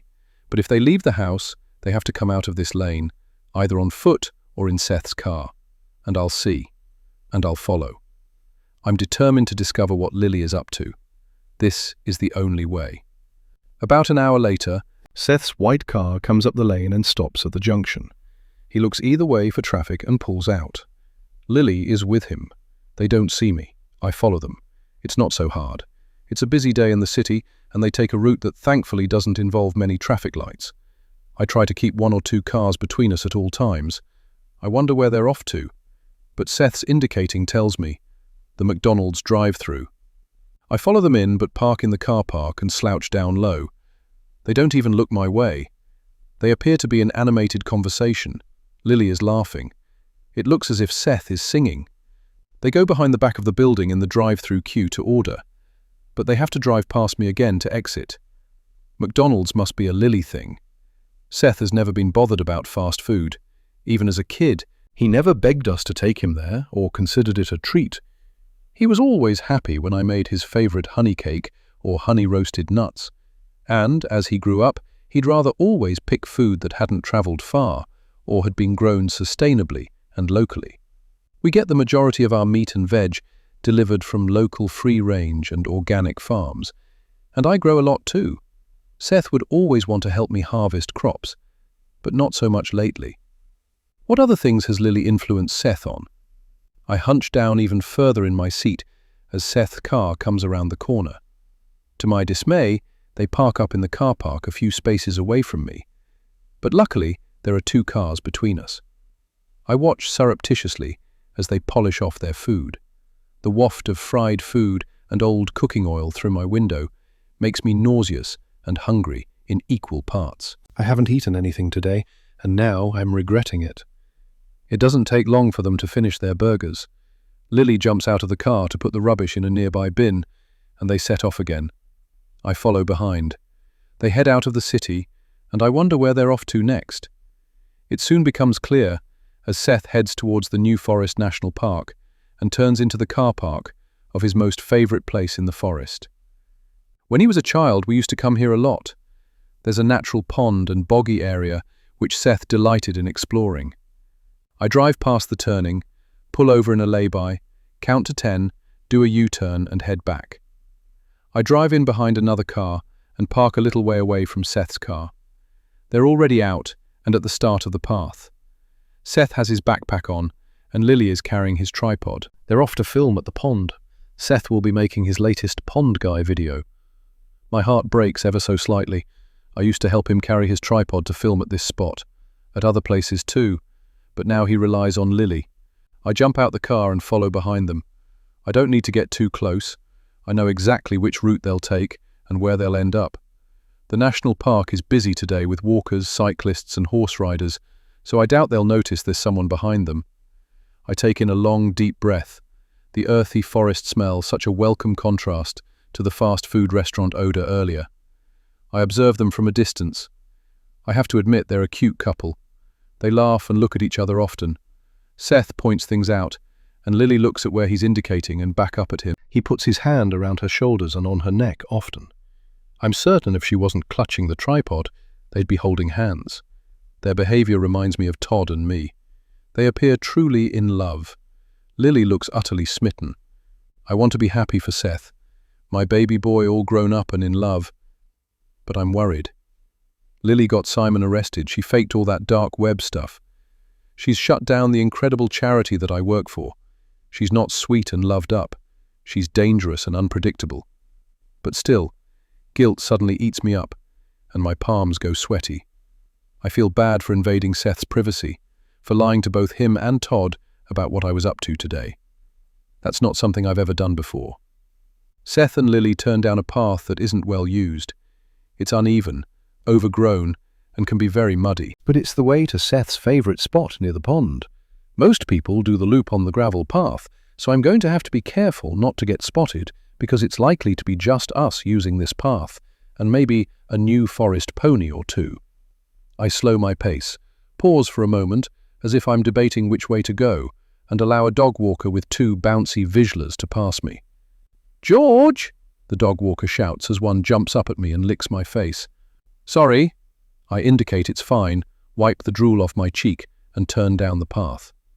Up ahead I can see Seth and Lily as they turn a corner. For the briefest moment, Lily looks behind her. I freeze. Did she see me? Has she recognized me? Oh, crap. But she turns back to Seth, a big smile on her face, and they carry on. I slow right down, not wanting to get caught. The path opens onto the pond and looks like a dead end, but there's a route you can take around the pond, although very muddy. I know a spot where I can lurk and watch them. They'll be there a while if Seth is filming. A few moments later, I turn the corner where they turned and can't see them ahead. There's nobody around, and suddenly the shadowy trees are eerie. The wind rustles through the canopy and chills me to the bone. I should be able to see them up ahead. Where the hell are they? Has Lily done something to Seth? Dragged him off the path and into the dark shadows to hurt him, or kidnap him, or worse? Panic swills through my veins, and I charge along the path, scanning either side, desperate for any glimpse of my son. I can't lose him. I can't. I love him more than anything in this world. It would destroy me. I'm just about to yell out his name when a man jumps out in front of me and takes hold of my shoulders. I shriek, but I see his face. Seth. "You scared the life out of me," I say, catching my breath and clutching my chest in an attempt to soothe my heaving lungs. Lily scrambles from the bushes to stand next to my son. "Oh my goodness, so sorry, Jen. Didn't mean to frighten you. Are you okay?" "That scream." She looks concerned. She peers up at Seth. "I said we shouldn't jump out at her." But Seth doesn't reply. He glowers at me. Lily looks back to me and chews her lip. She's uncomfortable and upset and takes a small step back to allow Seth to handle his mother. I watch her, and she looks at her feet, adopting a meek and mild and non-confrontational manner. "Mum!" Seth's harsh bark draws my attention immediately to him. "What the hell are you doing here?" I wasn't expecting to get discovered.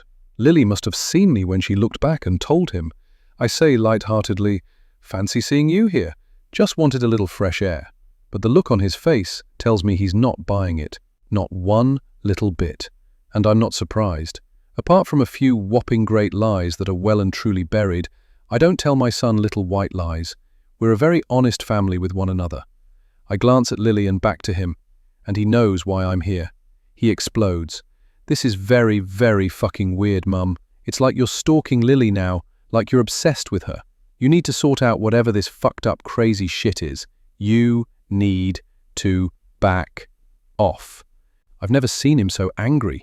It's clear I've crossed a line with my son that I've never even been close to before. I immediately hold up my hands to pacify him. I'm sorry, Seth, I say, devastated that he's livid at me. He points in the direction of the car park. Go home, right now, never follow us again, understand? Yes, I understand. I love you, I'm going. I back away quickly. I can't damage my relationship with Seth. I made a huge mistake, I'm sorry. I pointedly look at Lily. I'm sorry, Lily. It's okay, she says kindly. Seth puts his arm around her shoulder. Get home safe, he says, and I know he means it. He loves me, and I've made him mad. He would never shout at me, at anyone, without good reason. I hurry away and get in my car. As I'm reversing out of the space, I see Miranda in my rearview mirror. What the? I slam my foot on the brake and turn to look, but she's not behind the car, only the dog walker with the two bouncy dogs from earlier. My frazzled brain is messing with me. I head in the direction of home. What a disaster. Am I obsessed with Lily? Was that crazy stalking behavior? What is going on with me? Am I falling to pieces because I'm jealous and feel threatened by her? Am I sad that my son has grown up and I'm losing him, and for some reason I'm directing that unease at his new girlfriend? All the thoughts froth behind my eyes, along with the vision of Seth's furious face. His incensed voice still rings in my ears. I switch on the radio, and there's a clip of Todd bigging up his football show on Saturday mornings and telling listeners that they can listen again on the radio station's app. My husband's voice settles me, and I drive home feeling terrible and determined to call a therapist for some help. Swallowing hard, I let myself in the front door and lock it. I take a deep breath to reset and gather myself to research therapists in Southampton. But then I see it. Lily's jacket on the hooks by the front door. 2 pairs of her shoes on the rack next to my shoes, next to my family's shoes. They do not belong. She does not belong. I'm not crazy. She met that faker pretending to be Kia Wong with me. She must have switched out the burner phone and edited those sex videos so it looked like Todd with another woman. She got Simon arrested. She is not the perfect first girlfriend for my darling boy. My home has been invaded. She is a hostile alien attempting to take over. I'm not going to stop. She has no idea who she's dealing with. Chapter 21. 18 years ago. Daily Times, Friday, 8th December, 2006. Jerry Ward. Murder. Forensics evidence presented. Natalie Owens is standing trial accused of his murder. Just one fingerprint at the victim's house places Natalie Owens firmly at the scene of the crime, a police expert has told the jury. Since the trial at Southampton Crown Court began on Wednesday, the court has been shown CCTV footage of the accused, Natalie Owens, 21, with the victim, Jerry Ward, leaving the Jockey Arms pub around 2 hours before his estimated time of death. They have also heard from witnesses at the pub who saw the pair together. However, until now, there had been no evidence presented that indicated Owens had been present at Ward's house. Jurors heard from a police expert that the brutal nature of the crime would have seen Ward's blood everywhere, and at the very least some forensic evidence left by Owens. However, the house had been thoroughly cleaned, even eradicating most of Ward's fingerprints around his own home. But, in the cleanup, one piece of evidence was missed. A fingerprint was found on the floor near the body, and later confirmed to belong to Owens. The court later heard from Owens' defense counsel that the fingerprint does not prove Owens committed the murder, or that she was present at Ward's house later in the evening at his estimated time of death.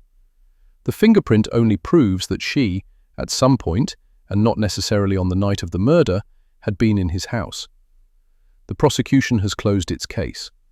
Owens' defense barrister confirmed Owens will be giving evidence, and that witnesses will be called on Monday. The trial continues. Chapter 22. The first thing Seth does when they get home on Saturday night is call a family meeting. Lily doesn't attend. Seth tells his dad all about me following them into the forest while I sit mute and guilty. There's nothing I can say to make things better. Seth's anger sizzles off him, and the heat of Todd's displeasure is only a notch or two lower. I apologize profusely and tell a whopper of a fib. I won't do it again. And then another. I'm going to get some help because I'm dealing with emotions about Seth growing up that I can't handle, and I'm channeling that strange energy into a fixation with Lily. Todd runs a hand through his hair and looks appeased. Seth marches off upstairs to his girlfriend. Late on Sunday morning, Seth comes downstairs and barely acknowledges me. Did you sleep well? I ask. He shrugs off my question, still in a mood. He makes a quick breakfast for two and takes it back up to his room.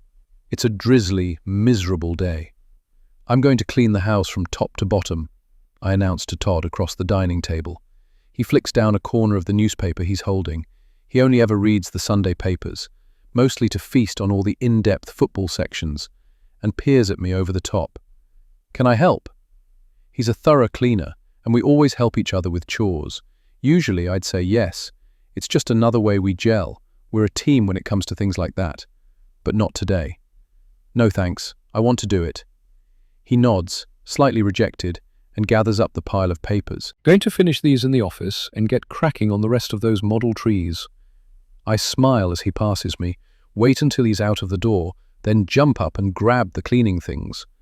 I don't really want to clean, but it means I have an excuse to stay in the house, to be upstairs, to hang around. I listen and surreptitiously watch. If Lily ventures out of the bedroom, or if one or both of them leave the house, I'll know immediately.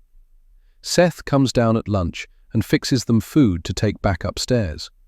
Todd also emerges from his office around 2 p.m. and makes us both a sandwich. Shall we do a top-up shop this afternoon?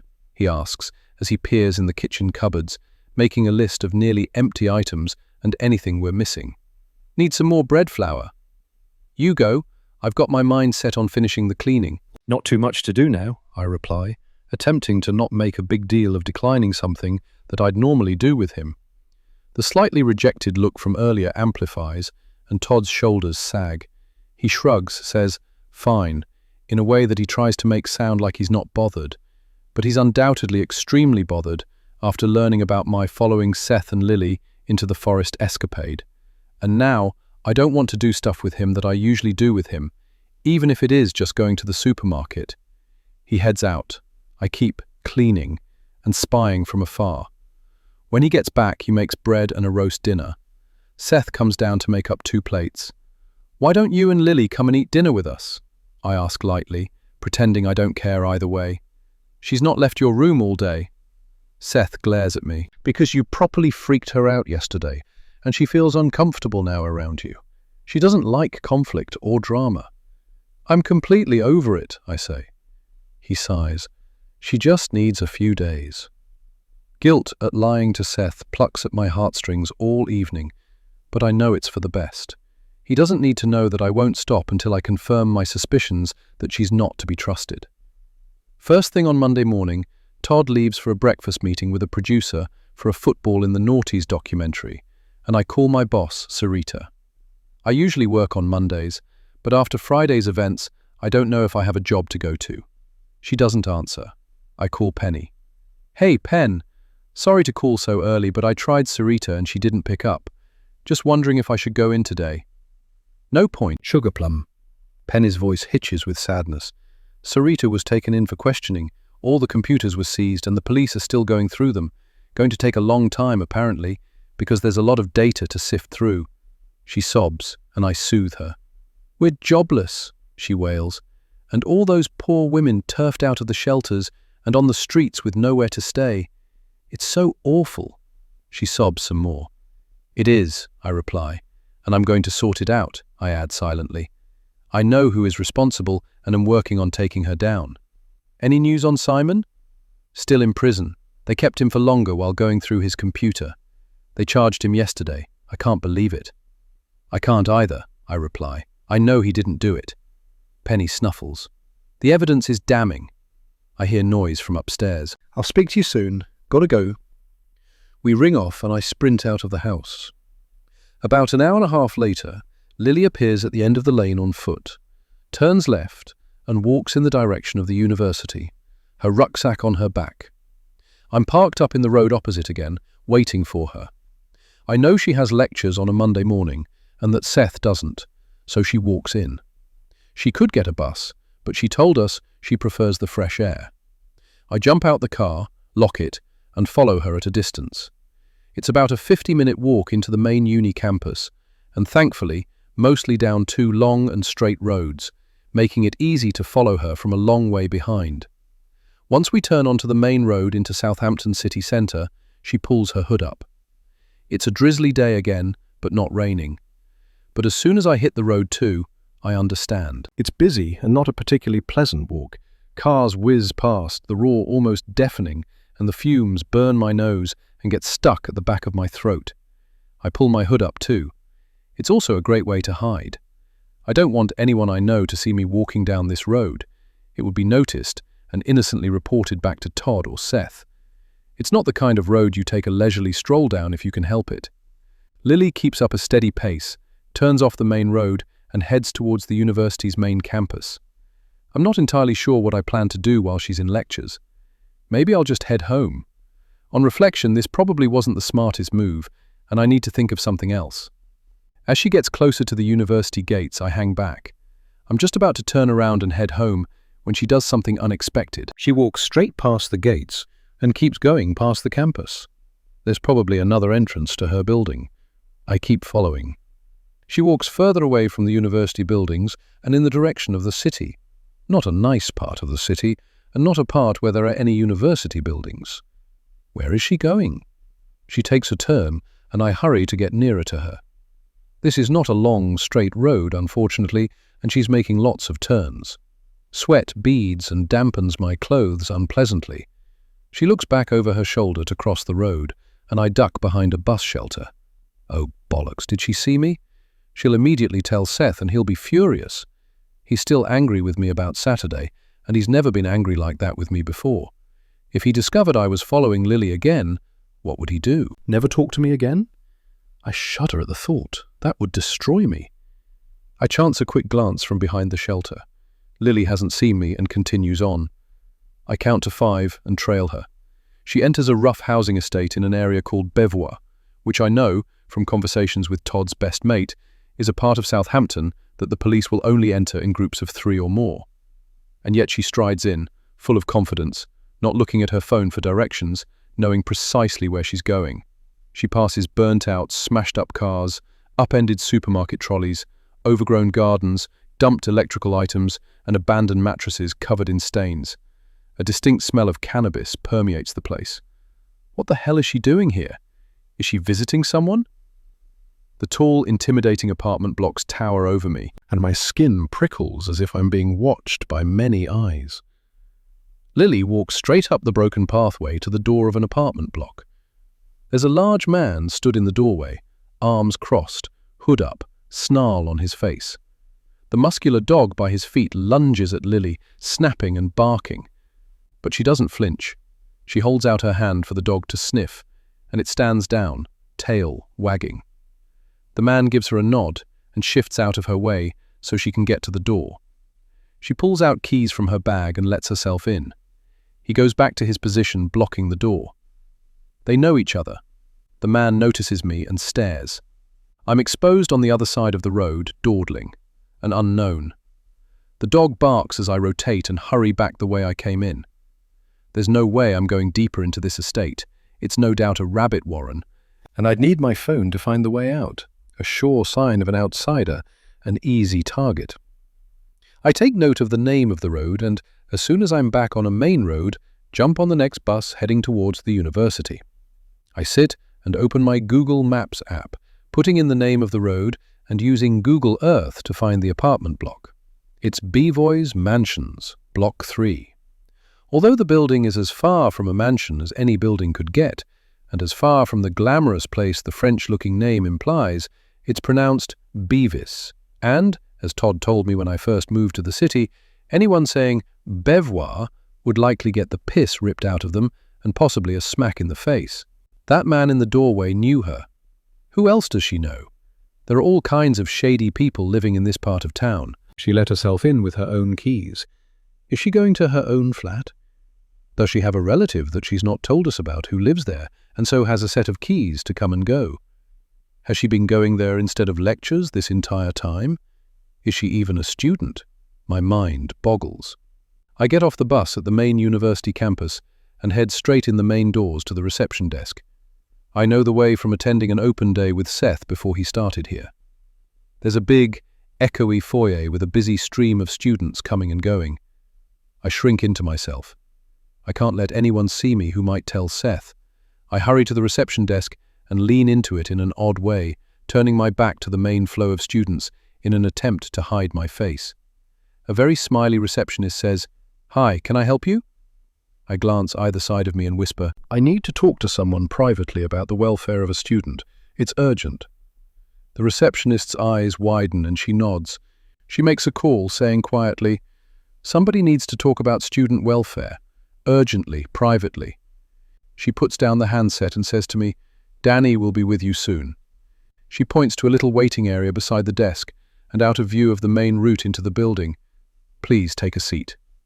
I gladly take a seat and make sure I've got my back to the doors.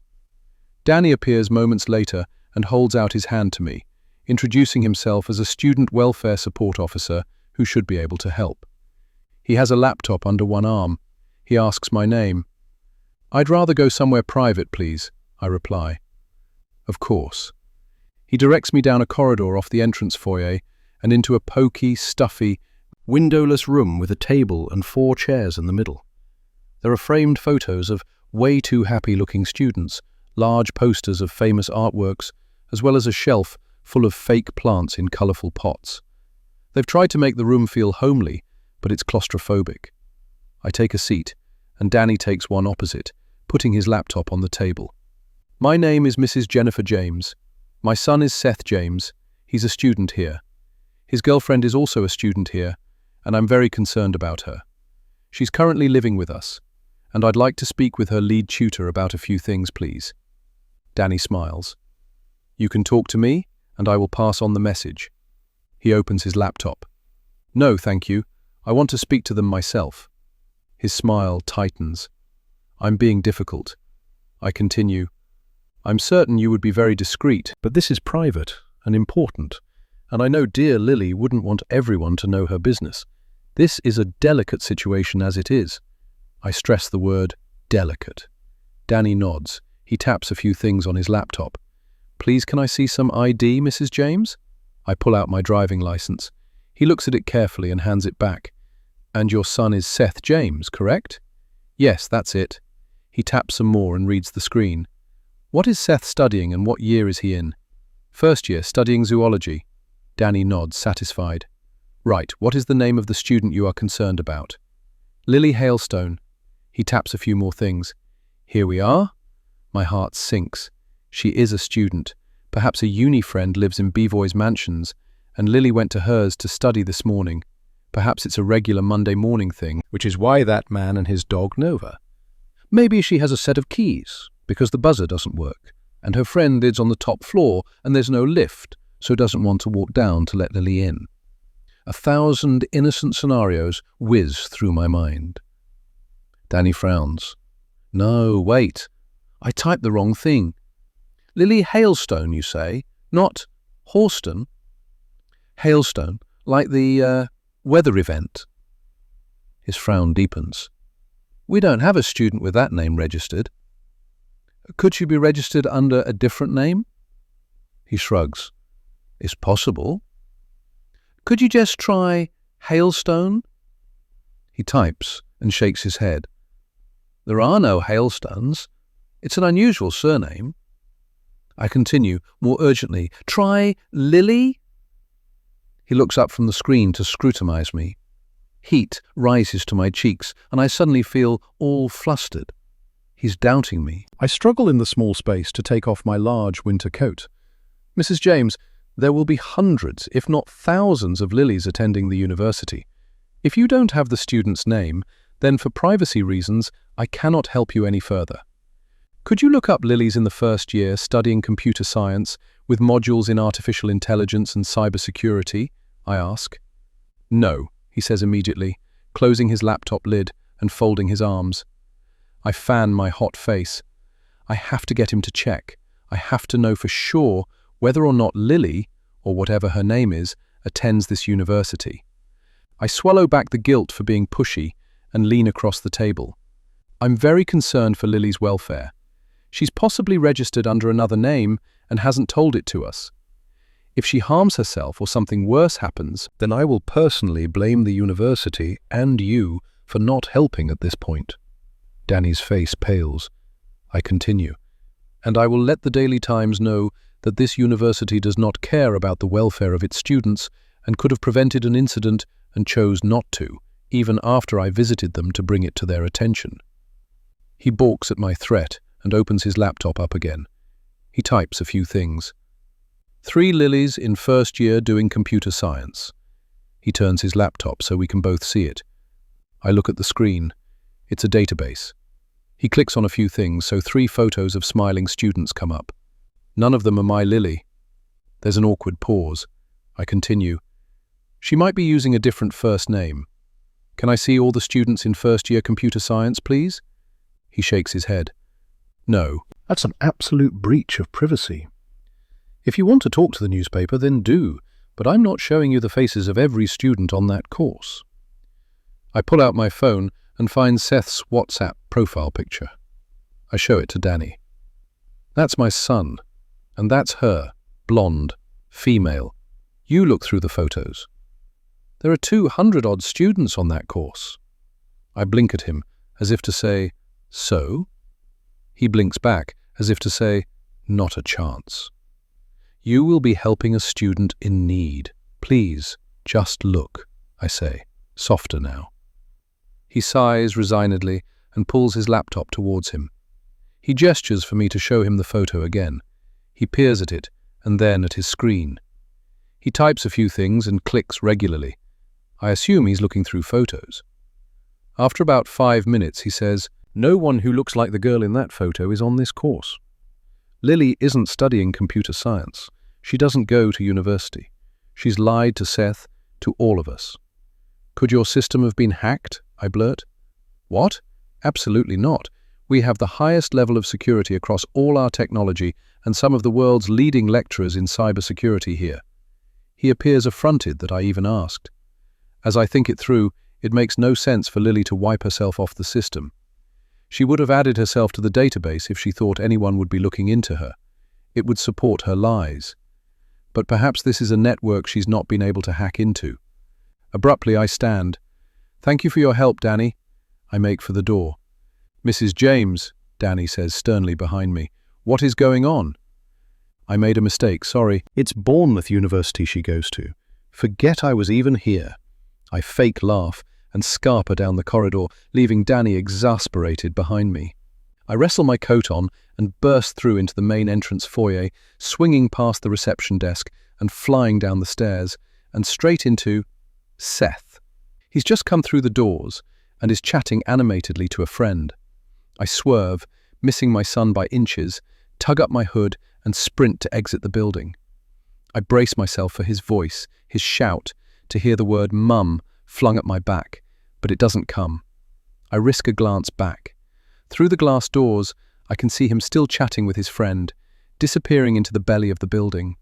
He has lectures on Monday afternoons and sometimes comes in early to study. My heart bangs painfully as I get in a taxi waiting at the taxi rank and give my home address. After a few deep breaths to steady myself, a rush of adrenaline courses through me, and I punch the air discreetly so the taxi driver doesn't see. I finally have proof that Lily is a liar. I feel elated, validated, but the joy soon fades. Who the hell is she, and what does she want? Chapter 23. I decide to make this as pleasant and drama-free as possible. Last night, in front of Todd and Seth, I asked Lily if she fancied a girly pamper session in the morning, as my way of saying sorry for following them and being strange recently. I blamed it on my hormones and witted on about how much I love Seth and how it's really hit me that he's all grown up now and how I haven't reacted well, blah, blah, blah. All three of them lapped it up. But I'm ready to confront Lily with the evidence that she doesn't go to the same university as Seth and that she visits an address in a rougher-than-rough part of the city frequently enough that the locals know her. I won't make a scene, just present it, ask for her explanation, and tell her to leave. And bish, bash, bosh, she'll move out. It'll all be over, and I'll have my family back. Todd and Seth both headed out early this morning, and at 10 a.m., the time we agreed last night, I'm waiting in the lounge for Lily. Right on time, she wanders in, clutching a couple of sheet face masks. "Hi," she says timidly, holding up the packets. Her sweet smile grates now I know she keeps secrets. "Morning." I stand and walk around the sofa to face her. I'm quite a bit taller, and peering down at her bolsters my resolve. "Lily, I know you don't go to Southampton University, and I know that you spend time at an address in the city, in a block of flats called Bevoy's Mansions." Her eyes widen. She brings the hand not holding the packets up to cover her mouth, as if in shock. I push on, keeping my body language calm and my voice reasonable and steady. "You've been lying to us, and I have a strong suspicion that you manufactured all that dark web stuff, that you instigated Simon's arrest and the closure of my charity. I'm on to you.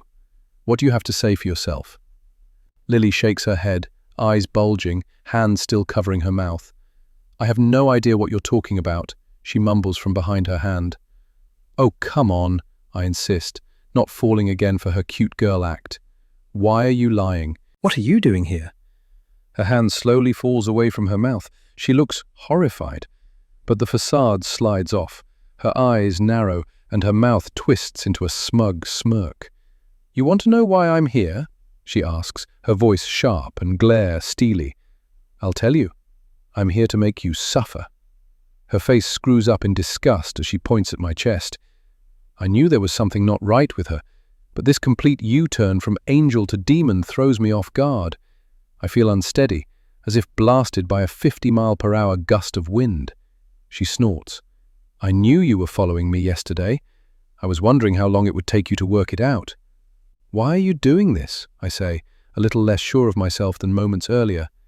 "You'll find out soon enough," she replies. We both pause as the front door opens and closes. A second later, Seth's voice echoes through the house. "I'm home! Lecture's cancelled because the lecturer's off sick. Lily? Mum? Is there a spare face mask for me?" We hear him padding through the hallway towards the kitchen. As quick as a flash, Lily throws the 2 sheet mask packets at the coffee table with one hand and punches herself in the face with the other. She hits herself so hard that tears come to her eyes, and an angry red mark immediately blemishes her cheek. "Seth!" she wails, turns on her heel and runs into the kitchen just as he appears in the doorway. "Help me!" They run to each other, and Lily falls into Seth's arms, bawling and hysterical. Seth looks up and sees me stunned and speechless in the lounge doorway. "What the hell happened?" he demands. "Your mum hit me," Lily squeals before I can say anything. She shows him her cheek. She slapped me so hard. She's crying and snotty and oh so believable. Seth examines her face and glares at me. "Fucking hell, Mum." Words finally find my tongue. She punched herself in the face. I didn't touch her. "What a load of bullshit," Seth yells at me. He guides Lily out of the kitchen, shouting over his shoulder, "I'm calling Dad. He needs to come home. This is a family emergency. You've lost the plot." They head up the stairs, and Seth's bedroom door slams shut. I sink to my knees. Shock and fear hang around my neck like a dead weight. Who is this woman? Todd comes flying through the front door 20 minutes later. He shouts up the stairs for Seth and rushes through the kitchen into the lounge, where I'm still slumped on the floor. He gently helps me up. "Are you okay?" he asks. "You look like you've seen a ghost." He walks me through to the kitchen, and we come face to face with Seth and Lily. Seth has a protective arm around Lily and angles himself in front of her, shielding her from me. Her cheek is bright red. Todd puts a hand on my shoulder, but also motions to Seth to imply calm. "Right," he says, as if he's a judge in a courtroom. "What on earth happened?" Mum slapped Lily in the face for no reason, Seth declares. Lily clearly feeding him lies the entire time they've been in his bedroom. Todd looks at me, encouraging me to speak. Absolutely not true, I say as calmly as I can. She hit herself, just as Seth came in the front door. Seth screws up his face and shakes his head in disbelief. Why would she do that? Because she's a liar, and I caught her out in a lie. She's manipulating you both into taking her side. Seth looks like he might explode, but Todd takes a step forward and holds up his hands in a pacifying gesture. Seth's body language deflates as he understands his father is attempting to keep the peace. Todd turns to me. What do you think Lily is lying about, Jen? Lily doesn't go to Southampton University. She spends her time at an apartment in Bevor. Seth's look says, what a load of twaddle. Lily keeps her gaze on her feet, stays silent and meek. Todd says, Seth, go and get your laptop. Lily, you can stay here for a moment. Lily clings to Seth in panic. Todd adds reassuringly, you'll be fine, I promise. I won't let anything happen to you. Won't let anything happen to her? What about me? She nods and unclutches Seth so he can run upstairs and grab his laptop. He's back in seconds and puts the laptop on the counter. He types a few things and shows me a page from the university website that appears to show Lily Hailstone as one of the students. He points to it. See, Mum? Of course she goes to uni. An address in Bevway? What are you going on about? That's fake. She's infected all our laptops.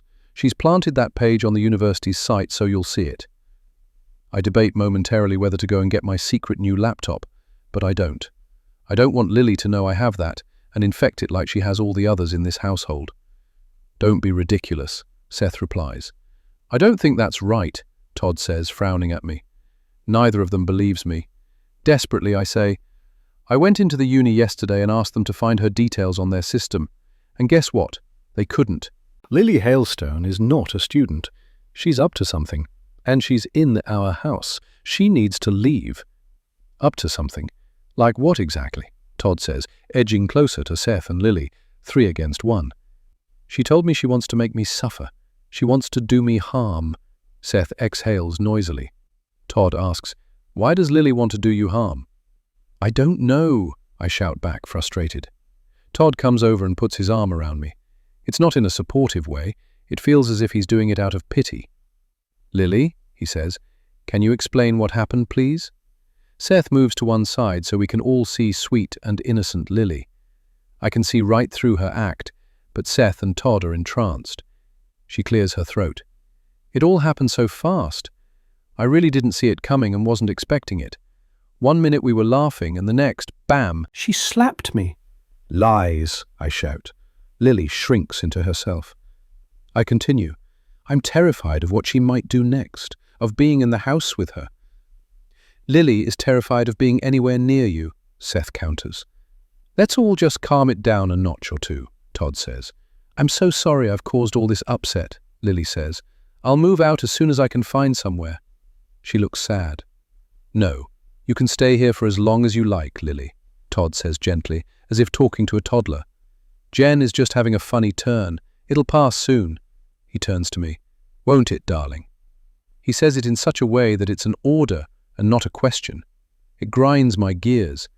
How can he be so sucked in by this stranger and not fully supportive of his wife? I scowl at Lily. Todd and Seth both stare at me. Lily, aware that mine are the only eyes on her, breaks character for the briefest second and sticks her tongue out at me like a petulant child. She needs to leave. Right now, I bellow. If she leaves, then so do I, Seth shouts back. We wanted to tell you in a happier moment, but we're engaged, so wherever she goes, I go too. Engaged? Are you kidding me? Seth, no! I lunge for my son, for Lily. I don't know why, but maybe to shake some sense into them. But Todd grabs me and holds me back. Calm down, Jen. I love her. I don't need your permission, Seth says. A note of defiance punctuates his tone. Lily clings to Seth, glances at me and back up at Seth's face. She says softly, let's go outside for some air. We all need to calm down, and the sun's out. Seth nods and they head out the back door and into the garden. I watch their backs, seething. Engaged? Our son cannot marry that lying bitch, I tell Todd. He grips my shoulders and turns me to face him. What is up with you? This is very out of character. Violence. I suggested you see someone, but you haven't, and you're getting worse. I don't want to force you, but enough's enough. We're getting you help, today. I'll organize it. I'll get Gavin to find someone discreet and well-respected. And I'll come with you, okay? But Lily's piercing scream from outside skewers the conversation. We look at each other as our brains process the noise. Has she murdered Seth? My boy! I dash from the kitchen. Todd follows. Mum, Seth bellows. They're at the end of the garden, near my 3 beehives. Todd and I arrive there in seconds, panting. Something is very, very wrong. Lily is crying silently. Seth points. My eyes follow his finger to the grass around the bottom of my hives. And that's when I pinpoint what's off. There's no activity, no movement, no buzzing of happy bees going about their business. My hives, always so brimming with life, are still. The bodies of thousands of bees are littered on and beneath the hives. My soul cracks, and I let out a pained groan. My pets. I loved them like people love cats or dogs. I stare at the harrowing scene. Oh, Jen, Todd says, and goes to put his arm around me, but I shake him off.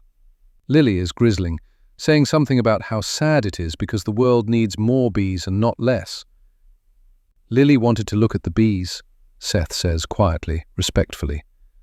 I bet she fucking did. She did this.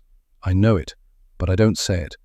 I can feel everyone's sad eyes on me. 2 sets of eyes are genuinely sad for me. The third pair is laughing at me. Maybe they got a disease, Seth says, sorrow tinging his voice. I take one last look at the piles of dead insects, turn and stomp back into the house, refusing to look at any of them, refusing to say anything. I head straight up to my bedroom, straight into my ensuite bathroom, and lock the door. My glorious, beautiful bees did not get a disease. They got slaughtered by Lily Hailstone, or whatever the hell her real name is. Their deaths will not be in vain. I'll make sure of that. Chapter 24. 18 years ago. Daily Times, Tuesday, December the 12th, 2006. New evidence in Jerry Ward murder trial casts doubt. Was there a second person? Jurors hearing new evidence in the trial of a woman accused of murdering Jerry Ward were today told that forensic tests may indicate that a second person was involved in the murder. The court previously heard that a fingerprint belonging to Natalie Owens, 21, was found near the victim's body. The prosecution argued that this placed her at the scene of the crime and strongly indicated her guilt. However, the defense maintained that the presence of Owens's fingerprint was not conclusive proof that she murdered Ward. A single strand of hair was also found at the scene and has not been identified. It does not belong to Owens or to anyone who was known to have visited Ward, including his family members and friends. Owens' defense counsel has told the jury that this supports Owens's claim that she met Ward at the pub and had gone back to his house briefly, but left before the murder was committed. He was very much alive the last time I saw him, she said when on the witness stand yesterday, before maintaining her innocence. The defense's closing statement reiterated that the single fingerprint does not prove Owens murdered Ward. It only proves that she was at his house earlier in the day. They insist she left before the murderer arrived and that she had nothing to do with Ward's death. However, the prosecution's closing statement argued that Owens was seen with Ward just hours before his death. There was no evidence that Owens left Ward's home when she claims, and she could not provide an alibi for her whereabouts later that night. The prosecution also reiterated that the speculated timings for events that evening did not appear to support Owens's claim. Jurors have been told by the judge that they must decide on the evidence whether Owens was the person who cut the throat of the victim, causing his death. A verdict is due later in the week. Senior reporter's opinion. In the explosive final days of the Jerry Ward trial, we speculate on what happened to the Southampton grandfather. Could Owens have murdered Jerry Ward alongside a second person and be keeping quiet as to their identity for some reason? Or could Owens have been a willing or unwilling accessory to murder, assisting this second person but not taking part? Or did Owens, in fact, leave Ward moments before a second person arrived at his house and murdered him, and had no knowledge as to Ward's fate, as she has claimed? On the witness stand yesterday, Owens was volatile and angry, not endearing herself to the judge or the jurors. Towards the end, she shouted incomprehensibly and was escorted out of the court by her counsel and by police officers, cutting short her evidence. We wait with bated breath for the jury's verdict, but one thing is for certain: we may never know what truly happened that night. Chapter 25. Gentle tapping on the bathroom door brings me out of my grief stupor. I've been locked in the bathroom all day, devastated, angry, not able to face anyone. Earlier, Todd attempted to coax me out, to get me to talk to him through the door, to ask if he could bring me up some lunch, but I wouldn't respond. I've been sitting very still, With my back against the bath, my chin resting on my knees and my arms hugging myself. Processing, mourning, accepting, planning. I've needed quiet. Todd gave up and told me he was going back to work, that he'd be home late and that he loved me. He left hours ago. And now, my son is trying. "Mum," Seth's hushed voice comes through the door. "Are you okay in there? I'm so sorry about your bees. Really, really sad. Can I get you some food or something to drink?" He pauses in case I might reply, but I don't. I'm still not ready to talk. He continues, "I'm heading out to my study group. Lily is going to stay in my room, okay? She's really upset about everything, so please don't go near her. Mum, will you promise me you won't do anything and you'll leave her alone?" I don't speak. I'm not going to make a promise to Seth that I'm going to break the moment he steps off the property. I'd like to promise him that I'm going to get that poisonous bitch out of my house and away from him, my wonderful, wonderful son, because she's manipulating and lying to him. But I don't say it out loud. Silently, I stand and go to the door, touching it gently where his face might be on the other side. "Love you, Mum," he says. "I'll be gone for a couple of hours." He walks away. I listen intently. The front door opens and closes. His car starts up outside, and I hear it crunch the gravel, pause to let the gates swing open, and drive away. I wait for 15 minutes to make sure he doesn't return, and exit the bathroom. I go immediately to his bedroom, bang on the door, cross my arms. There's no more polite Jen now. Lily is leaving. Tonight. If I have to drag her into the lane by her hair, then I'm ready for it. When there's no answer, I open the door. Seth's bedroom is empty. Blaring heavy metal music makes me jump. My house is usually so peaceful and calming, but now screechy, shouty male vocals penetrate it like toxic fumes. I storm down the stairs to where the noise is emanating from, the main lounge. The music comes from the telly, where a music video plays. A wave of heat from the faux fire hits me in the face, followed by a cold breeze from an open window. All the lights are on. All the candles are lit. Lily is sprawled on the sofa, in my usual spot, her closed laptop resting on her belly. She's wearing my dressing gown. She must have snuck into my bedroom to take it off the hook on the back of the door. She's got her filthy boots on and her feet up on the sofa. Dirt smears the cream material, and on the coffee table is a bottle of my mead, mostly empty, and the tub of my honey-roasted nuts, also mostly gone. She sees me and throws some nuts in her mouth, and my anger rises. That's the last of the goods I made with my bees' honey. Now all dead, it has more meaning. It should not be being scoffed by the bee killer. She makes no attempt to move. She smirks at me as if she owns the place and I'm the intruder. "This ends now," I shout.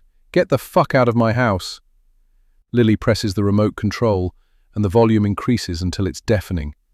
She cups her hand to her ear and gives me a withering look as if to say, "You're going to need to speak louder, I can't hear you." I stride over to the telly and wrench the plug out of the socket. The telly dies, and the music stops. I turned to face her. Get the fuck out of my house and get the fuck away from my son. Get your things and don't ever come back. She snorts derisively. Slowly, she opens the lid of her laptop. You have a lot of secrets, Victoria Prince. The name clangs in my ears like someone hitting a gigantic gong. The vibrations reach right to my toes, as devastating as a powerful earthquake. I haven't heard that name spoken out loud since 2006. I shook it off. It no longer belongs to me. It belongs to another lifetime. How did she find that out? She can't know everything, can she? Sweat trickles between my shoulder blades. She continues. You ran away from Norwich, and not from Milton Keynes as you like to tell everyone, with your baby, changed your name, and ended up in a shelter in Southampton. All your family are still alive in Norfolk. You're not an orphan. She turns her laptop to face me. Family is so important, don't you think? My knees turn to jelly, and I almost tumble over. The screen is filled with pure evil. A photo of my abusive ex, Damien. That face haunted me for years. I buried it deep, haven't allowed myself to see it in my mind's eye for nearly 2 decades. It stares at me.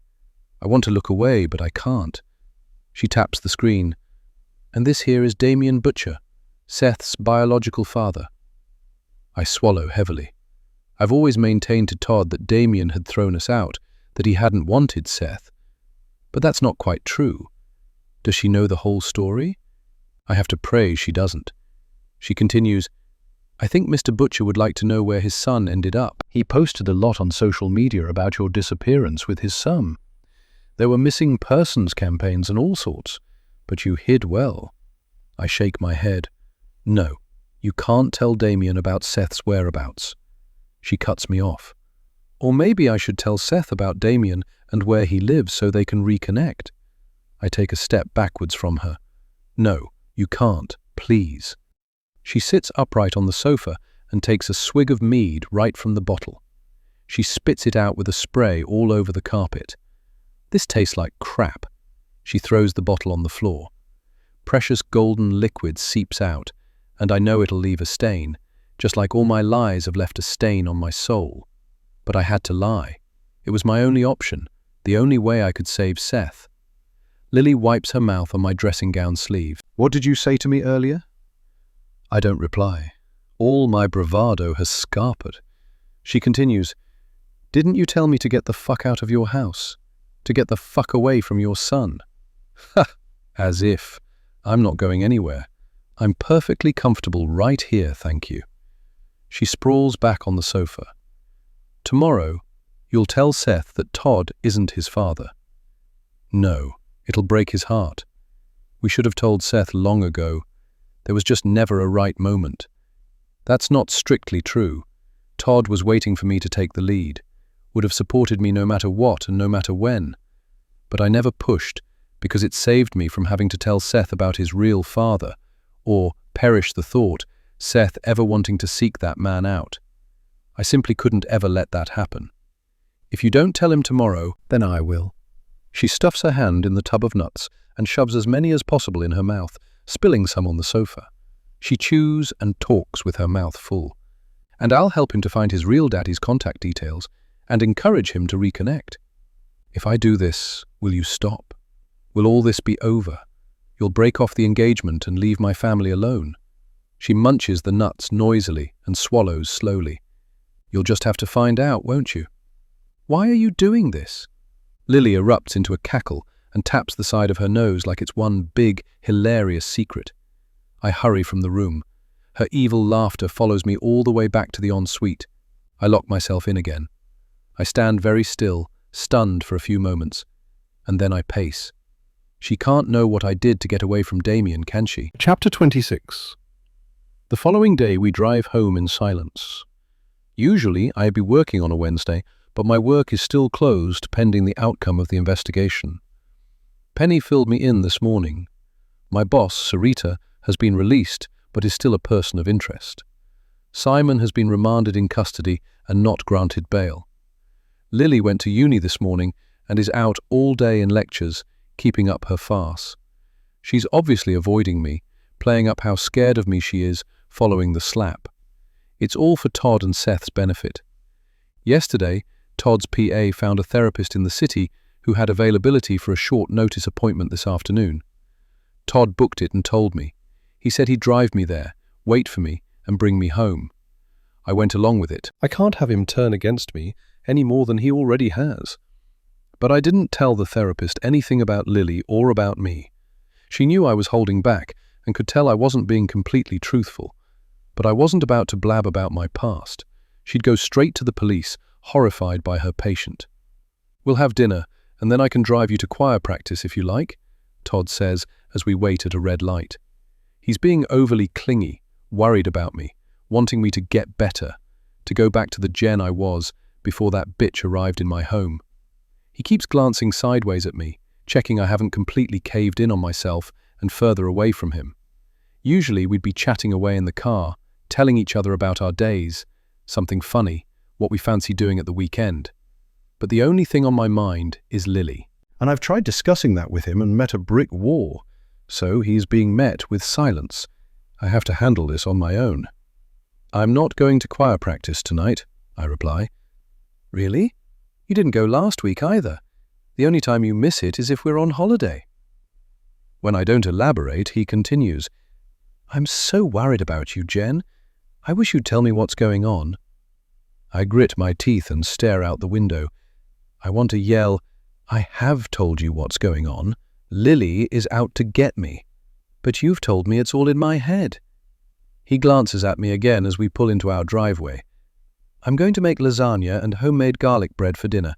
Your favorite. Sound good?" I don't reply. We eat mostly in silence. Todd continually attempts to engage me in conversation.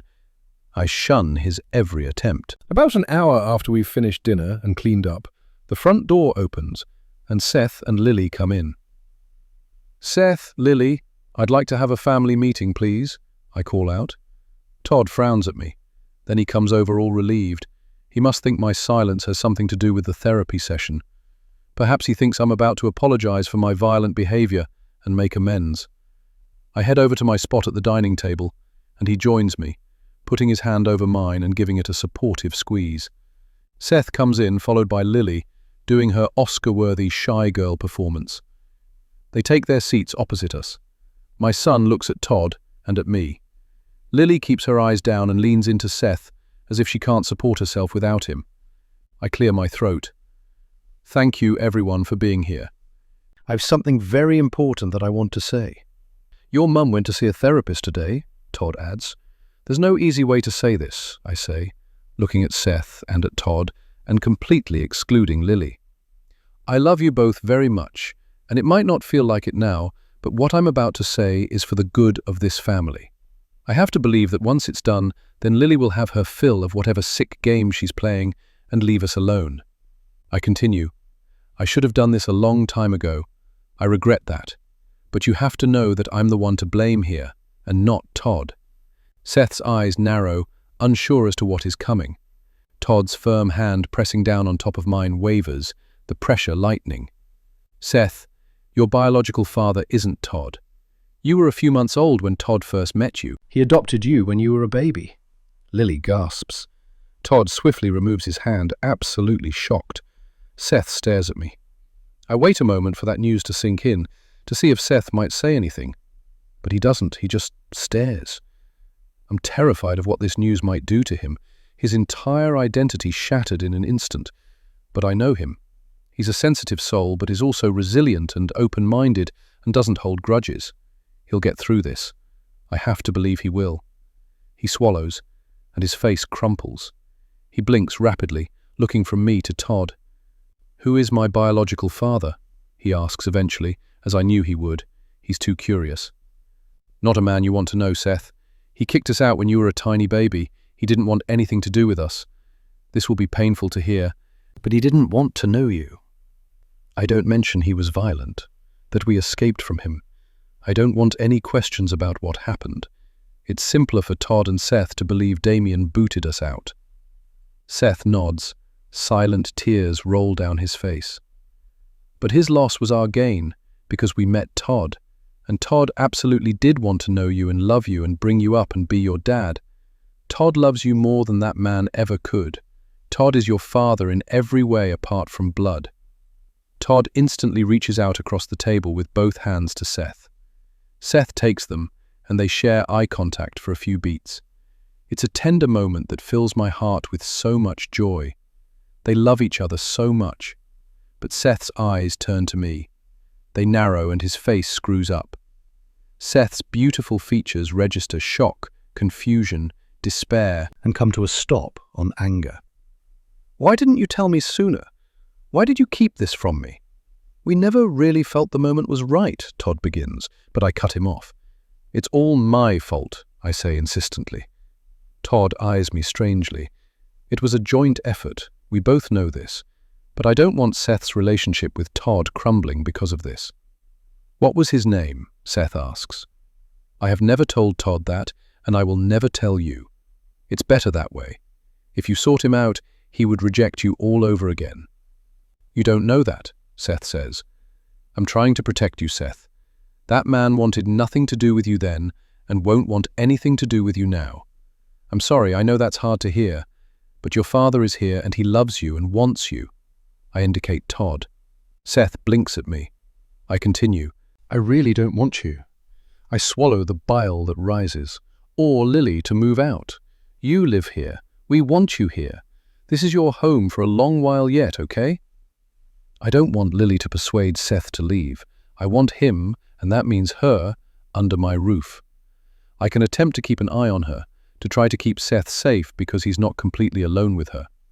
Seth stands abruptly, wiping tears from his face, and hurries out. Lily follows after him. The front door opens and closes, and the sound of Seth's car leaving the driveway floats through to the kitchen. "What the hell, Jen?" Todd says, when the sound of tires crunching on the gravel has stopped. "Why didn't you tell me you were about to do this? We could have done it together. We should have done it together. Planned it out better, waited for the right moment. Instead, you completely blindsided me. Is this why you've been acting so strange recently? It was eating you up, and you had to say something? You should have talked to me." His voice hitches and his eyes go watery, but he pulls himself together before any tears can spring. I want to comfort him, but I know he wouldn't want that. I know him too well. In a minute he'll walk away for some space. I debated all day about telling Todd so we could say something together, but he wouldn't have understood the urgency, would have wanted to talk it through for a few days and delay it. But Lily said I had to do it today, or she would. At least this way I could control what was said. And it keeps Lily's attention squarely on me. I did what she asked. Todd stands. "What's happened to our partnership? What's happening to our relationship, Jen? It feels as if it's crumbling. We've always been so solid, but I just can't believe you did this without consulting me first. I'm going out for a drive. I can't be anywhere near you right now." A few moments later, he's out the door, in his car, and gone. And I'm all alone in the house. It's not comforting. I feel completely isolated from everyone I love, and the guilt that I still haven't told my beloved husband and wonderful child the full truth is eating me up. The photo Lily showed me has become embedded behind my eyes. Damien, Seth's biological father and my violent ex. He's a dangerous man, and he must be employing Lily to screw with me. I got complacent, thought he'd give up looking, thought he'd let it go. But I was stupid. Of course he wouldn't just let it go. He's not that kind of man. He's the sort to seek revenge on those who've wronged him until the day he dies. And he's finally caught up with me after all these years. I misjudged him. I thought if he ever found me, then he'd end my life quickly. He has zero patience, zero subtlety, and zero imagination for anything else. But I've underestimated just how much he loathes me. He's found Lily somehow, on some kind of con artist for hire site on the dark web, through a friend of a dodgy friend down the pub, and briefed her to get Seth to trust her and to play games with me. I can just imagine him saying, "Draw it out, torture her, make her hate her life. The worse you can make it, the better. And then once she's in pieces, introduce me to Seth, because that'll destroy her all over again. I'll beat some manliness into that pussy," he'll tell me. "Erase that pathetic pond bullshit." Damien won't stop until Seth is brainwashed, until Seth's all about pints, pubs, being one of the lads, fighting misogyny. Damien never wanted a son. He loves himself too much. He wants a mini-me, a henchman, a kid he can control. He'll want Seth to fear him, not to love him. Well, enough's enough. He's had his fun now. It's me that he's after. He can leave Seth and Todd out of it. If I contact him, then he's won. He can call off his attack dog. There'll be no more need for her to be in my house. Whatever he wants to do to me, he can do it direct. I'll beg him to leave Seth be. There'll be something he wants. There always is with men like that. Some thing that'll make him feel as if he's won, as if he's got all the power. I go out to my car and take my secret laptop and mobile phone out of the boot, head back up to my ensuite and lock the door. Using the phone's hotspot and not the house's Wi-Fi, so Lily won't know, I type Damien Butcher, Norfolk, into the search bar. My finger hovers over the enter key. In 18 years, I've never looked him up. That part of my life was dead. But I have to protect my family from any more heartache. I press enter and the search results pop up. I scour them for anything relevant. There are hits on Damien's window cleaning business, apparently very successful in the area. Bile rises up my throat when I see photos of him. And then I see it. An obituary in a local newspaper from 4 years ago. Damien Butcher, the disgraced Norfolk businessman who was jailed for beating his third wife so severely that she lost the baby she was carrying, has died in prison. Butcher became involved in a brawl with 6 other inmates and died from his injuries. The others sustained minor injuries. The 54-year-old had run Norfolk's largest window cleaning business before he was jailed for domestic violence and was forced to sell it. It is believed he had 1 child with a partner before his first wife, but no other children. Rebecca Lush divorced Butcher after the incident and has since remarried and had 2 children. I have to read it 3 times before it sinks in. The monster is dead. That news startles me so much I almost drop the laptop and have to place it gently on the floor to allow my entire body to tremble from head to toe. That poor woman, that poor baby still in its mother's womb. He was pure evil. Damien isn't pulling the strings. Lily is working on her own, and I have no idea why. Well, whatever her reason, that bitch is not going to get away with this. I wait patiently until Seth and Lily return. They go straight upstairs to Seth's bedroom. A moment later, Seth comes out. I can tell his footsteps, his speed, from years of hearing him. He uses the family bathroom and heads back into his bedroom. And then it's Lily's turn. Her footfall is lighter on the hallway carpet. I rush from the ensuite and run, as quietly as I can, to the bathroom down the hallway, just in time to catch her closing the bathroom door. I stick my foot in the way. We glare at each other. She whispers, not wanting Seth to hear us. You didn't tell them Damien's name.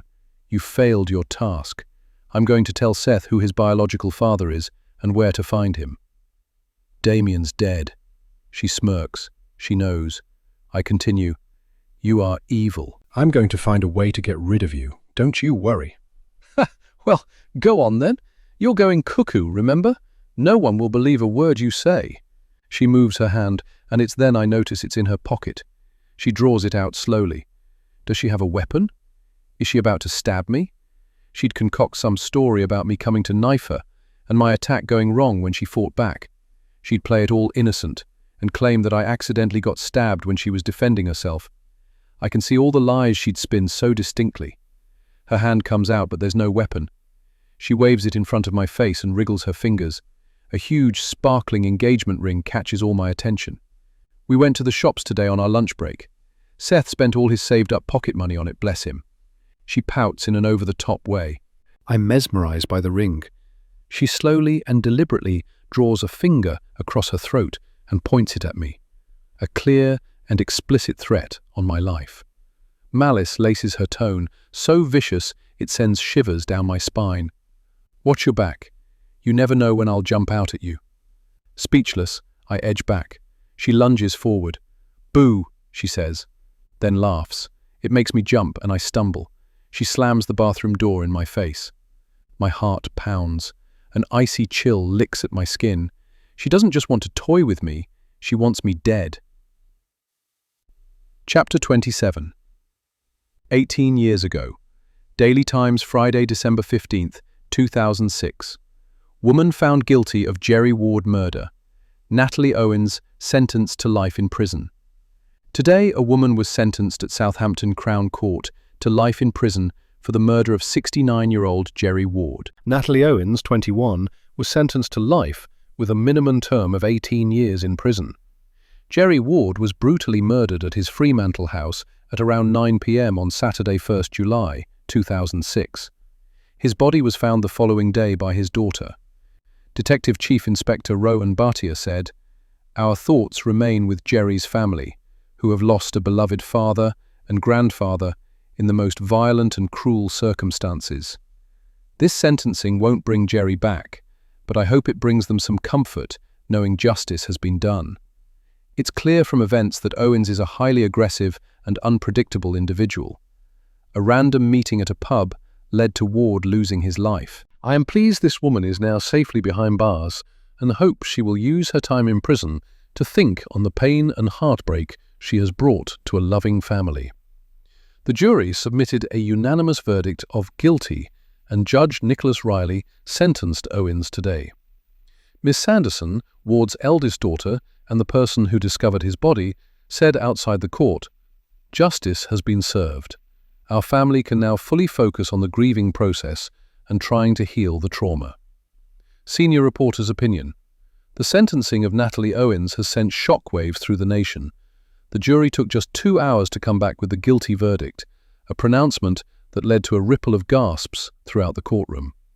Forensic evidence, that of a single strand of hair found near the body, strongly implied a second person was present. But the jury decided that this wasn't enough to find Owens innocent. Her fingerprint close to the body, the CCTV and eyewitness accounts of Owens with Ward earlier in the evening, and Owens's erratic behavior on the stand was sufficient evidence to prove her guilt. It's a question that will niggle for years to come. Who was the second person, and will they ever be found? And, the most disturbing thought of all, will they kill again? Chapter 28. Frightened, I run straight to the kitchen, grab a large kitchen knife, and run back to the ensuite and lock myself in. She plans to kill me. What about Seth and Todd? The police are not an option. And even if I did go to them, would they believe me? Everything points to me losing my mind. My husband and son will support that conclusion too. So swept up in Lily's web of lies. There has to be something, some clue I've missed. I open my secret laptop. Googling Lily Hailstone didn't produce anything damning. I take a deep breath and close my eyes. In my mind, I run through all the interactions I've had with Lily, forcing myself to do it slowly, to pick at every little thing. And a shred of light illuminates something in my brain. Latching on, I realize it's to do with the dark web hoax that Lily instigated. She'd said whoever had organized the hitman wanted me dead because of something that had happened 18 years ago. I immediately jumped to Damien or Todd, or Seth's birth. But what else happened 18 years ago? Lily was born, she's 18, at least that's what she claims. But what else? I Google, what happened in 2006? Scan through the hits, and know that huge world events are definitely not what I'm looking for. I narrow it down by adding UK onto the end, and then further by adding Southampton. A name stands out: Natalie Owens. It was a huge scandal at the time, which I vaguely remember. I read through a few articles to remind myself. A young woman murdered an older man in Southampton in the summer of 2006. The murder was on the same day as my first date with Todd. What an odd coincidence. I'm about to move on and continue my search when I see a photo of Natalie Owens. The breath is snatched from my lungs. She looks just like Lily. The same natural light blonde hair, big blue eyes, face and nose shape. Lily has quite a distinctive wonky nose, and so does Natalie. I devour all the Daily Times articles about the case, dig deeper and find an obscure book written about Natalie Owens. The grey-haired male author's other 6 titles are also books about young, pretty female murderers. He claims to spend hours interviewing the perpetrators while they're still in prison, and I get the sense it is some kind of creepy hobby. The book about Natalie is still available for sale as an e-book. It has 4 reviews, so not widely read. I immediately buy it and download an e-book app onto my laptop so I can read it. The author spent 6 hours interviewing Natalie in her first year of prison at HMP Bronzefield in Ashford for the book. Apparently, she gave her full support to its publication, insisting she wanted her truth to be told. An ambitious glamour model, the author spends a long time detailing Natalie's looks, her perfect hourglass body, and her fake, very perky breasts. She was a regular in lads' mags and yearned for a glitzy life full of luxury, and was on the up and destined for great things, which is why it was such a shock to everyone that she brutally murdered a 69-year-old man. After a few chapters of deliberating, making clear that Natalie insisted she left Ward when he was still alive, the author delicately suggests that Natalie has a serious mental health condition.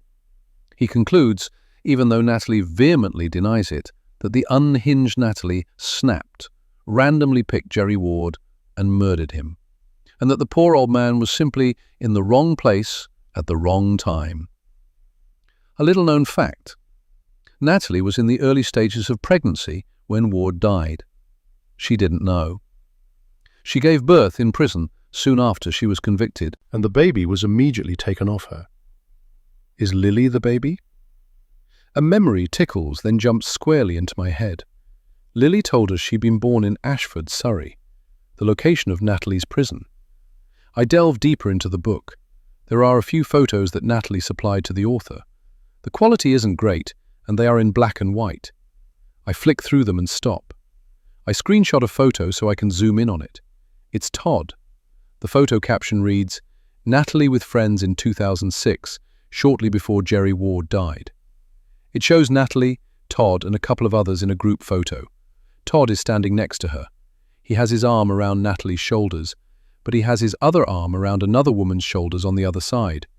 It's not obvious it's him because he's turning his face and it's a little blurred. But I know it's my husband. He's wearing what was his favorite leather biker jacket at the time. He hardly took it off. He loved it that much, and he wore it to our first date. It looks as if they're in a nightclub. A heavy rock lands in my gut. It could just be he was posing with fans on a night out. He has his photo taken with randoms all the time, even now. But why would Natalie select this photo to put in the book? Was she trying to make out she was famous because she was hanging out with football players? Or did Todd and Natalie know each other, as friends or something else? The sound of a car crunching on gravel outside chimes a warning in my mind. It's Todd back from his drive. I turn off my laptop and phone and hide them in the linen cupboard, at the back and under some towels. I pick up the knife and listen. There's a knock on the bathroom door that makes me jump. How did he get up here so quickly, so silently? Or is that Lily out there, pretending to be Todd arriving home? The gentle knock comes again, followed by Todd's soft voice. "Jen, are you okay in there?" Relief sweeps through me. It's my husband, not her. I swing open the door, lunge out at him, pleased he's home. Todd jumps back, startled. His eyes shoot down to the large kitchen knife in my hand. His hands fly up, his face pales and terror flashes across his eyes. "No, Jen, please don't hurt me," he begs. Chapter 29. "No, this isn't for you. It's for Lily," I reply. "For Lily? Fucking hell." No, I mean it's to use as self-defense if she comes after me. I'm not going to do anything to her." "Okay, sure. Let's put the knife down, shall we?" Todd lowers his hands and gestures to a tall chest of drawers by the door. I place it on the top of the chest of drawers. With zero preamble, I blurt, "How did you know Natalie Owens? That woman who murdered the grandfather, Jerry Ward?" Todd winces and has a reaction similar to the one I had when Lily said my real name again. It's as if something buried deep inside of him suddenly cracks open and spills its guts. It's clearly not a name he's heard for a long time. He steadies himself by placing his hand on the chest of drawers. He looks at the knife. It's almost touching his middle finger. An ominous ripple seems to pass right through him. his muscles tense. Oh fuck, is he about to use it on me? Have I just uncovered something extremely dark from Todd's past that he'll do anything to keep quiet? All the air is sucked out of the room. Neither of us breathes. But his eyes meet mine again, and he steps away. Let's get into bed. He undresses, stripping down to his boxers, which is what he usually wears to sleep in. It's normal for us to chat in bed. It feels like exactly the right thing to do. I get changed into my pajamas. We get into bed and sit upright with our backs against the padded headboard and turn inwards so we face each other. Once we're both comfortable, Todd begins. I met Natalie in a nightclub in Southampton. I didn't want to be there. I hate nightclubs. But I was single, and that's where all the single footballers went, so I was pressured into going. All the lads were gawking at her, and she could have got with any of them, but she threw herself at me. Like all the women I met at that time. Todd isn't being big-headed. He's stating a fact. Women still throw themselves at him, even though he's happily married, and has been for many years. He continues, "It was clear her only goal was to marry a wealthy footballer. I really wasn't interested, but I'd never met any other kind of woman, so we dated for a few weeks, very casually. She was sleeping with other men, keeping her options open. She didn't keep it secret. The relationship was so brief, the media hadn't even picked up on it, and no one knew. She had a way of wheedling me and getting under my skin. I knew she was manipulating me, but I didn't know any different. I thought perhaps this is what a relationship was like. I had nothing to compare it to. But then, I met you." He leans over and kisses my cheek. "I was blown away by you. Finally, a woman I actually connected with, could be myself with, could have a conversation with. The day before our first date, I called it off with Natalie. I didn't think she'd be that bothered. In my mind, it wasn't going anywhere. We didn't really get on and had nothing in common. It had mostly been sex." He shakes his head, remembering. "But she went crazy. Said she thought we were getting married. Said I'd broken her heart. Said I was a piece of shit for leading her on. I felt bad, of course I did. But she wasn't the one for me. You were." He rubs his face and sighs. "We had our incredible first date, and I knew we would get married and be together forever. I just knew. After saying goodbye to you that evening, I checked my phone. I had hundreds of missed calls and messages from Natalie. It was insane. She told me she had a surprise for me, and to come to an address that I'd never heard of before. It wasn't her Ocean Village apartment. She called me again, and I answered and told her no, reiterated that we were over, told her I'd met someone else, but she said she'd kill herself if I didn't come. She was a total head case. So I went. I couldn't bear the thought that she might go through with it, and it would be all my fault. I'd have it on my conscience until I died. I thought maybe she'd bought a new house, or rented it or something, and wanted to show it to me, wanted to show me the life we could have together. Well, how wrong I was. She opened the front door covered in blood.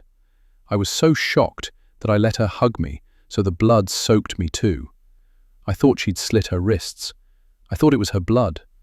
But then she led me inside, and I saw a dead body on the floor. "I did it for you," she told me, "to prove my love for you."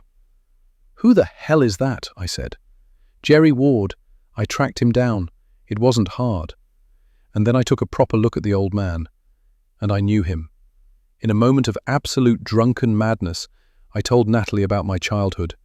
I deeply regretted it the next day, but she never mentioned it again, so I prayed she'd been too drunk to remember. But she'd remembered all right. My mum was an alcoholic and drug addict, as you know, and she dated Ward for a few years when I was a kid. He'd come round, they'd drink, she'd pass out on the sofa, and he'd come into my room. He abused me from age 6 until 9. 3 years of horror. I never told Mum. I never told anyone. I was so ashamed. I reach out to hug Todd, and he clutches me tightly. We stayed this way for a long while. "I'm so sorry that happened to you," I say gently.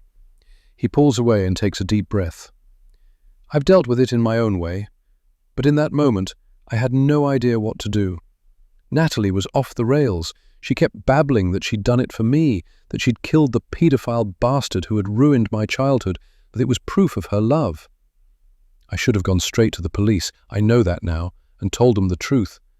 But back then I was terrified. My football career was taking off. I had Ward's blood all over me. I was the one who had the motive. Ward abused me, not Natalie. It would look like I'd murdered him, and she'd helped. I knew it would. He rubs his face again, looks up to the ceiling and back to me. So I helped her clean the place up. We went out into the forest in the dead of night and burnt our bloody clothes.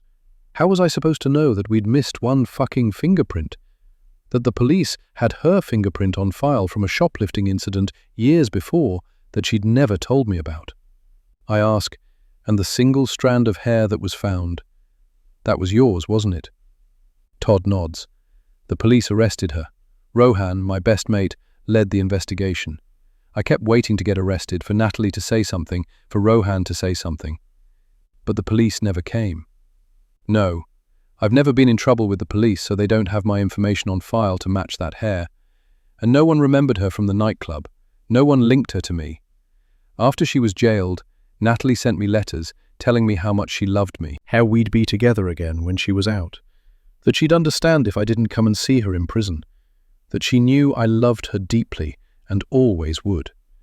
She never mentioned what had happened. She knew the letters would be read by prison staff. She sent them to the football club.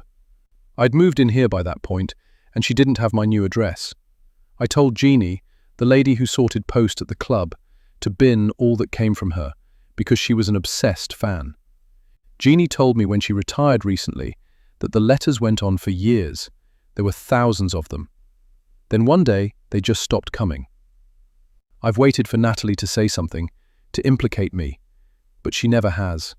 She sees it as her proving her love for me by taking the blame, even though she was the one who committed the murder. I debated for a very long time about coming forward and telling the police I was the second person at the house that night, that the hair belongs to me, but I never have.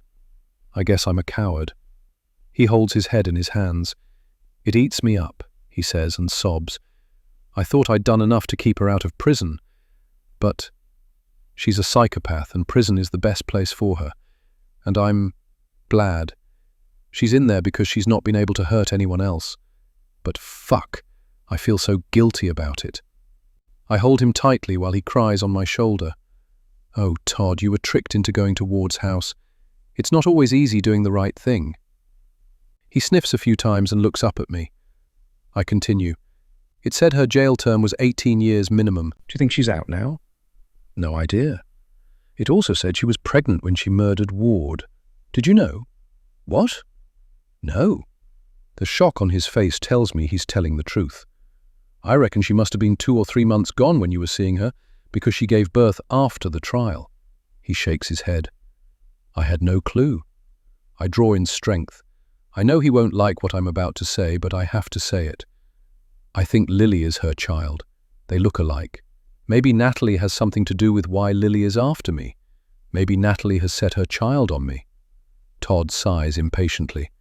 Oh, Jen, why have you got it in for that lovely girl? It needs to stop now. It's pure coincidence that they look alike. Lily is a wonderful girlfriend to Seth and is a really sweet person. I change tack. He still has lily wool pulled over his eyes. I need to tell you something.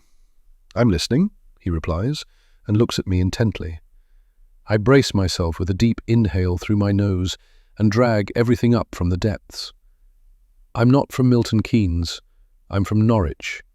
I'm not an orphan. My parents didn't die in a car crash. They're very much alive. I come from a huge family on my Greek side, including a brother. I had an awful childhood, not a boring one. The reason I had that funny turn after the baby shower was because the place reminded me of the pub they left me in after a big family event when I was 8. They told me to play outside and completely forgot about me. All of them. Parents, brother, grandparents, aunties, cousins.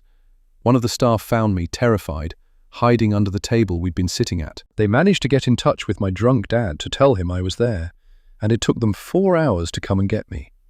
The staff sat me on my own at a table by the door. They were too busy to look after me. Hours sitting there alone felt like days. I shudder at the memory. I continue. Damien used to beat me, and my awful family took his side. He scared all my friends away, so I had no one. I met him at 17. He was much older. He love-bombed me. I know this now, but at the time I got completely sucked in. I moved out of my family home at 16. I could only find a low-paying job and was living in a tiny one-bed flat with 3 other women. It was a hovel, really, but it was the only thing I could afford. Damien asked me to move in with him. I did. I thought it was love, but it wasn't. I was so screwed up from a loveless childhood that I lapped up any shred of attention he gave me. Slowly he took over my life. He controlled my finances, my technology use, when I went out, who I saw. Eventually, he convinced me to stop working. He made me wear sexually suggestive clothes, trowel on makeup and curl my hair. I'd doll myself up to receive him when he got back from work. And every night he'd come in the front door and force himself on me before even saying hello. This went on for 9 years. Twice I tried to leave. Twice he found out. I was punished severely. But that didn't stop me from saving cash here and there in a rumpled plastic bag at the back of a kitchen drawer that he rarely went in, stashing it away just in case the opportunity to escape ever presented itself again, just in case I could ever summon up enough courage to attempt it a 3rd time. And then I got pregnant. One night, Damien was enraged by Seth's crying. He beat me, then he went for Seth, and I snapped. Just as he was looming over Seth's cot, his big fist about to connect with Seth's tiny face, I snatched a large glass ashtray off the coffee table and smashed it over Damien's head. He stumbled backwards, blood pouring down his face. He was furious and came at me again, but his balance was off. I ran into the kitchen. He teetered after me. He was about to kill me, I knew it. And then he'd kill my baby, I knew that too. So I picked up a knife. I stabbed him multiple times. It was the only way to stop him. I should have called an ambulance, the police, but I didn't. While he was bleeding out, I showered, got changed into clean clothes, grabbed the measly sum of cash, picked up Seth and left. I look at Todd. His mouth hangs open in a perfect O. Damien survived, I say, but I was wanted by the police in Norfolk for attempted murder. If I hadn't have run, if I'd called the ambulance and police immediately, if I'd stabbed him once and not multiple times, then I might have been able to convince them it was self-defense and got away with it. But I couldn't take the chance. I couldn't risk Seth being taken off me. I changed my name, got a fake passport from a woman at the Southampton shelter who knew some people. Hid. Met and married you. Have always stayed away from any kind of limelight or social media. Damien died a few years ago, but the police might still be after me. Shit, Jen, Todd says, wide-eyed. That's a lot to take in. I feel undone, as if someone has unzipped my skin and let everything rotten in me right out, exposed to the world, to scrutiny, to inspection. But I'm thankful I've told him. A great weight has lifted. I told myself that I'd never be in a relationship again. I'd focus on being a mum and making sure Seth had the best life possible. But we just clicked, didn't we? I could be myself, and you loved me, properly loved me. I'd never experienced that before. It was like our 2 broken souls were drawn to one another to heal together. He takes a moment to gather his thoughts, and I expect he's going to ask me what my old name was. But he doesn't. He takes my hand and kisses my knuckles. Everything is out in the open, he says. No more lies. I stroke a fingertip gently down his cheek. I love you, Todd. I love you, Jen. We kiss tenderly and snuggle down into the bed. We should tell Seth everything, I say. But Todd goes rigid. The only people who know about Jerry Ward are me, you, and Natalie. And I want to keep it that way. We're not telling Seth about that, or anyone for that matter. I don't want the world to know I was abused as a child. I've dealt with the shame. It's in the past. I don't want to bring it all up again and have to deal with the trauma a second time. It would destroy me. Do you understand? Yes, I understand, I tell him, and I do. But one day I'd like to tell Seth about my past. Okay, but probably not right now. You just dropped the bomb that I adopted him. No, not right now, I agree, because my number 1 priority right now is to prize that poisonous snake off my son. Chapter 30. My alarm goes off at 6:30 a.m. I wake with a start, squirming with a distinct feeling that someone was standing over me. I turn on the light, but there's no one there. Todd is already gone. He was up early to exercise and head to the club for a breakfast meeting. He'll be out for most of the day. It's a Thursday. Usually, I'd be heading into work, but it's still closed. Usually, Seth would be going into uni for all-day lectures, and Lily would be going to her morning lectures. I know their schedules. I listen carefully for any movement in the house, but hear nothing. I quickly shower and change. The knife is still on top of the chest of drawers where I left it. I pick it up. I feel safer with it in my hand, in case Lily attempts anything. I hear the toilet and the bathroom down the hallway flushing. Seth and that bitch are awake. I head straight to Seth's room and knock on the door, tucking the long knife up my jumper sleeve. There's some mumbling, and Seth opens the door. Behind him is Lily, sitting on the edge of the bed. "Yes?" he asks sharply, still upset with me after last night's revelation. "I just wanted to check how you are this morning," I say. He sighs. "I'm not ready to talk to you just yet." "I understand." I attempt to make my tone light. I glance over his shoulder at Lily. She stands and walks a few steps so she's right behind him. "Are you and Lily going into lectures this morning?" "I'm going in, but Lily's lecture got cancelled," he replies. Behind his back, so he can't see, Lily silently mimes shooting Seth in the head and blowing the smoke from the top of the gun she's made with her fingers. She grins at me. My breath is punched from my chest. My body does one big tremble. Seth sees the shocked pallor of my face. "You all right, Mum?" I steady myself. "Can I speak to you in private?" He rolls his eyes but steps forward out of his room and closes the door. What should I do? I need to get him away from that devil, but how? There's no way he'd come willingly if I told him that she'd threatened his life. He thinks he's in love with her. He thinks she's in love with him. They're engaged, for fuck's sake. He'd say I'd imagined it. The only other option is to force him. Pull this knife out of my jumper sleeve and hold it to his chest so he'd come with me. But the idea makes me judder. I'd essentially be kidnapping my own son, using the threat of violence. Would it be worth it to get him away from her? Would he understand eventually that I was doing it to save his life? But where would we go? And for how long? I'd be holding him against his will. He'd think I was mad and still had it in for his girlfriend for no reason. Everyone would think I'd gone insane. And he's stronger than me. Would he attempt to overpower me to escape? Would we struggle? Would I hurt him? How can I threaten my own son with a knife? I can't do it. Maybe I should barge in and threaten Lily with it, hold it to her neck and get her to admit to everything, leave the house, promise to stay away from us forever. And then what? Lily would act innocent, scared. Seth would no doubt go to the police about me, worried for his girlfriend. And I'd look bonkers. Maybe that's what Lily wants, to make me do extreme things to get me put away. I take a deep breath. "Do you fancy skipping uni today to spend a bit of time with your dear old mother? We could go anywhere and do anything that you like." He looks at me like I've just spoken to him in Latin. In normal circumstances, there's no way I'd ever ask him to skip his lecture because I know he loves his course.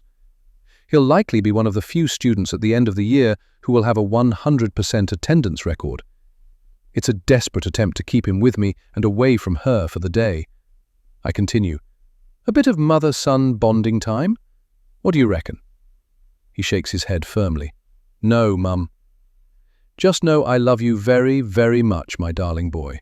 And no matter what, I have your back. Look after yourself today, okay? Make sure you're around people, not just Lily, okay? Call me if you need me, for anything, however small, and I'll be there as fast as I can." He frowns at me. I hold out my arm for a hug, keeping the arm with the knife up my sleeve hanging by my side and slightly behind me. It's a weird angle to go in at, but I'm sure he's found this entire exchange weird, and he doesn't seem to notice. He hugs me reluctantly, turns and heads back into his room. I see Lily waiting for him. He goes past her, and she reaches out to hold his hand. It's a tender gesture, but she smirks at me while she's doing it. "Didn't you say your mother was called Natalie, Lily?" I ask. Seth turns. "No," Lily says, her sickly sweet voice tinged with confusion. "Why?" Seth asks. I shrug. "Oh, no reason, but there is a reason. Now Lily knows I'm on to her, that I'm not giving up without a fight. See you later on." I leave quickly, grab my coat and car keys, exit the house and jump in my car. As soon as the car door shuts, I yell, roar at the top of my lungs, and slam my palms onto the steering wheel. It goes against everything in my mother's bones to leave my son with that murderous stranger in my home. But it's only a matter of time before I expose her. I have a plan.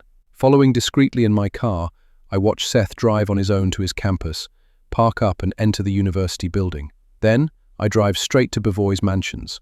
I park down the road and stare at the apartment block. The waft of weed worms its way into my car. The vibe of this run-down housing estate puts me on edge. People stare brazenly at me as they pass the car, and groups of teens with hoods up and bandanas covering their faces slouch by pushing bikes. The building has 8 floors and probably at least 16 apartments, and in one of them is Natalie Owens. Lily's mother must be behind all this. She's the missing link that connects everything. She's been released from jail and is back in Southampton. She sent her daughter to infiltrate our family. She wants revenge because Todd left her in jail for 18 years without coming forward or visiting her or replying to any of her letters. Or perhaps she's jealous of me and wants Todd back. Yes, and that's why I'm the target and not Todd.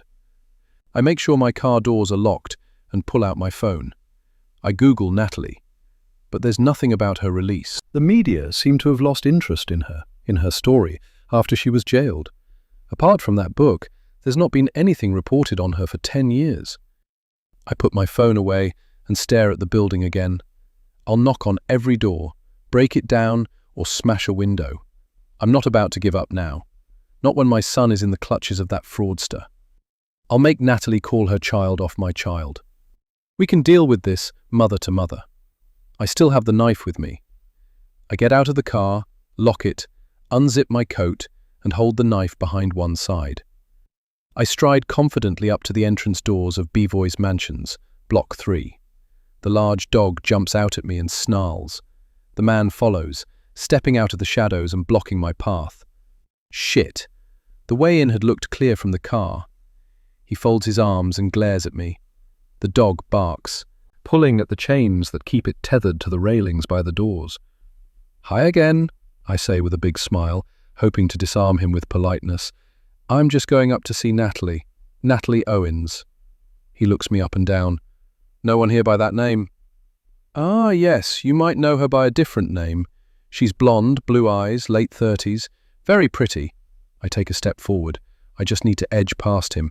But he blocks me, leans forward so his face is inches from mine. My hands go clammy, and a nest of spiders writhes in my belly. I fight the instant urge to run. "Stay off my patch, bitch. Stay away from everyone in it. They're all under my protection. Fuck with them, you fuck with me. Understand?" He leans back and jerks his chin in the direction of my car. "Get the fuck out of here." But I'm not giving up. I pull the knife on him. "No," I say defiantly. Surprise flickers across his features, but his expression hardens. "You pull a knife on me, then you'd better be ready to use it." I stand my ground, raise the knife a fraction so he knows I'm serious. "I'm going inside. Get out of my way." He steps aside. I move towards the doors. The dog lunges and snaps at my ankles. I dodge out of the way. The man takes full advantage of my lapse in focus. He seizes my wrist, bends my arm behind my back and pushes up. I scream in agony. He twists my wrist. The knife drops and clatters on the ground. He plants a large black boot on top of it. He shoves me away and picks it up. I stagger back, fall over my own feet and land in a heap on the pavement. He points the knife at me. The dog barks and bares its teeth. I scramble backwards, get to my feet and run for my car. His dark cackle follows me. I fumble with my keys, finally let myself in and speed away. What do I do now? My heart races, my wrist throbs where he twisted it, and there's an excruciating pain in my lower back and left hip where I fell. I drive chaotically for 15 minutes, breathing shallowly, terror pulsing through my veins. I come to a stop at a red traffic light at a busy crossroads and take a few deep breaths. A flashing light catches my attention in the rearview mirror. A large pickup truck is hurtling at speed towards the back of my car, headlights flashing, horn blaring. A whoosh of adrenaline floods my senses. It's not going to stop in time. I catch a glimpse of the driver, Lily's intimidating neighbour. The pickup shunts into the back of my car, bumping it into traffic. Fuck! Vehicles beep, swerve, emergency stop. I brace myself for a horrible collision, but by some kind of miracle, nothing hits my car. The traffic lights change. It's my right of way. I put the car into gear and drive. A hideous metallic scraping and thumping noise comes from the back, no doubt the bumper hanging off, and there's a heaviness dragging at the car, but I put my foot down nonetheless. The pickup truck follows, slamming into the back of my car whenever I'm forced to slow down. In the rearview mirror, I see the man's face is one of pure joy. Each time he bumps me, he laughs maniacally. I weave in and out of traffic on the avenue, a long and straight road heading out of the city and towards the motorway. He tails me. I can't shake him off. In a split-second decision, I head in the direction of nearby city Portsmouth. Southampton and Portsmouth have always had a bitter rivalry when it comes to football, with violent clashes between fans over the years, but also with gangs. I join the motorway, cut across 2 lanes into the fast lane, and increase my speed. The pickup accelerates to keep up, swinging into the middle lane and jerking into my lane in an attempt to make me steer into the central barrier. Everything in my body clenches. Terror pulsates. Even though it's damaged, the car responds to my foot pressed hard on the accelerator pedal. I've never driven a car this fast, and I'm teetering on the edge of control. The pickup veers in front of me and slams on the brakes. I brake, swerve into the middle lane, lose control, and the car spins. Fuck, fuck, fuck. Brakes squeal. Cars scatter out of my way. The pickup slows to watch. My car hits a pothole. I'm about to tip and spin over and over until there's nothing left of my car. Until it's crushed into a little box with me in the middle, broken and in pieces. I cling to the steering wheel, turn into the spin, slow the speed, gain control, and come to a stop facing in the right direction. My lungs scream with the lack of air. The pickup truck is a few cars behind me, crawling in the fast lane, obviously waiting to see what happens. But I didn't crash. I'm not dead yet. Lily's neighbour speeds up to reach me, undertaking and weaving in and out of lanes. Cars are strewn across the motorway, stopped in haphazard positions, but no one appears to have collided. I put the car into gear and tear off towards Portsmouth. The pickup follows. But as I reach the very outskirts of Southampton, edging ever closer to the boundary of its rival city, the pickup lurches across 3 lanes to take the exit. I called it right. Lily's neighbour won't set foot in this city. He's part of a gang that's not welcome here. I slow right down and drive sensibly, turning off the motorway and into a lay-by on the main route into Portsmouth. It takes a few seconds for me to prise my stiff, bone-white fingers from around the steering wheel. I kill the engine and breathe. In and out. In through the nose, out through the mouth. Chased out of Southampton. Will he be waiting for me to return? How long will he wait? Just breathe. I'm not sure how much time passes as I calm my body down, grateful that I didn't just die in a gruesome road traffic collision. My phone pings and brings me back to the present. Seth has messaged in the family WhatsApp group. It's Halloween and time for our annual spooky shindig. Don't think it's not happening because of a little revelation about my biological father yesterday. He ends the message with an emoji, winky face. My heart swells with love for my beautiful son. He'll get over it, process it, and see the bigger picture. He has a father who loves him dearly. We always make a big deal for Halloween, play silly pranks on each other, wear our favorite costumes and put up decorations. Normally, I would have decorated the house by now, but that hasn't been a priority this year, for obvious reasons. My phone pings again. Seth has messaged me direct. Mum, get back by 7 p.m, no earlier. Lily and I will sort everything. Love you. XXX. I reply with a thumbs up emoji, then add, I love you too very much. Kiss, kiss, kiss. My head drops into my hands. I sob desperately. Howl. Snot streams. What the hell am I going to do? Maybe I can draw Natalie out by threatening Lily somehow. But how would that interaction even play out? I kidnap Lily and get her to contact her mother to organize a meeting. I'm not some kind of criminal mastermind to plot all this. And would it even work? Natalie is violent. Would she turn on me? No. There's only one way I can see. To save my family, I need to tell the police everything. We'll get Todd's best friend and chief constable of the Hampshire and Isle of Wight constabulary over later and tell him about our past in front of Seth and Lily. Rohan will have no option but to investigate Lily and her connection to Natalie Owens. Todd and Seth will know the truth about her, learn all her lies, see her for what she really is, a manipulative game player and fake. And Lily won't be able to threaten me with revealing my secrets when they are already all out there in the world. And Natalie will have nothing on Todd either. And then this little game of theirs will come to an abrupt halt. But, almost 2 decades later, would Todd go to jail? Would I? It would be a big scandal. A local legend and his wife thrown in jail 18 years after they both committed terrible crimes. The famous footballer helping to cover up a murder and his wife almost killing her ex and leaving him for dead. It would tarnish Todd's name, that's for sure.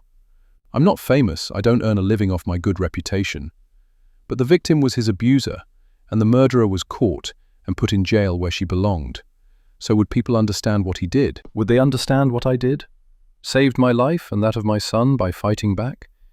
And changing my name and hiding so I could give Seth a good life away from an abusive man and an awful family. I get out of the car and go for a very shaky walk up and down the lay-by, needing to stretch my tense legs, needing to get some air. There's a footpath sign hidden behind some bushes and I take it. There's no one around. I wander down the overgrown footpath, stare into space, linger aimlessly, wander some more. The dilemma goes round and round in my head. Save myself and my husband from jail by keeping our secrets, or save my son by confessing all. What is best for Seth? Lily with her claws in him and threatening his life, or him free from her and safe but with both his parents behind bars? My legs move while my thoughts whirl. My brain attempts to search out different routes, different ideas on how to stop the evil mother-daughter duo once and for all.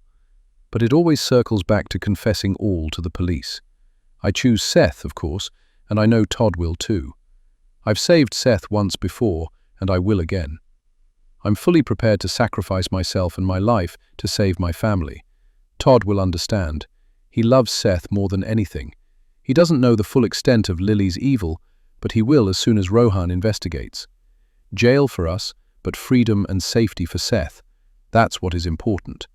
And once Rohan looks deeper into Lily, then Simon will be released, my charity reinstated, and the shelters reopened for all the women in desperate situations, like I was 18 years ago. On a wider part of the deserted path, I pause and dial Todd. He answers almost immediately.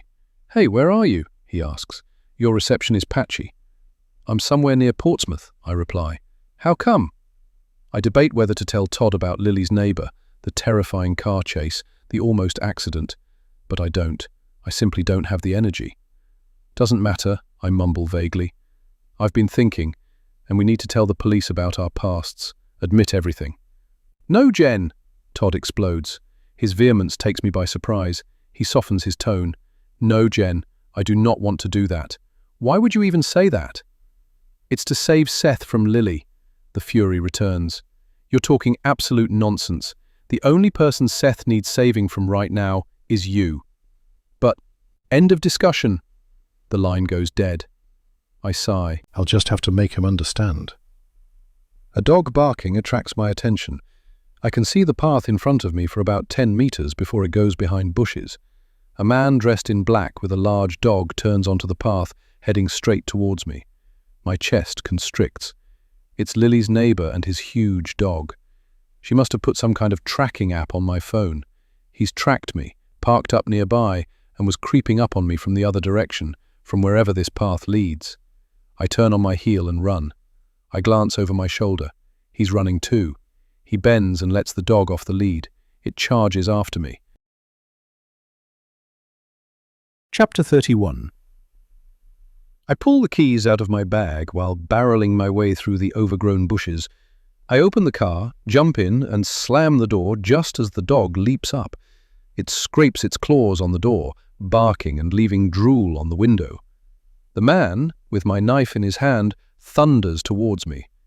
I shoot out of the lay-by without looking and speed deeper into the heart of Portsmouth. I drive, my heartbeat racing as fast as my speedometer. What would have happened if he'd caught me?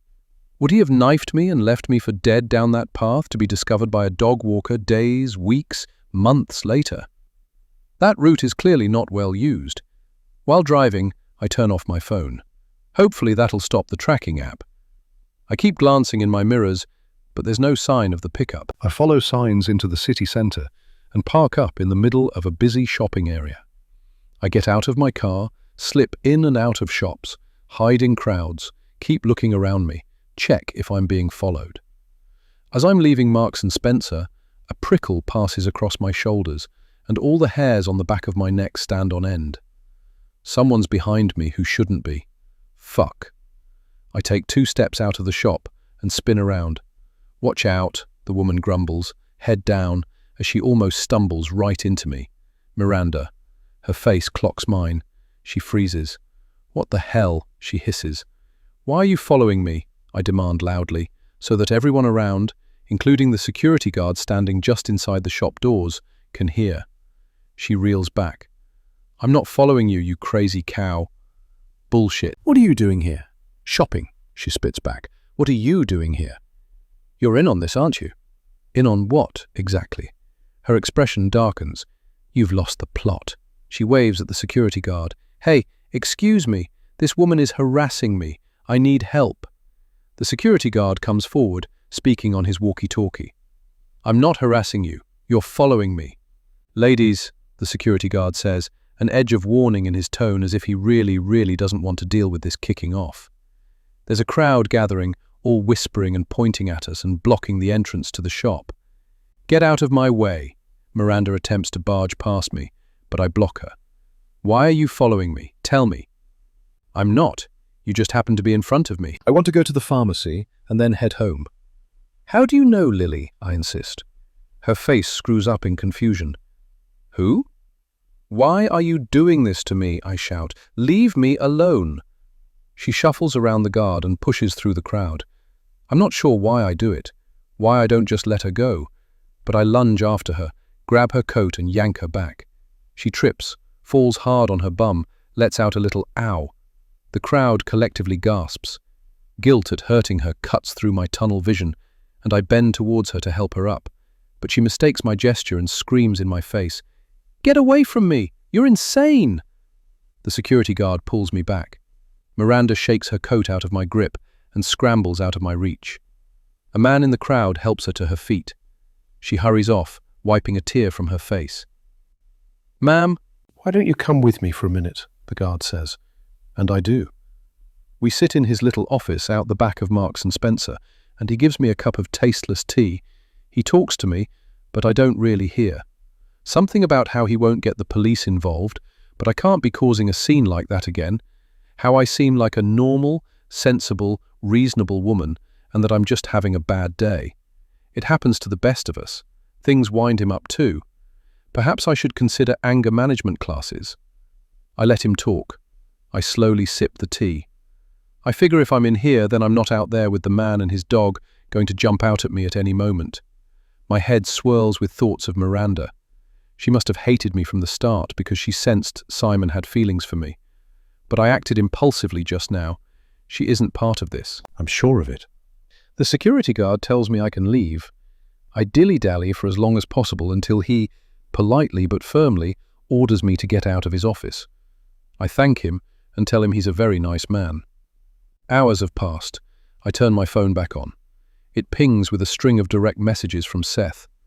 Wanted to share some exciting news this evening, but don't know how you'll react, so I'm telling you in advance, so that you can process and calm down and be excited when you get home.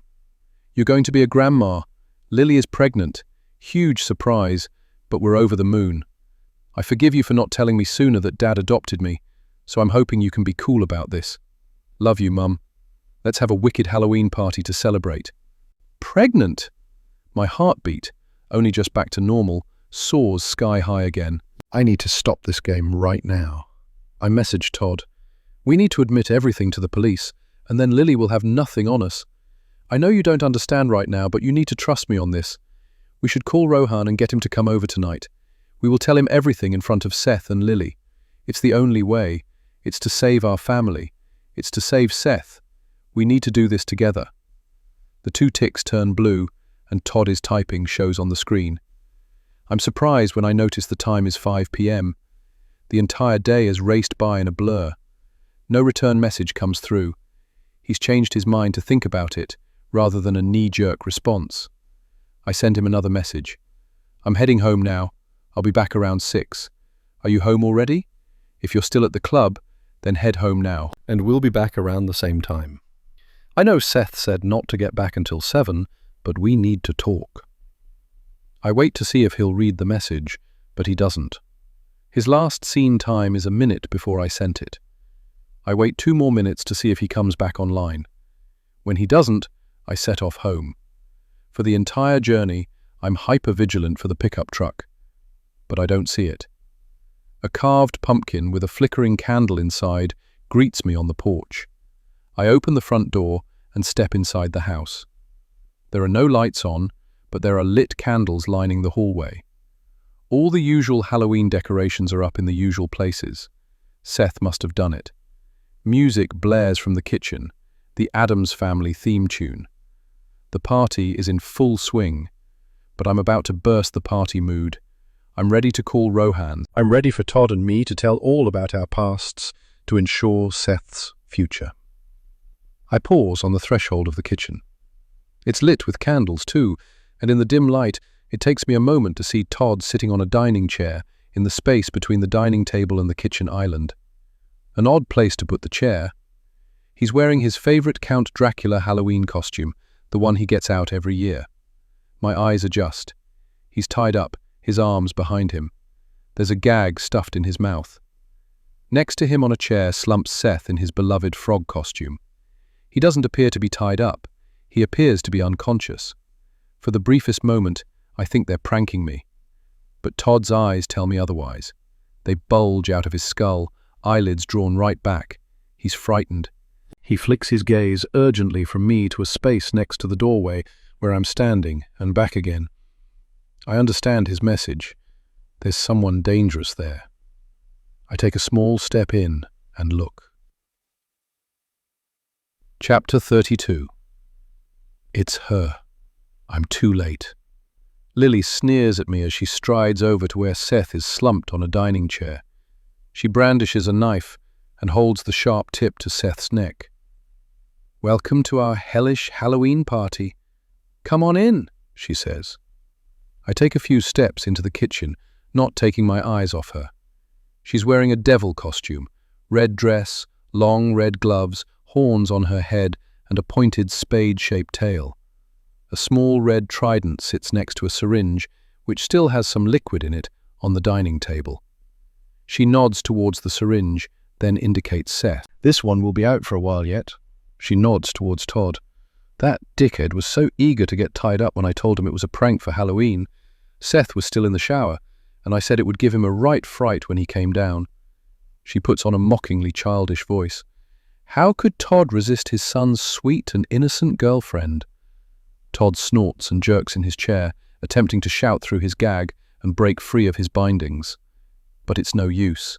Whatever Lily has used to tie his wrists behind his back and onto the chair isn't budging. Lily continues. And when Seth came down, I met him at the bottom of the stairs and told him I had a surprise for him. I asked him to close his eyes, led him to that chair and got him to sit, and stabbed that syringe in his neck. He was out like a light. And we'll have no idea what happened. My entire body goes heavy with a devastating regret. I shouldn't have left Seth with this bitch, should have trailed him all day, should have forced him to come with me. What was I thinking? I let this snake strike. But I can't dwell on that now. I need to focus on the current situation. I need to save my family. What do you want? I say shakily. Please don't hurt Seth or Todd. If you need to hurt someone, hurt me. Leave them out of it, please. Shut up, Lily snaps. But I'm not done begging. I'll do anything, please. I said, shut the fuck up. I chew my lip. She's enjoying having the upper hand. She looks taller almost, pumped up. She continues, I know all about the murder of Jerry Ward that he, she points at Todd, committed. My jaw hangs open. Todd murdered the old man? Lily glares at Todd, her face screwing up in utter disgust. He told Natalie she had to prove her love for him by helping him to murder his junkie mother's paedophile boyfriend, the man who'd abused him for years as a boy. Natalie was blind with love and did it. She flirted with Ward at a pub, and Ward invited her back to his house. When she was there, she secretly opened the door to Todd, and he was the one who killed Ward, not Natalie. But it landed her in jail for nearly 20 years. She never dobbed Todd in because she loved him so much. Todd attempts to talk through his gag again, but it comes out in unintelligible grunts. He shakes his head desperately. None of that is true, I say. Todd is not a murderer. Natalie did it in an attempt to win Todd back after they'd split up. She lured Todd to Ward's property after she'd killed Ward and got Ward's blood all over Todd. Todd tried to help her, and together they cleaned the place up. Except they missed a fingerprint. Lily snorts. What a load of bullshit. Todd deliberately left that fingerprint so Natalie would get caught. He knew exactly what he was doing. That's not the truth, I insist. What do you know? She yells. You weren't there, were you? And neither were you, I reply, and a surge of power bolsters me. She has nothing to say for a moment, so I press on. You're Natalie's daughter, aren't you? Woo, you worked it out. Well done, Lily says sarcastically. Who is your father? I ask. Lily glowers at me. I have no idea. Natalie never told me. I doubt she knew either. But Natalie was so obsessed with him, she points at Todd, that she named me Frankie. Todd shifts in the chair. Frank is his middle name. Lily continues, I was Frankie for all of 3 hours before social services took me off her, and then I was renamed Freya and had that name for 18 years. And now I'm Lily. Natalie is out of prison and living in the flat at Bevoy's Mansions. That's what all of this is about, isn't it? But Lily laughs. She makes an incorrect buzzer noise as if I'm on some game show. Wrong, she shakes her head. Natalie is dead. That revelation thrashes my body like an unexpected wave, and I struggle to keep my balance. Did you kill your mother? Lily looks affronted, as if she can't believe I'd ask that. No, she snaps. When I was 17, I did some digging, hacked some confidential files, and found my biological mother. It was a shock that she was a notorious murderer, that's for sure. But I went to visit her in prison. She was months from being released, but dying from cancer. She'd dreamed of me finding her since I'd been ripped from her arms as a newborn. We talked and talked. They let me stay with her for longer than the usual visiting times because she was near the end. Lily's face crumples with sadness. She's the only person who has ever loved me for me. I'd only just found her and only saw her 3 times. Then she died, still behind bars. Her face just as quickly hardens. I made her a deathbed promise. I promised to make you suffer and kill you. Natalie told me Todd would have been with her if it hadn't been for you. They were about to get married. And then you swanned in and stole him off her. I frown. No loving, sane mother would ask their child to kill someone for them. She manipulated you, Lily. She didn't love you. She's used you to carry out her revenge. Shut up, Lily yells at me before I can go on. She glares at Todd. His cheeks are bright red from all the exertion of trying to break free and shout through his gag. My mother loved you so much, Todd, but I don't love you. I hate you. You made my mother take the blame for a murder she didn't commit and let her rot in jail without so much as a letter. So you die too. Todd jerks in his chair so violently he almost tips over into Seth. He stares at his son and at me. He shakes his head. I know what he's communicating. Seth hasn't done anything, I insist. Let him go, please. Ha, nope. Ickle Sethi here is mine now, to manipulate, torture, make suffer. He's so in love with me, it's sickening. He'd do anything for me. Take the rap for a murder? Yeah, he'd do it. Just like Natalie took the blame for Todd. Todd did not murder Jerry Ward, I say adamantly. Natalie murdered Jerry Ward. You can't handle the fact that you've been married to a murderer all this time, can you? I shake my head. Todd's eyes plead with me. It's not true, you have to believe me. I turn back to Lily. I need to keep her talking, delay whatever she has planned and try to work out what to do. Perhaps Todd will break free, or Seth will wake up, or someone will come round, maybe some trick-or-treaters will see the light coming from the windows and buzz the gate. Or perhaps Rohan will come for an impromptu visit and let himself in. I'm clutching at straws, and I know it. You plan to kill us and frame Seth for our murders? I say. What? No, much worse than that. She points at her outfit. I am the devil, after all. She cackles. Here's what's going to happen. You kill Todd tonight and go to jail. Seth and I will get married, and as the dutiful mummy's boy that he is, he'll visit his murderer mother for all the years that you are incarcerated. I'll make his life a misery, of course, but we'll live here in this fancy house. I'll fake a few more pregnancies and miscarriages and dash his hopes of becoming a father just to break his heart over and over. You'd do that? Why? To make you suffer. I promised my mum. You'll scream until you're blue in the face about how I'm lying and faking and blah blah, but he won't believe you, because everyone will think you're deranged. You don't need to do this. Your mother is dead. You can break that promise. You don't need to live your life bound to a woman who never loved you. But Lily ignores my pleas, relishing all the ways she's devised to torture me for her mother. Better for Seth to live another 20 years than die at 18, wouldn't you say? Yes, of course, I mumble. The thought of Seth no longer being in this world at any age shreds my soul into pieces. Lily smirks. But the day before you get released from prison, Seth will suffer a terrible, fatal accident, and you'll be all alone. And one day, I'll catch up with you. You won't know when, but I'll always be watching you. I'll always be crushing any joy or happiness in your life. And when you're least expecting it, I'll strike. And I'll make it a long, drawn-out, painful demise. Don't do this. You're young and have your whole life ahead of you. I promised my mother I'd make you suffer, and that's exactly what I'm going to do. And if I don't agree to murder my husband? Lily shrugs, as if it's obvious. Then both Todd and Seth die, right now. Please, Lily, let's stop this. Walk away. We won't tell anyone. Just walk out of this house and don't look back. Certainly not. When I make a plan, I execute that plan. I don't walk away. I finish what I start. I tick things off, get stuff done. Your choice is Todd dies, Seth lives, or Todd dies, Seth dies. Either way, Todd is taking his last breaths. I desperately hold out my hands to implore Lily. Your mother wanted revenge. I can understand that. But you are not your mother. You're taking on her anger when you don't need to. Wrong! I'm fucking angry. All this, she gestures around the large room, should have been mine.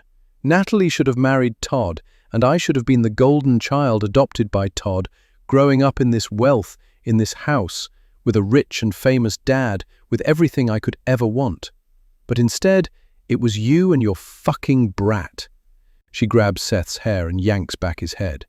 No, don't hurt him. Seth's eyes roll up in his head. He's completely out of it, so helpless, vulnerable, lifeless. My mother went to jail, and I got shipped off into the care system. First sent as a baby to a family who kept me until age 8, when they decided they'd had enough of me and returned me like an unwanted gift. Then I spent the next 8 years in and out of foster families and hostels. No one wanted to adopt the nerdy, computer-obsessed, weird kid. I was sent to meeting after meeting with prospective parents and was always rejected. I had to fend for myself from 16. I've never had a cozy family, but I should have done. You and your child stole that from me. And you, she points at Todd, manipulated my mother into helping with a murder and deliberately left that fingerprint so the police would trace her and put her away because you had no further need of her. Todd shakes his head. I sense Lily is reaching the end of her tether. You must see that Natalie has manipulated you into believing that story. Lily shouts to silence me. Enough talking. Let's do this.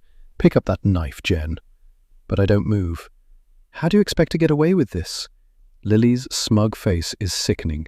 Your fingerprints are all over that syringe. Very easy to lift them and plant them when you know how and have the right stuff purchased from the dark corners of the internet. And I know how to beat myself up. You see that glass? I'll smash that over my head and fall so I knock my head on the edge of that table, and you know I'll do it. So then it'll just be you still conscious, with Todd dead, Seth drugged, and me out cold. What version of events do you think the police will believe? Especially when Seth eventually wakes up and tells them that recently you've been losing your mind, and then they'll find all the evidence on your laptop of you purchasing the sedatives. Terror slithers into every last crevice of my body. I watched Lily punch herself in the face with zero hesitation, and I know, without a doubt, that she'll harm herself and throw herself against that table. She's unhinged. She'll go through with everything she's saying. It's not a threat. She's telling me how it's going to be. She's planned all this out meticulously and not left anything to chance. "Pick up the fucking knife. Now," Lily yells at me. Chapter 33. "No," I reply. Lily presses the knife tip into Seth's neck. His skin dents but doesn't break. "Stop," I yell. "You won't hurt him, you can't." "You want to bet?" Lily replies. She picks up Seth's hand and without a flinch slices the knife down the palm. Blood gushes from the wound. Seth doesn't stir. I lurch forward, arms outstretched, desperate to go to him, to soothe, to stop the blood, the pain. "My boy, my poor boy." "No closer," she yells, halting me in my tracks. She presses the knife tip, now smeared in his blood, back to his neck. I stop, hold up my hands. "Stab Todd with that knife, or Seth dies right now. What's preferable to you, Victoria Prince?" The use of my old name sharpens my focus. The last time I owned that name, I had to do something drastic, something violent, to save Seth. He's my only child, my flesh and blood. He is not dying tonight. I pick up the knife and head over to Todd. My husband is staring at me with tears in his eyes, shaking his head and grunting through his gag. My heart shatters at what he knows I'm about to do. He knows I have no choice. His entire body tenses. Snot flows from his nose. He's weeping, resolved, maintaining steady eye contact. He wants to look me in the eye as I do it, as I knew he would. He knows I'm doing this for our son. He'd do the same. He knows I love him and will always love him.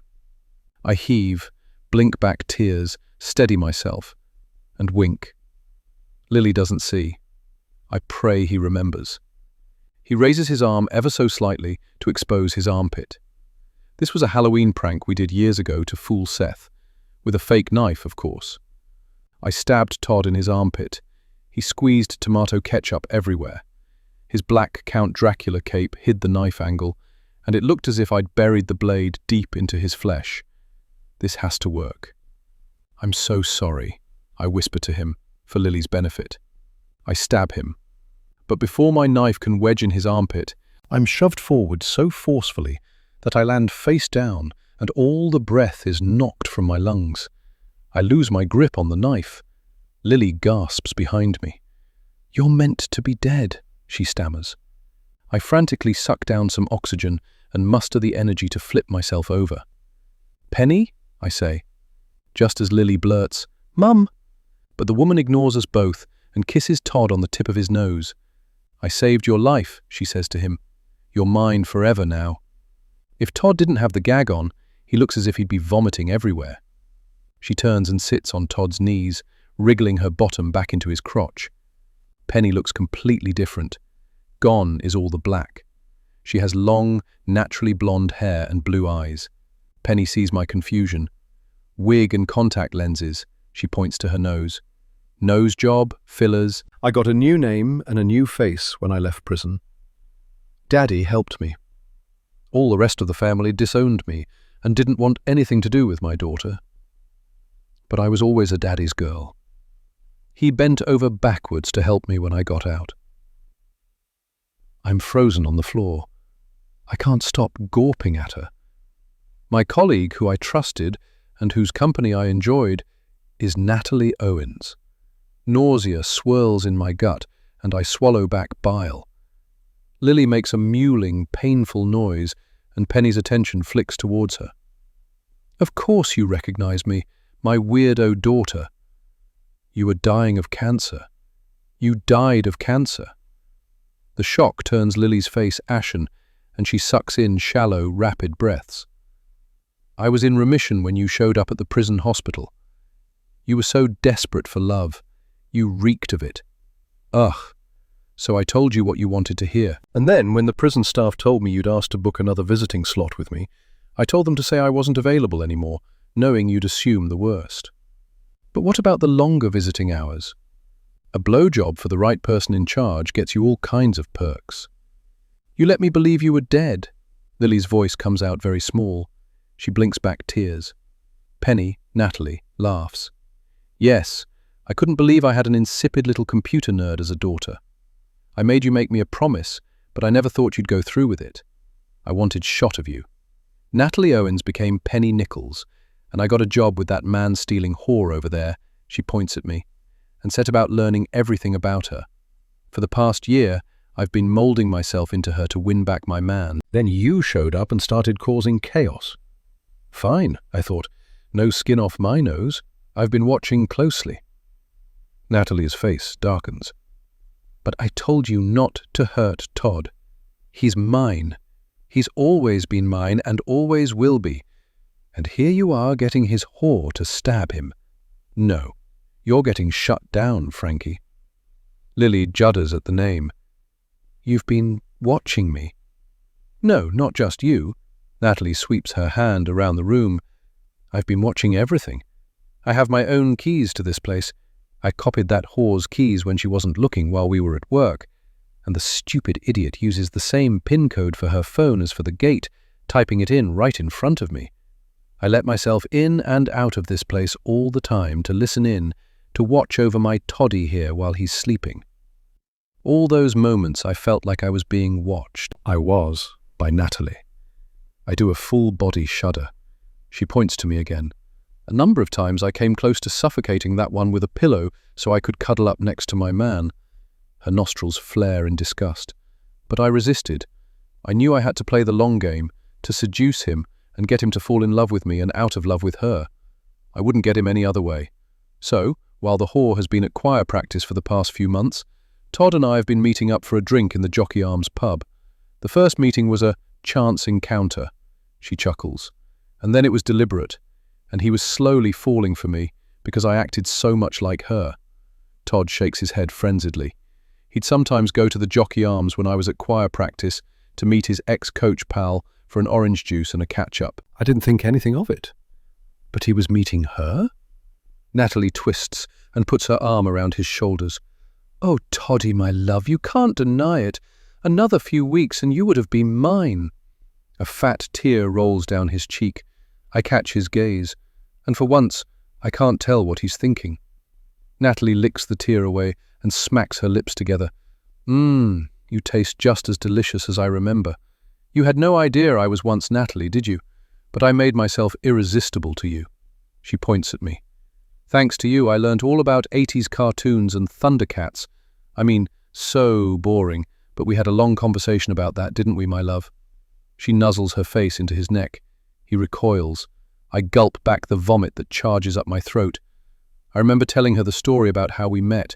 She told me how she'd met her girlfriend. We were opening up to one another, making conversation on a slow afternoon. How fooled I'd been by Penny. I'm utterly stunned. And what about me? Lily demands, her shock turning into anger. What about you? You promised to take care of the whore. You were doing that. I was quite enjoying watching this little show, the way you lured Todd and tied him up. Ha! Brilliant. I was almost proud of you. But then you took it too far, planning for it to go on for years. I don't want to wait years. And then about to kill Todd. Well, it's the end for you. You are no longer required. You can piss off now. I'll take it from here. Natalie flicks her hand at Lily, dismissing her. She bends down and sweeps up the knife that I dropped. She stands and points it at me. In a voice like a news reporter, she says, "Woman kills son and then herself while forcing husband to watch in bizarre murder-suicide." I'm rigid with fear. My eyes sweep the room for any kind of weapon, for anything to use to fight off this maniac. Natalie moves towards me. "You lied to me," Lily hisses. "You never loved me. You never wanted me." Natalie tuts in annoyance at the interruption. She pauses her advance to glare at Lily. Are you still here? You're a freak. I don't love you. I don't want you. I told you to piss off. So piss off. Go and crawl back into whatever tedious little hole you came out of. Lily's heartbreak is evident. Her shoulders slump. Her eyes go to her feet. She puts the knife she's holding on the table and steps dejectedly towards the door. Natalie turns her attention back to me. I kick out at her and attempt to stand, but my body betrays me in its sluggishness. Goodbye, whore, Natalie says. I have been dreaming of this moment for 18 years. I push off the floor and grab for the knife on the table. My fingers graze the hilt and it spins out of my reach. Natalie thrusts her blade at my ribs and I dodge back, the tip snagging the material of my top. She stabs again, quicker, more determined to find her mark. I scramble back, tipping over dining chairs. She comes after me, swiping. I push and shove and scream and attempt to grab hold of her wrists. She thrusts the knife in my side. I brace myself for pain, but it doesn't come. Lily is on Natalie's back, yanking her mother's hair in one hand. With the other, she stabs her in the neck with the syringe. Natalie swings and jerks, dropping the knife to grab Lily and attempt to pull her off. But Lily clings on. She pushes the plunger down all the way to the bottom. That amount will kill you in a few seconds, bitch. Lily lets go and stands back. Natalie slaps at the syringe, dislodging it and chucking it across the floor. She pitches towards her daughter and throws a punch that dies mid-swing. A flash of surprise dances across her face. She lurches backwards into Todd, knocking his chair. His eyes go wide for a second before the chair tips sideways. There's a sickening thump as his head hits the side of the kitchen island and is flung back at an awkward angle. I scream. The chair, with Todd's limp body still strapped to it, comes to a stop in a position where I can only see his feet and legs. He's not moving, not making a sound. Oh, fuck no. It's as if one half of my soul is ripped from my body. Todd's shining bright light can't be extinguished from this world. It just can't. Todd! I clamber up, but Natalie plows into me, knocking me back down again. She collapses in a heap in front of me.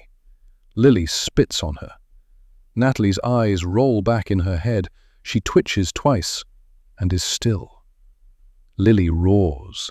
It's a guttural sound, like an animal celebrating the slaughter of an enemy. She scans the room, the fury in her eyes burning. Now all of you die, she bellows. She swipes the knife off the table and launches herself, blade first, at Seth. I spring up and shoulder barge her away from my son. I headbutt her and she stumbles backwards. She steadies herself and comes at me with the knife.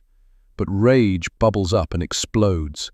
Damien's face flashes across my mind, his face when he was about to murder my son. An energy surges through me. I took down a 6'4" man. I can take down this skinny teen. Red clouds my vision. We tussle, and I grab the handle of the knife. We thrash, grunt, spit, hiss. Two feral cats fighting for their lives. I twist her wrist, and the knife drops. And that is it.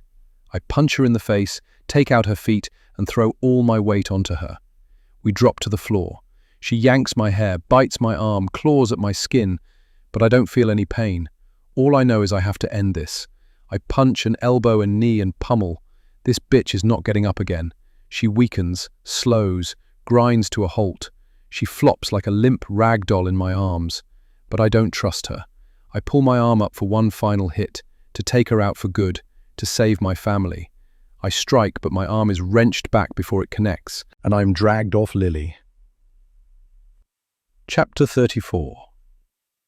"Mum, what are you doing?" Seth bellows, hauling me along the floor a few paces away from Lily. My arms swing madly for that bitch, and my feet kick out. Seth uses all his body weight to restrain me. "Mum!" he yells again. This time his voice cuts through the rage trance I'm in. My arms drop, and I take in his face. My attention snaps back to him, my precious boy. He's safe. I reach up to touch his cheek, but he drops me, turns and goes back to her, falling to his knees and cradling her beaten and bloody face in his arms. He reaches out and touches her belly, where he believes his unborn child is growing. Lily groans, half-conscious, her eyes fluttering open and shut. "Seth, you're awake, thank goodness," I say. "Yeah, I'm awake. You drugged me, and I wake up to see you beating the life out of my fiancée. And did you do this too?" He holds up his bleeding palm. His arm trembles, and I realize he's still a little woozy from whatever drug Lily gave him, slurring his words ever so slightly. He jiggles his torso to revive his body, forces his eyes open wider. "You're insane. Stay the fuck away from us." I scramble up, my entire body sore from the fight, and take a step forward. "No, Seth, that's not what happened. It might look that way, but that's not the truth. Don't come any closer. I'm warning you. Take one step nearer and we'll be fighting. Do you understand? Do you want to fight with me like you did her? Do you want to punch me until I'm no longer conscious? Is that what you want?" I pause, holding up my hands. "No, of course not, Seth. I don't want to fight you. I saved you. From her. I love you." "You're psycho. You tied up Dad, stabbed me with a syringe of fuck knows what and went for her. You've hated her from the beginning. Were you going to murder her? Kill your own grandchild? Lily isn't pregnant. She's evil." He shakes his head. "You're the one who is evil." It's then he notices the dead body. His fuzzy brain takes a moment to process what he's seeing. "Who is that?" His voice is a few pitches higher than normal. "Penny," Lily mumbles before I can reply. "Penny, who you work with." "Oh, Mum, what have you done?" "It's not Penny. It's Natalie, Lily's mum. Well, technically it is Penny." I stumble over my words, trying to tell Seth everything all at once. He holds up a hand. "Please, stop talking." "Lily killed her." He shakes his head. Lily wouldn't hurt a fly. "She killed my bees." "Mum, please, you're delirious." "Seth, your father, he'll tell you the truth. He'll tell you who this woman really is and what Lily did. Lily manipulated you. She's made you believe a pack of lies. But I think he might be—" I can't bring myself to say it. Seth takes in Todd as if he hadn't, until that point, remembered he was there. I hurry over to Todd. "Stop," Seth says. "You go and stand over there, away from all of us." He points to the far corner of the kitchen near the doorway. I back away from Todd into the corner where Seth is pointing. "Stay there," Seth orders. I nod. Seth gently lays Lily's head down, steps over Natalie and rushes to his father, not taking his eyes off me. "Dad?" he says as he checks his father. "Dad?" he repeats desperately. He checks his pulse, puts a hand over his mouth and nose, shakes him. "Oh my God!" His voice cracks, tears well in his eyes. My world implodes. Seth sobs once, wipes his face, turns to me. "What have you done?" "I didn't do this," I manage through choking emotion. Lily groans and props herself up on her elbows. It's all she can manage. She forces her heavy eyes open to look at me. "Your mother is crazy," she says. Seth stares at me. Sadness creeps across his face. "She's sick in the head," Lily continues. "She tied Todd up, drugged you, got her colleague here and injected her with some lethal drug because of a mad idea that Todd is cheating on her with this woman on Wednesday nights when she's at choir. Then she went for Todd, told him he'd watched his mistress die, and now it was his turn. Then she turned on me. It was awful. She planned to kill me and our baby too." She gently rubs her belly. "She said she wanted it to be just you and her again. We need to call the police. We need to restrain her somehow. She's having a massive mental health meltdown." I watch closely as surprise, confusion, then acceptance pass across Seth's face. Eventually he nods, agreeing with her. "Thank goodness you woke up when you did, Seth," she mumbles with great effort, hamming up her injured state. She lifts her hand up and rests her knuckles against her forehead, as if having some kind of Victorian swoon. Seth laps it up. He's still completely spellbound by her. My legs give way and I land in a heap on the floor. He thinks I'm crazy. It's my word against hers. If I attempted to tell Seth about Jerry Ward and Natalie Owens now, he wouldn't believe me. He'd think I was rambling, delusional, making up a paranoid version of events. No one will believe my side of the story. I'll be put in a secure unit for the rest of my life. Everything I say will be dismissed as the nonsensical blathering of a madwoman. Seth, I beg, please, you have to believe me. I love you so much. I only want the best for you. I was so happy that you had a girlfriend. But she's not who you think she is. She's lying to you. Don't believe the lies, please, Seth. Shut up, Lily hisses. We're sick of hearing all this bullshit, Jen. You murdered Todd and Penny right in front of me. Seth, we need to restrain her. Call the police and an ambulance. Listen to me, baby. Use what she tied Todd up with. I don't think we need to tie her up, Seth says, still looking sadly at me. Seth, I know you love her, but she's murdered 2 people. She's unpredictable and dangerous. We need to restrain her. You didn't see it, I did. She's insane. Please, do it for me. Seth nods, moves behind Todd to untie his hands. He looks down, pauses. Lily groans. Seth, she says weakly. It's not even put on this time. She's barely conscious. My beating and her acting has taken it out of her. Seth's face is unreadable. I channel all my love into the look I give him. I understand, it says. I understand that you believe her, that you'll condemn me without even realizing. She's set you up so perfectly, and you're so trusting. I understand. Tears spring to my eyes. My future life spans out in front of me. I'm going to get taken away, charged with murder, and put somewhere where I won't be a threat to others ever again. Perhaps with good behavior, I'll be permitted visitors. Perhaps my darling boy will visit me. Perhaps I'll still get to see him grow up from behind a glass screen in a secure visiting room. Better that than him dying tonight. I take a very long, deep breath and resign myself to my fate. My son is alive, ensnared by a liar, but alive. He'll marry Lily. They'll live here. Lily will get the life she always wanted in a fancy house. Seth will find joy. I have to believe that he'll be happy. Perhaps not in his marriage, but in his work, in his hobbies. Seth takes a step back. He doesn't untie Todd's hands. He doesn't go to Lily. He comes over to me and picks me up off the floor. Mum, he says over Lily's whimpering, I believe you. Let's call the police. Epilogue. 1 year later. It was the Knot.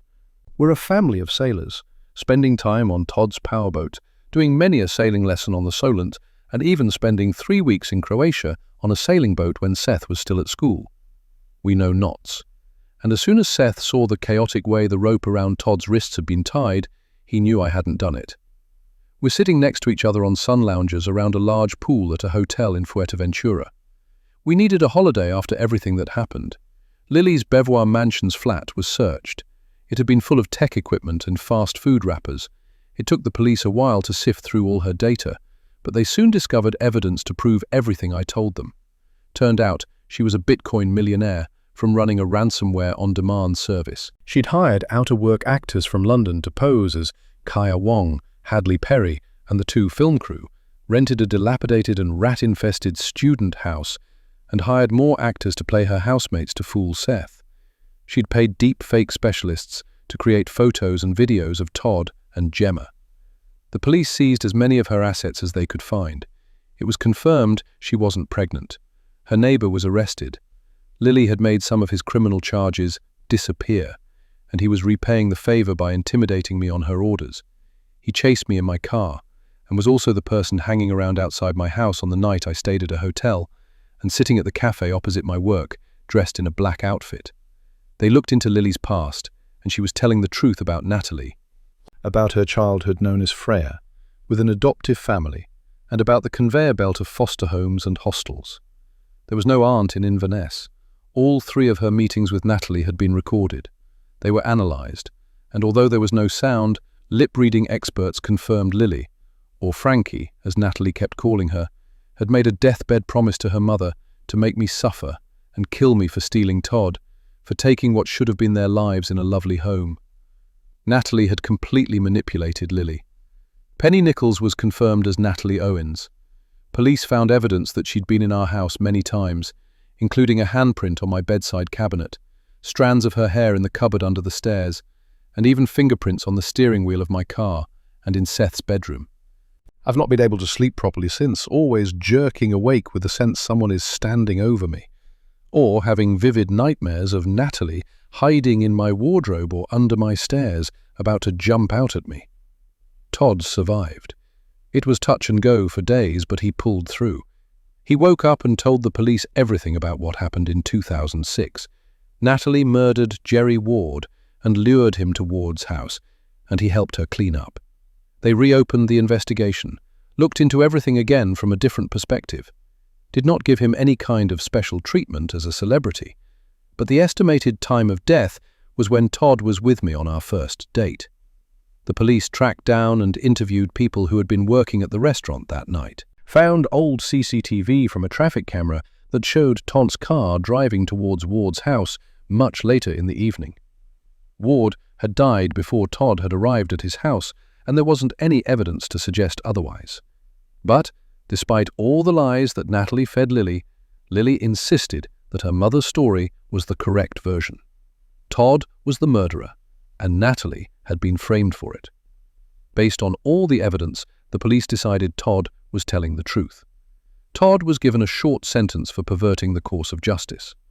Lily was charged with murder and attempted murder, and I was given community service for acquiring and using a false passport and fake documents.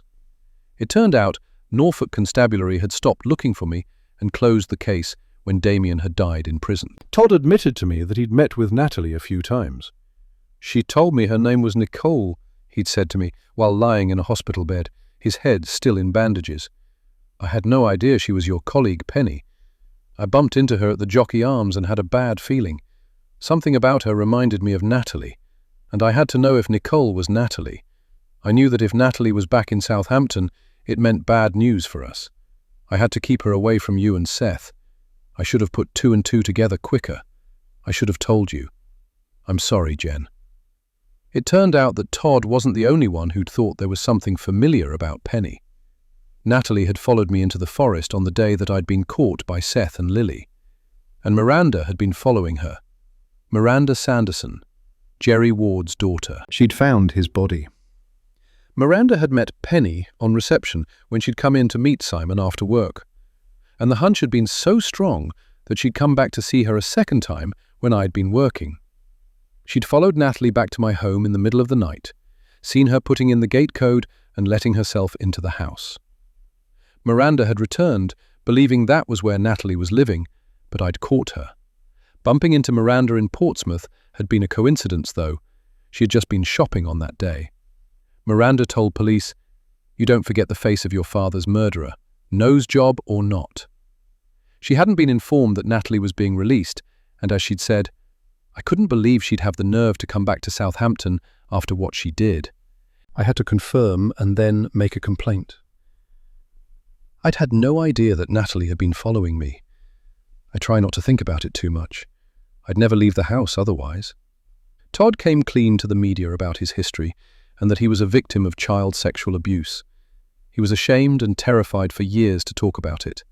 But he reclaimed his story and has lots of charity work and sponsored fitness challenges planned to help others like him. He also gave a TV interview set up by the PR gurus at his football club and signed off by the lawyers, all about what happened with Natalie. He is more loved than ever by his fans and by his wife and son. Due to the media coverage and, unfortunately, my face splashed everywhere as Todd's wife, my parents and brother came crawling out of the woodwork scrounging for money. Not asking to be in Seth's life or to make amends with me, just leeches, same as they always were. Todd got the club's lawyers to deal with them, slapped restraining orders on them, and tied them up in legal knots that meant they could never contact us again without risking a jail term. They scurried straight back into their holes. My husband makes his way back to us and plonks 3 drinks on the small table. 3 strawberry daiquiris, he says, and puts one on the table nearest to Seth before settling himself on the lounger. "Lovely," I reply and take a noisy slurp. "It's not even lunchtime, and this is our second of the day." I snap a photo and text it to Simon. Once the police had gone through Lily's computers, Simon was immediately released and the charity and shelters reopened. She'd done it all, planted everything. She'd sent in that email he thought had come from me and then wiped it. Rohan said to me that if she'd chosen to use her computer skills for good, she probably would have been working for the NCA by now, tracking cybercriminals. But she'd never been encouraged or shown the right way. Simon and I are good friends.